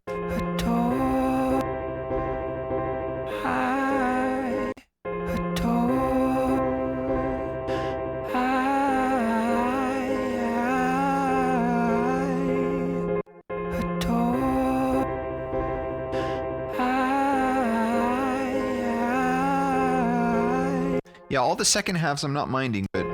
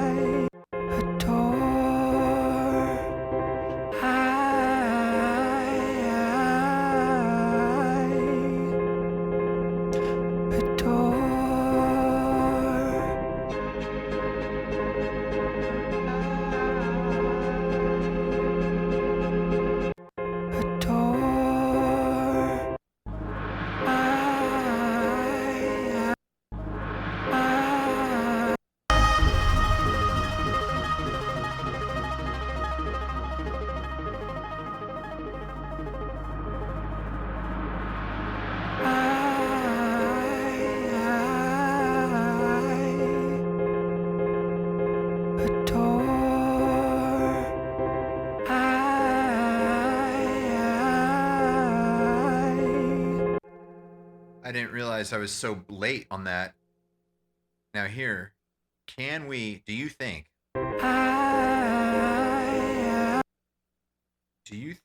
it's possible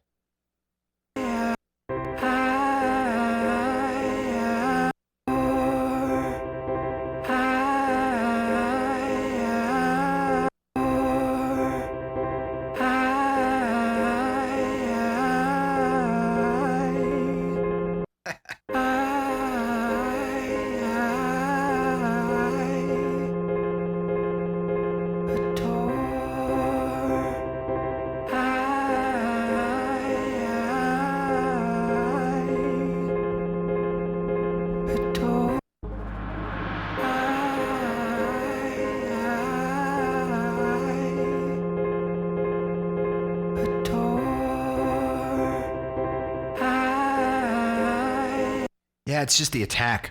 The attack's a little too much, I think.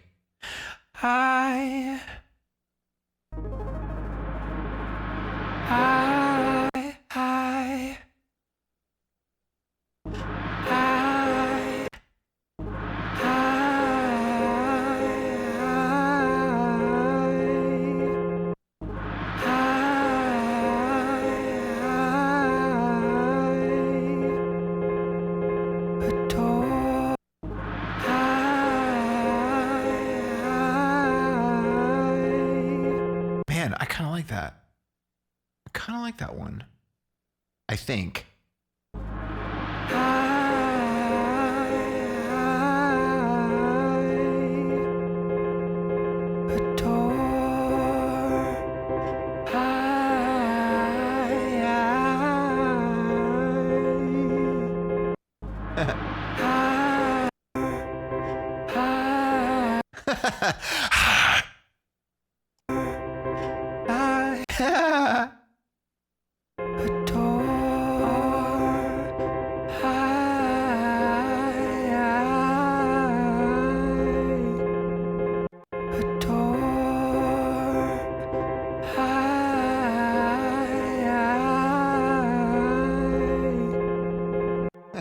It came through. It's so ridiculous.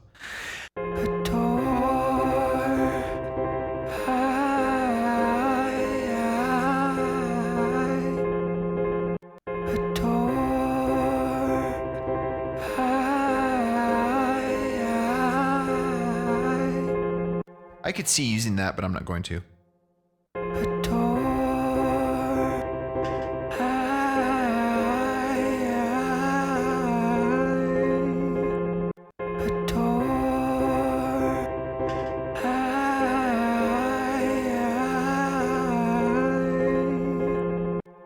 All right, now we're just sort of getting semantic at this point.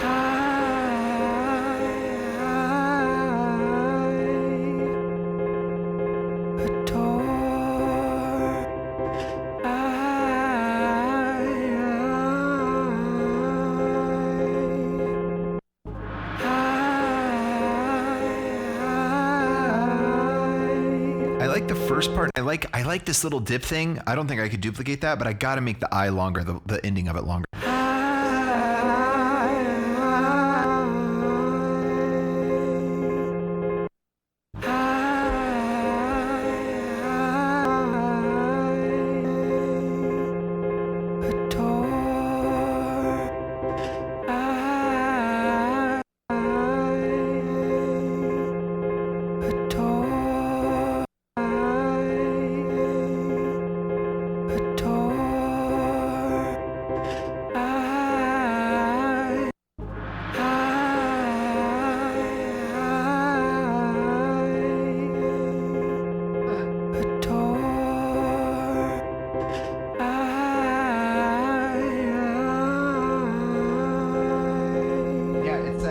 It's like the second part. It's like I like that, but it's like it's so hard to start like that. Hi.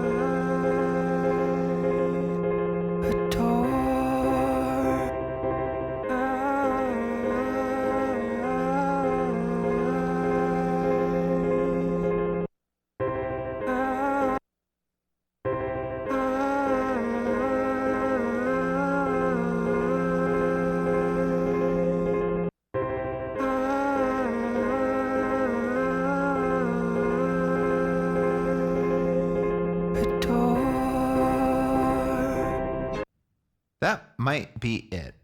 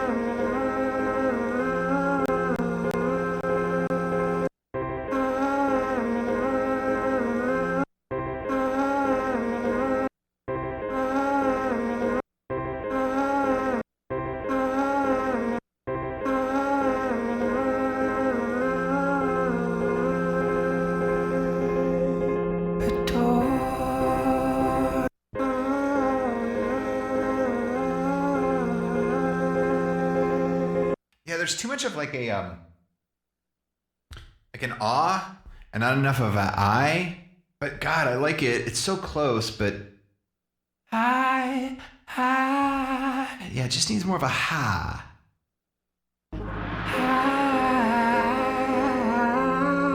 Yeah, it's easier if I go into that Kermit. If I go into Kermit, it's easier, but staying out of Kermit sounds better. Hi.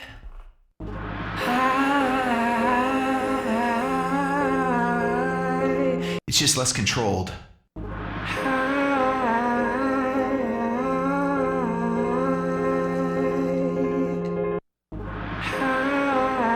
Yeah, I like doing the high though.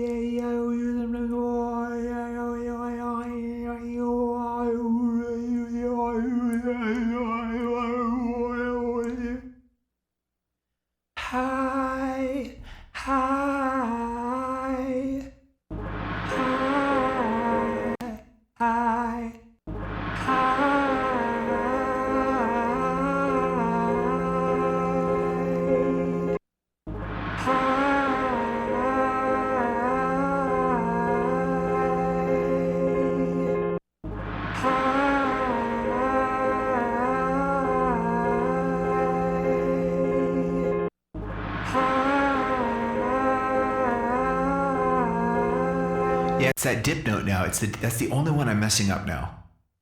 I'm going too flat on it.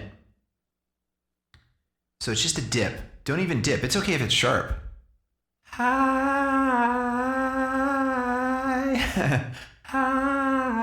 It's a whole step.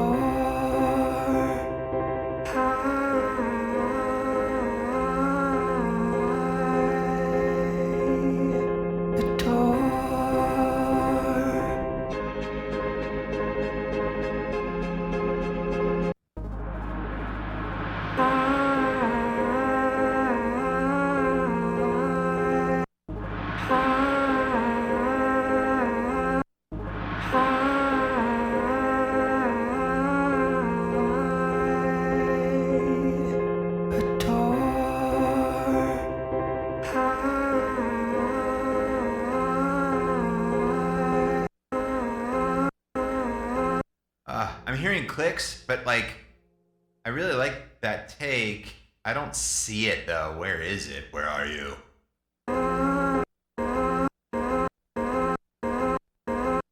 Oh, there you are.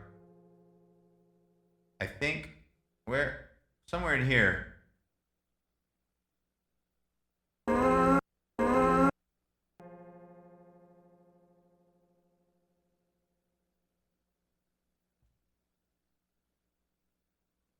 I don't see it. Where is it?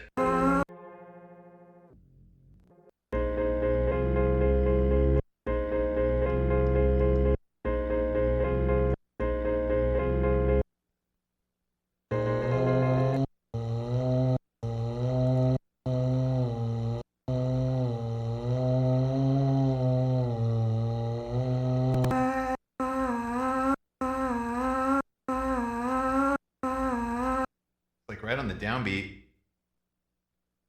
Oh, I guess. Oh, yeah, there it is. It's right there. Oh, look at that. You can see it. It's right there. It's like so subtle. Oh, I think it's this whole thing right here. So I think if we go like this. Oh, it's right there too. It's right there on that one. Okay, so let's take these three. Turn off fade, copy, or just duplicate. Get rid of that fade. I thought I had the fades turned off, but I guess not. Okay. Oh yeah, they are turned off. How weird. Oh, whoops. No, not that. This. And turn that off. Yeah. Okay. Now that. Okay. Now this. Bring that like yeah, right there's good. And then here. Yeah, that's where it starts.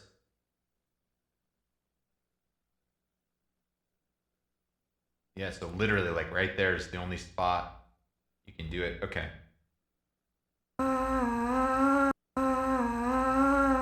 Incredible. Incredible.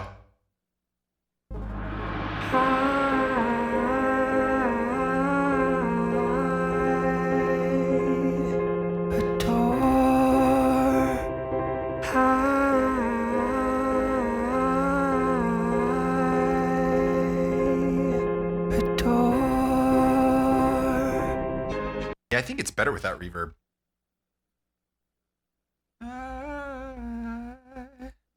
Okay, so now they can get it. They can get a little bit more. They can get a little like less stringent now. I think that was pretty solid. I think that's pretty solid. So let's go ahead and make this into one thing. And then I think, yeah, let's just duplicate this so we don't have to mess with it in terms of the other thing with the deal. Get rid of that, get rid of this, get rid of that, do that. Okay.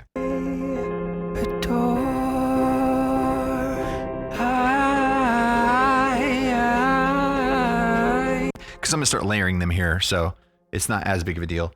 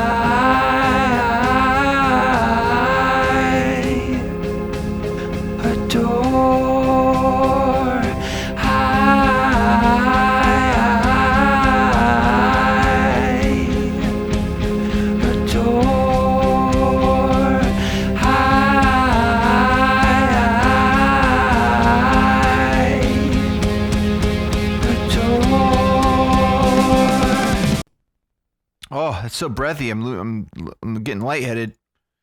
Oh boy. Oh, ooh-wee. Ooh-wee. I'm getting lightheaded. Ooh-wee. Ooh-wee.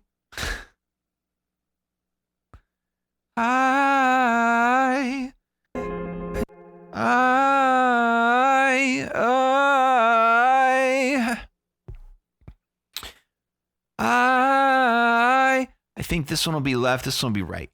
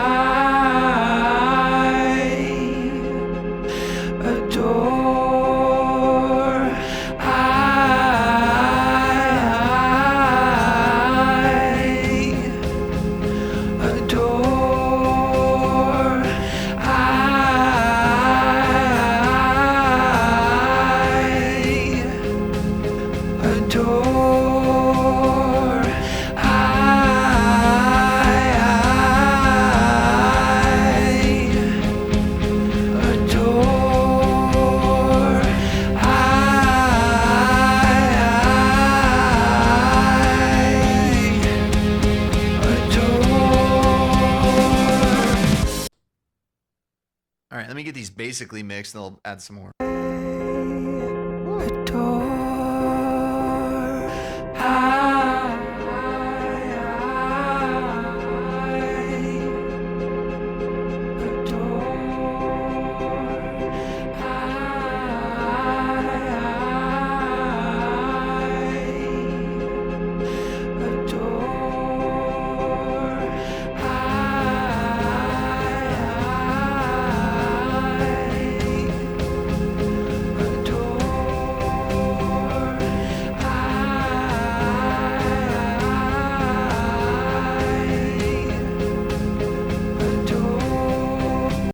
Still, to this day, it is absolutely amazing. I put this reverb on this track, and then I turned it on, and I started hearing the reverb being affecting on these tracks before I realized that these tracks weren't yet feeding into this track to be affected by the reverb. Still, to this day, that's like an age-old trick. You know, you play on the musicians if they're being cocky. You know, they're like, hey, can you turn that up? Can you turn that up? And then you give them a fader to turn it up, and then they turn it up. They're like, yeah, that's way better. But then the fader was to nowhere. You know, I just did that to myself. All right. Okay. Anyway.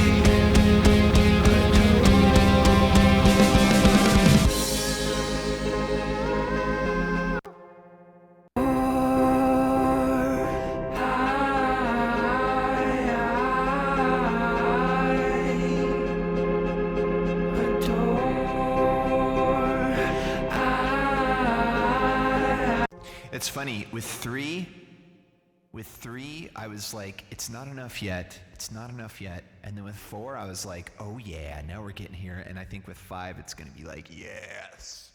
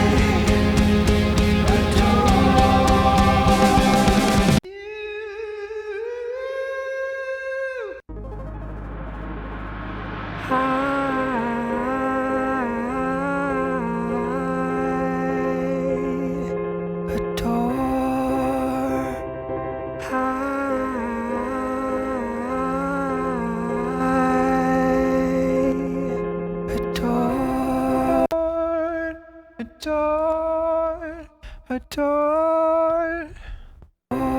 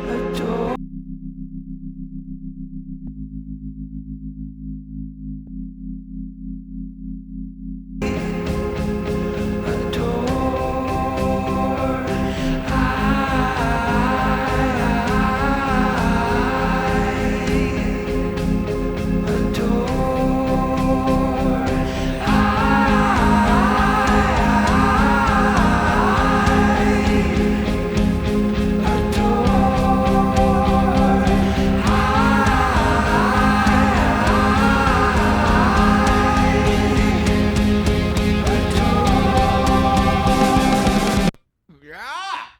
Yes! Yes! Synthetic masterpiece, lost to oblivion. Oh, what came over me? I must be borderline. I think I'm running out of time. I'm holding on for my dear life. And then there's you. I'm a door. I didn't forget about you. What's going on, Selena? How's it going? I didn't forget all the things you said. And then there's you. You didn't think that I would forget about you. I didn't forget all the things you did.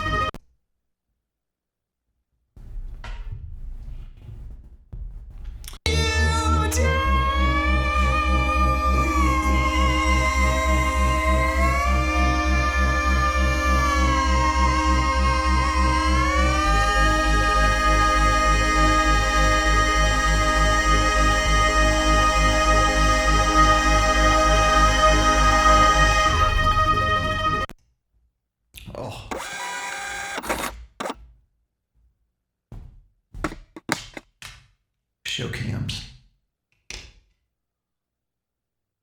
Somer. Thank you for the follow. Damn. What's up? Show audio setup.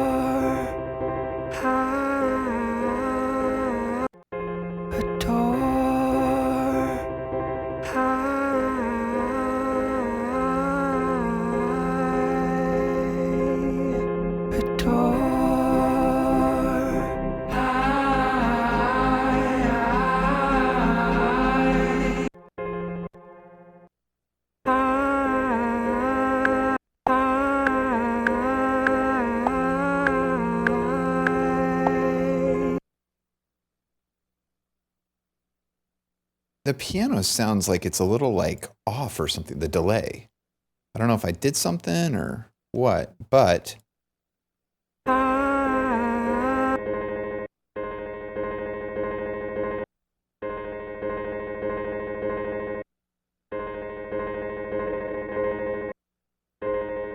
okay, first of all, you need to loop this, first of all.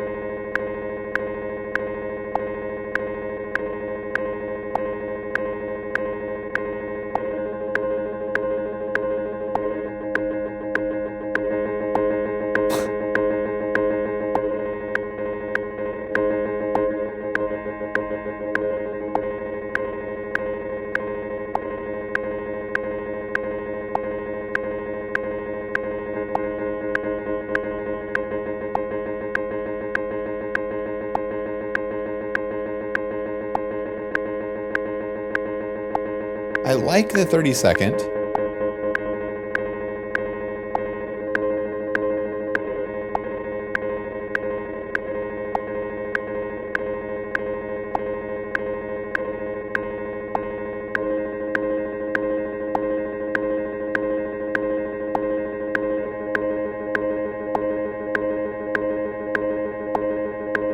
Yeah, I just don't like that it's a bummer that it kind of like, if you get it in time correctly, it starts to take away the stereo feel. Where is Stereo Savage?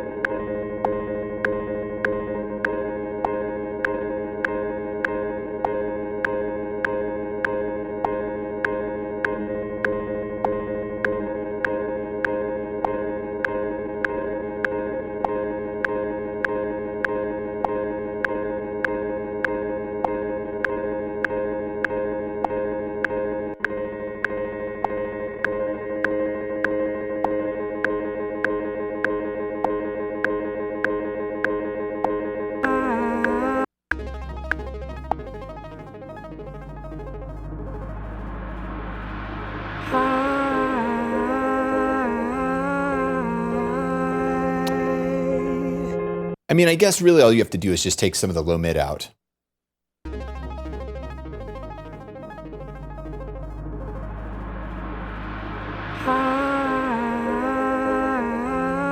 Yeah. I mean, there's a little bit of stereo there that we're missing, but it's like, I guess I'm willing to do that because I need the timing to be right. It feels weird with the timing not being correct. So if I take this one, and then we throw it here. And then if we also throw it here, then we can go here, delete this one, move this one there. Then delete this one, move this one there. No.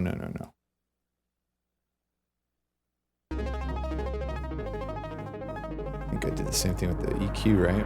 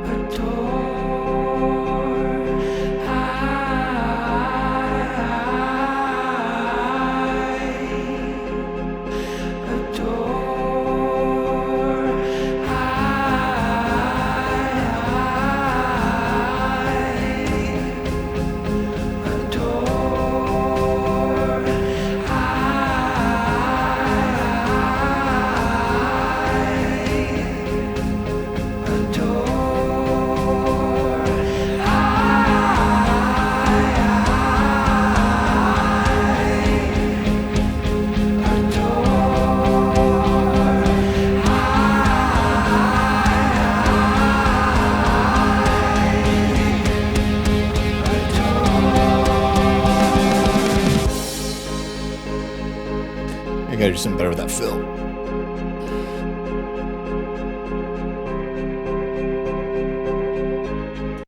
Okay. Getting close, getting there, getting there.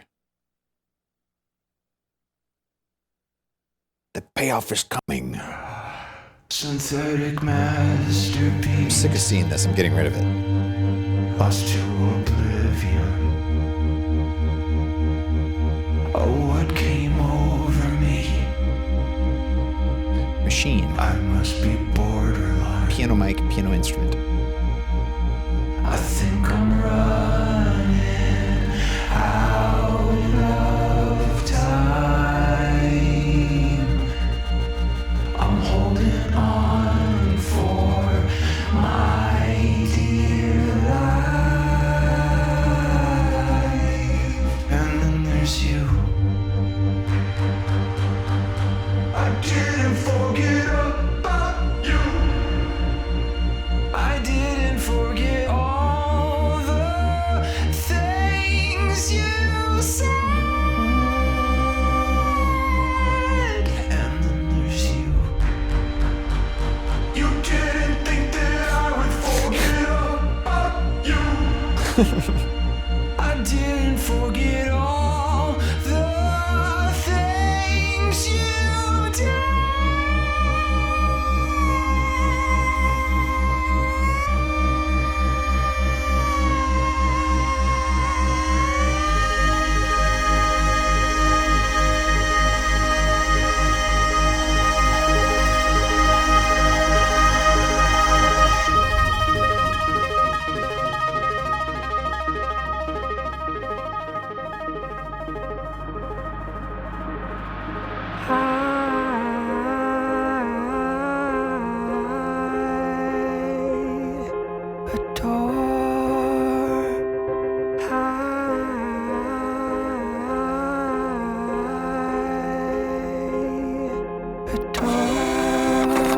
Hey, that's in the same key.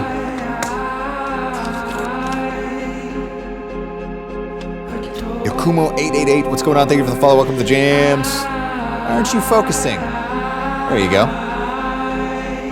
Nice. What's up?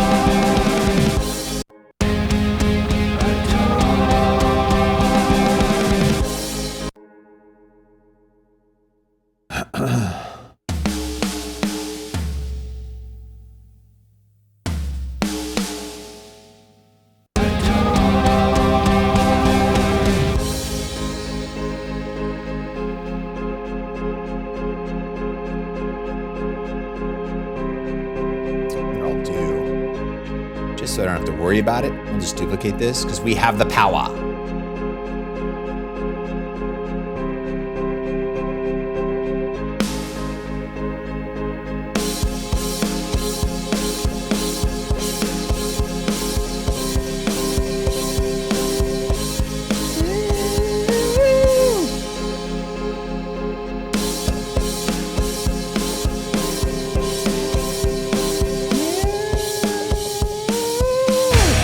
Yeah, I think so. No, that's not what I said. I didn't say something uno. I didn't say doubly uno.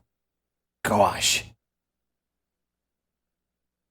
Okay.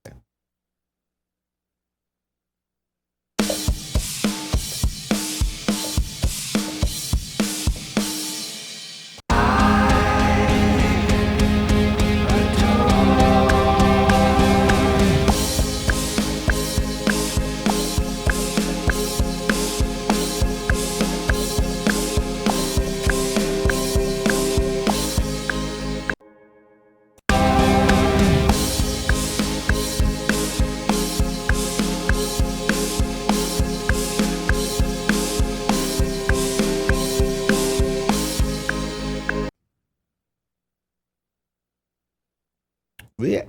Blech.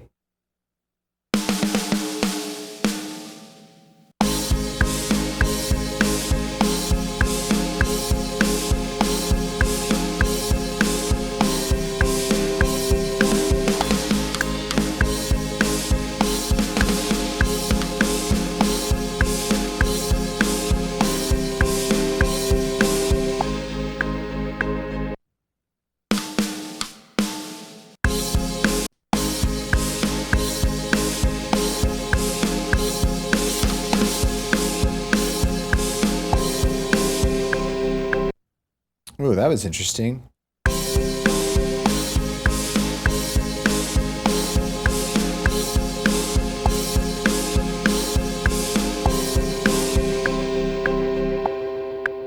Whoops. That was a happy little accident.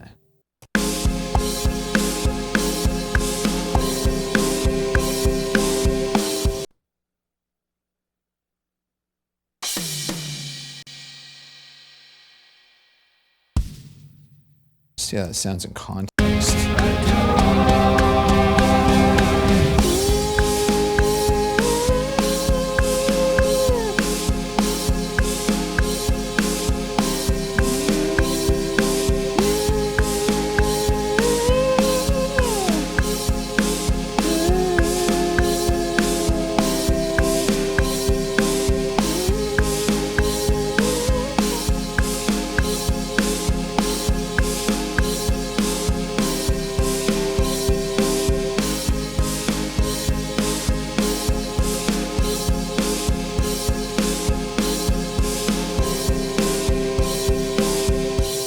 That's funny.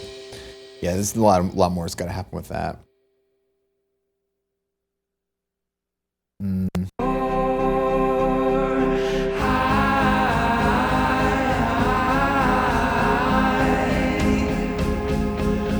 Yeah, we'll mess with that a lot more.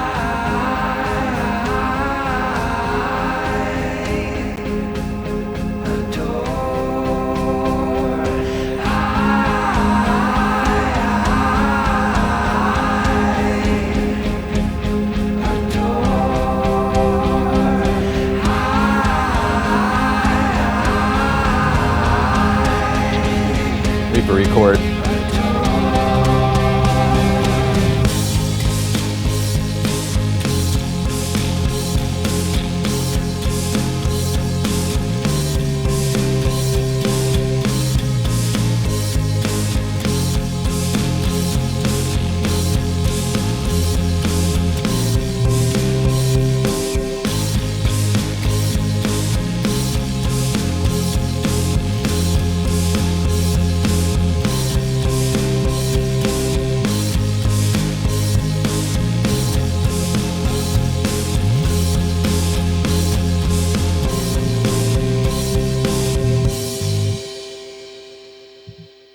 Reaper again.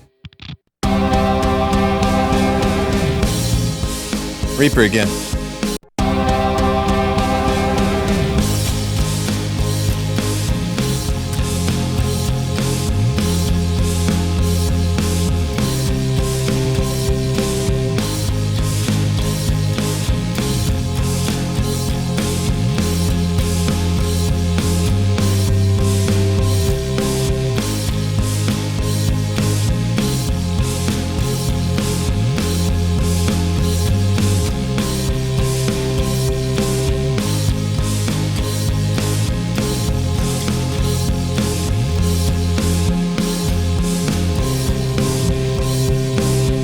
Reaper again.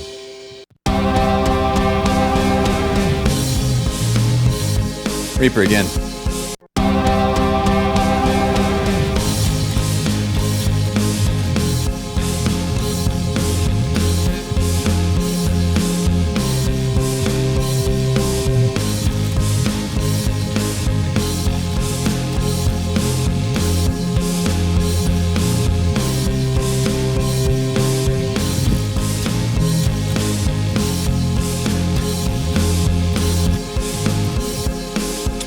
Reaper again.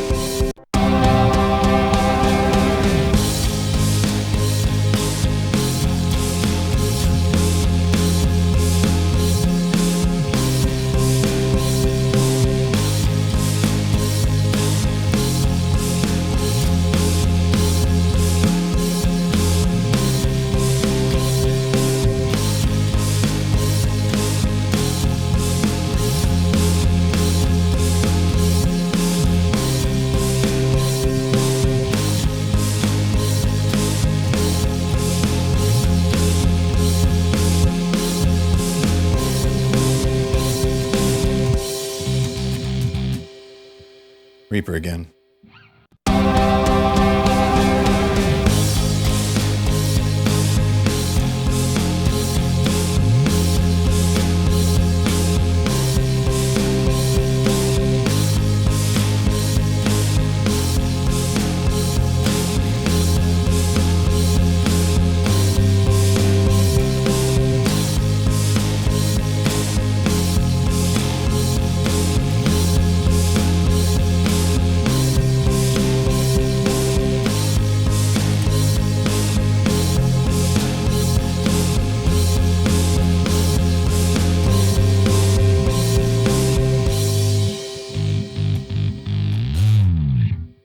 That was pretty close. Reaper again.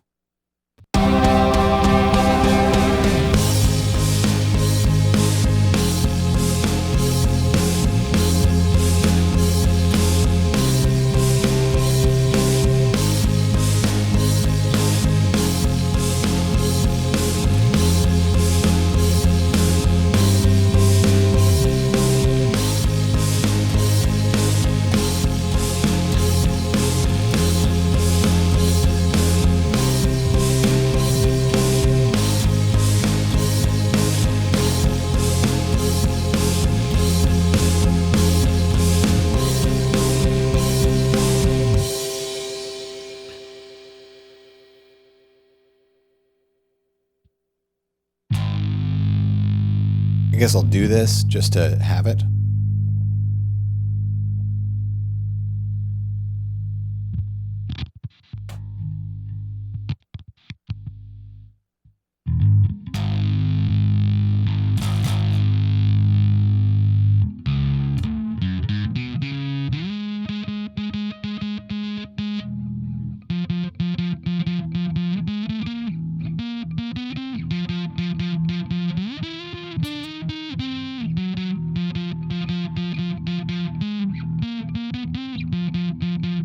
He's going the distance.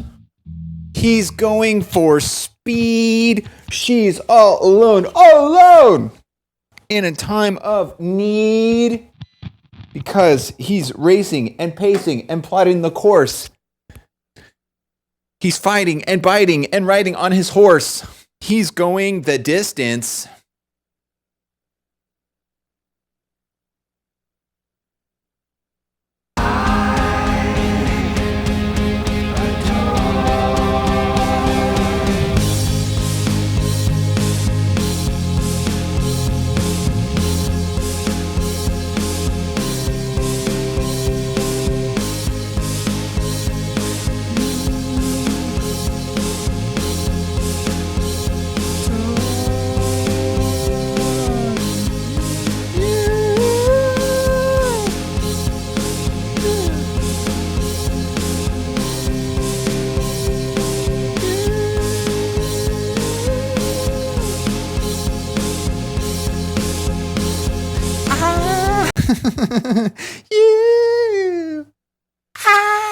You need to get the turtle on this part. I was like, what does that sound like? Oh, it sounds like the turtle. It's the turtle part. Oh, my finger burns. My finger's burning. Guitar.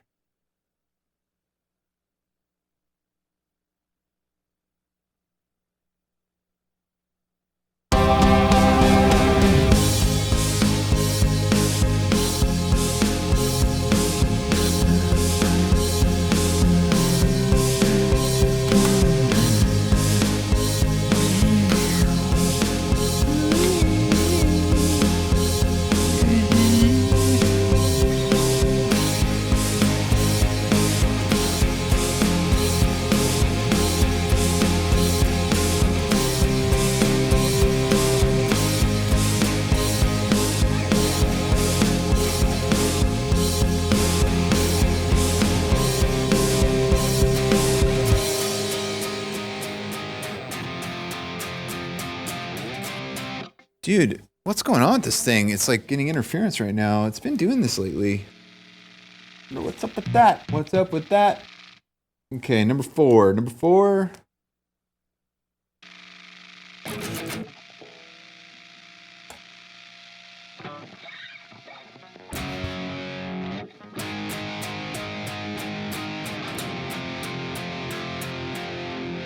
That's a little better.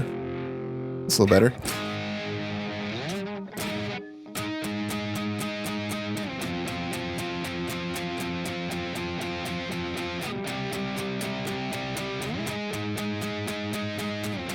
I'm gonna try up there. Reaper record. What's happening? What's the problem?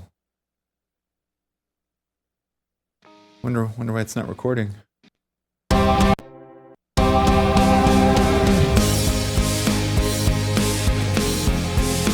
Reaper again.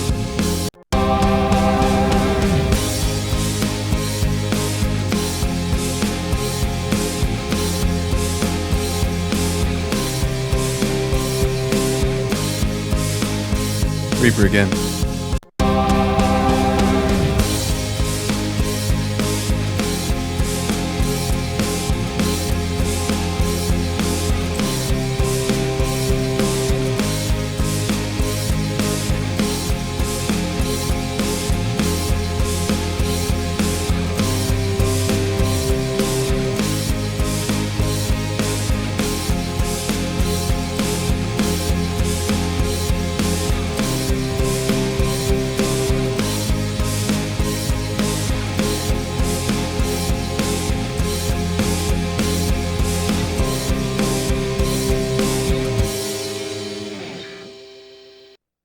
And then this one.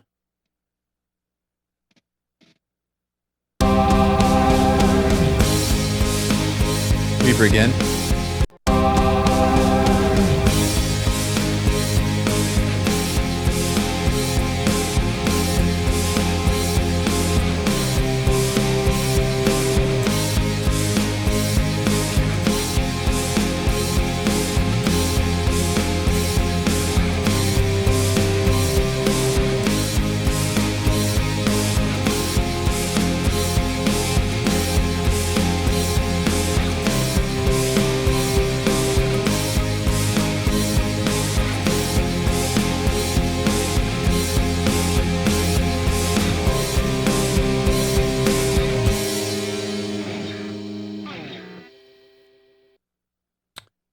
And on this one,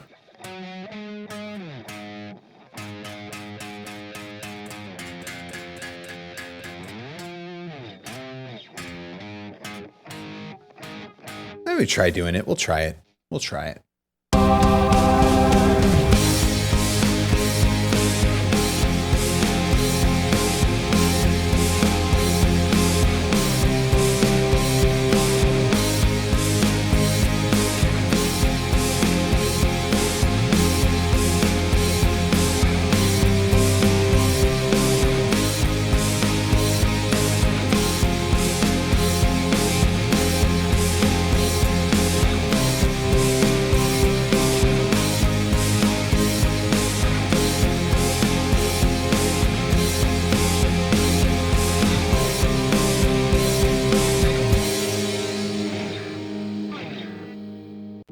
Yeah, we'll do that. What's up, Demon? And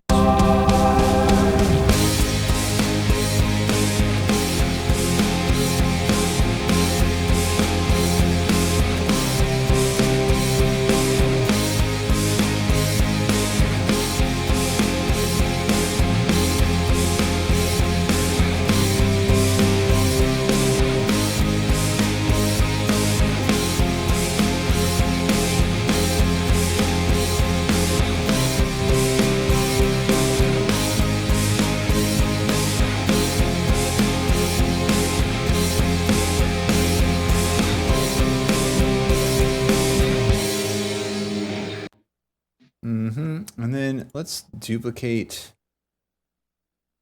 that here. Whoops.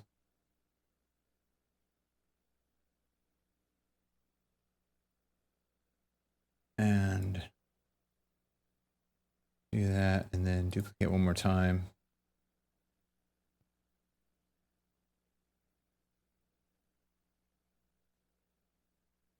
And then record this one. Let's see.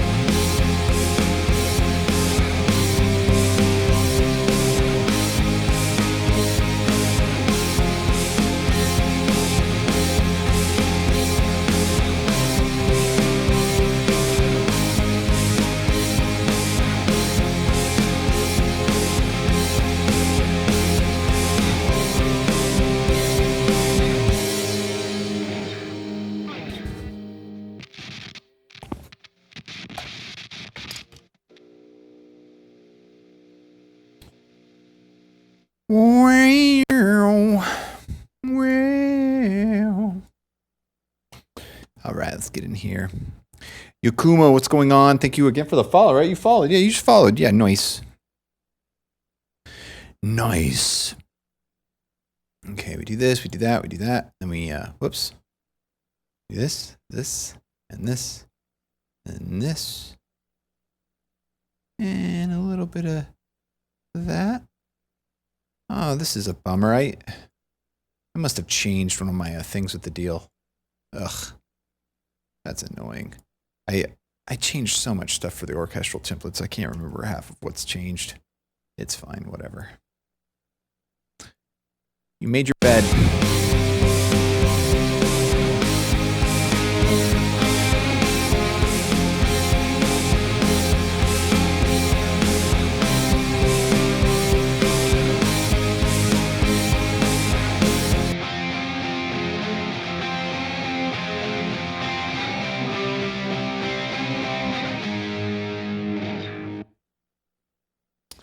Yeah, I think that probably we won't have that, but we got it just in case we need it.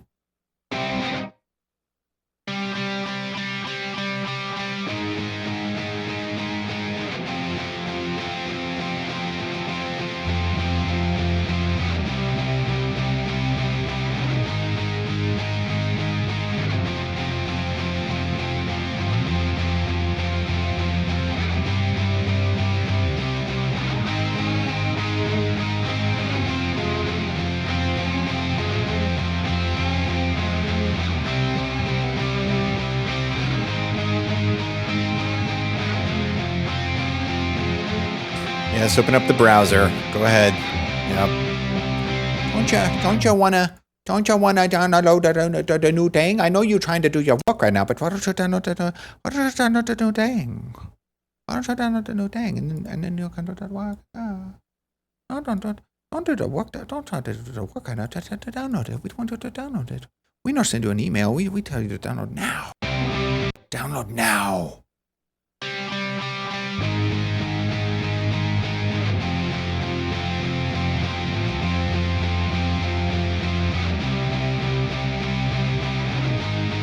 Select all.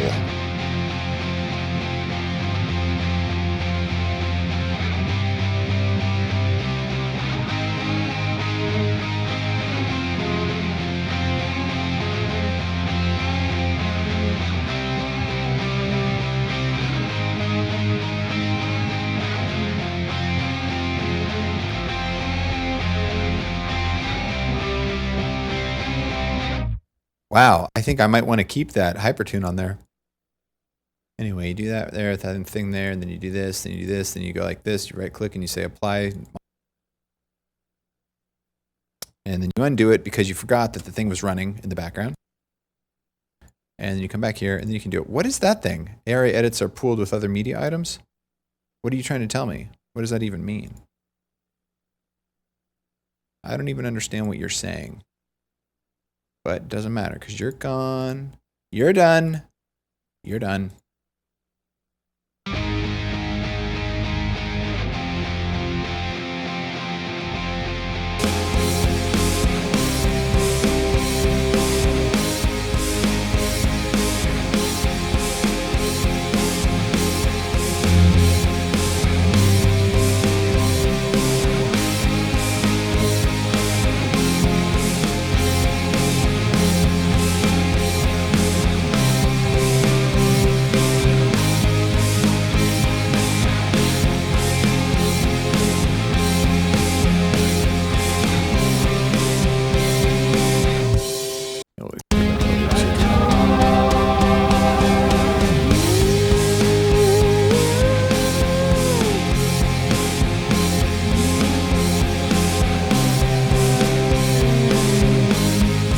Drums still need a lot of work too. But I'm kind of fading out, y'all. I think we'll continue this, finish this up first thing in the morning, and then we'll mix this tomorrow. I think that's good because I want to put some good effort into that final chorus deal thing with the stuff. Anyway, let's hear what we got so far.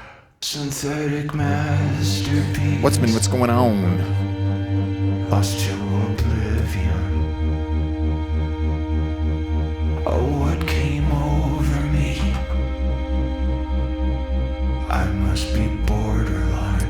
I got on at like around, when did I get on today? Like 10:30? I'd like to try to do that again.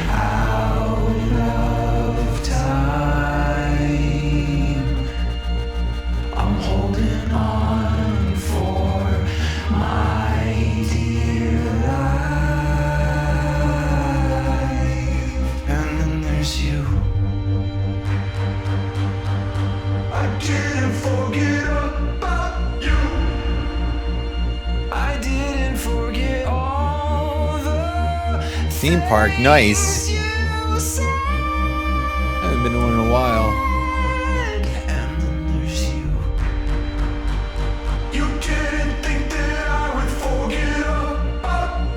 Did you get sick, Watson?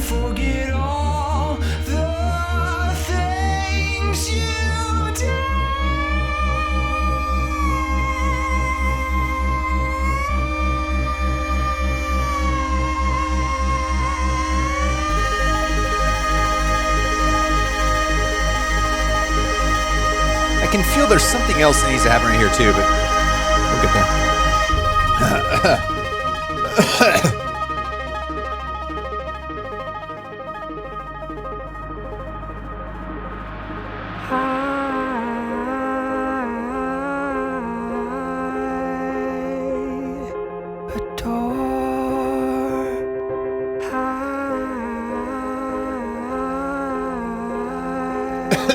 Sounds auto-tuned. That's funny.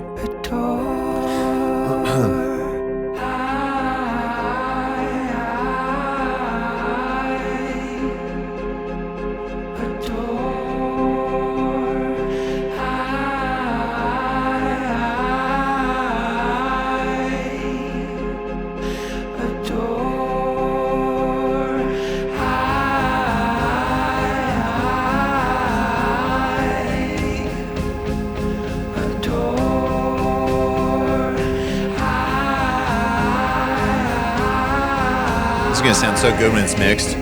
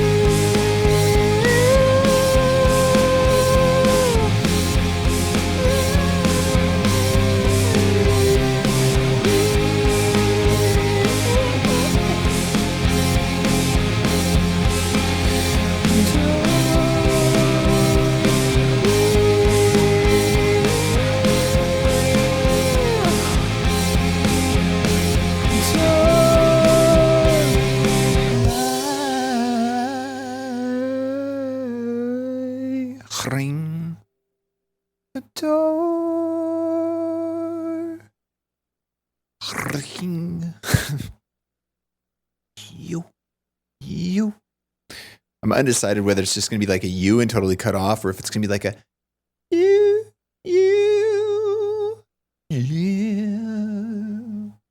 or just a yeah.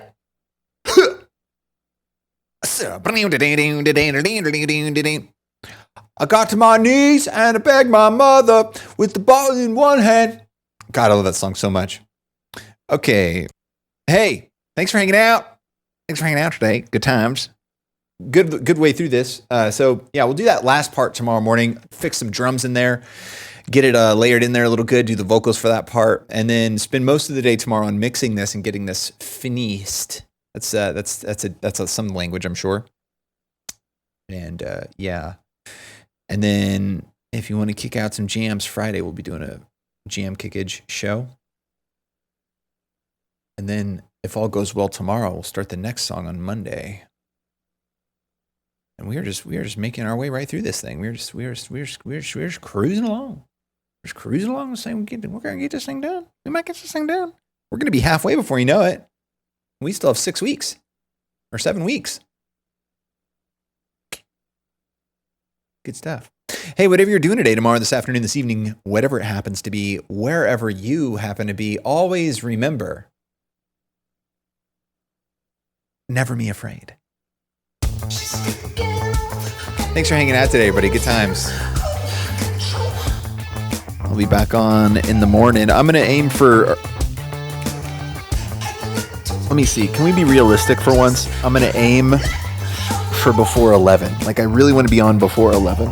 It'd be sweet if I could be on before 10, but I might be on at like 10:36. I feel like 10:36 is probably what we're looking like. However, you know, who knows? I may get a great sleep and then be on at like 8. That's not gonna happen. That's not gonna happen. God, that would be cool though. What's up, Nicolausi? Sorry we missed you unless you just rolled in or you've been hanging out lurking. Brun Rior Biniminov Volvo. Thanks for hanging out. Instructions unclear. I have 48 pancakes. Pancake sounds good. Right on, Nicolausi. Well, thanks for lurking. Thank you, Nikita, as always. See you later, Demon. See you later, Brune. See you later, Blaze. See you later, Watson. See you later, Tex. Everybody hanging out. Thanks for hanging out. I'll see you next time, which is tomorrow. And then Friday jams all day. Friday we'll be getting on around like 1 or 2, something like that. We'll be going long, doing some jam kickage. I'll see you next time. See you later, Hermes. Bye, everybody.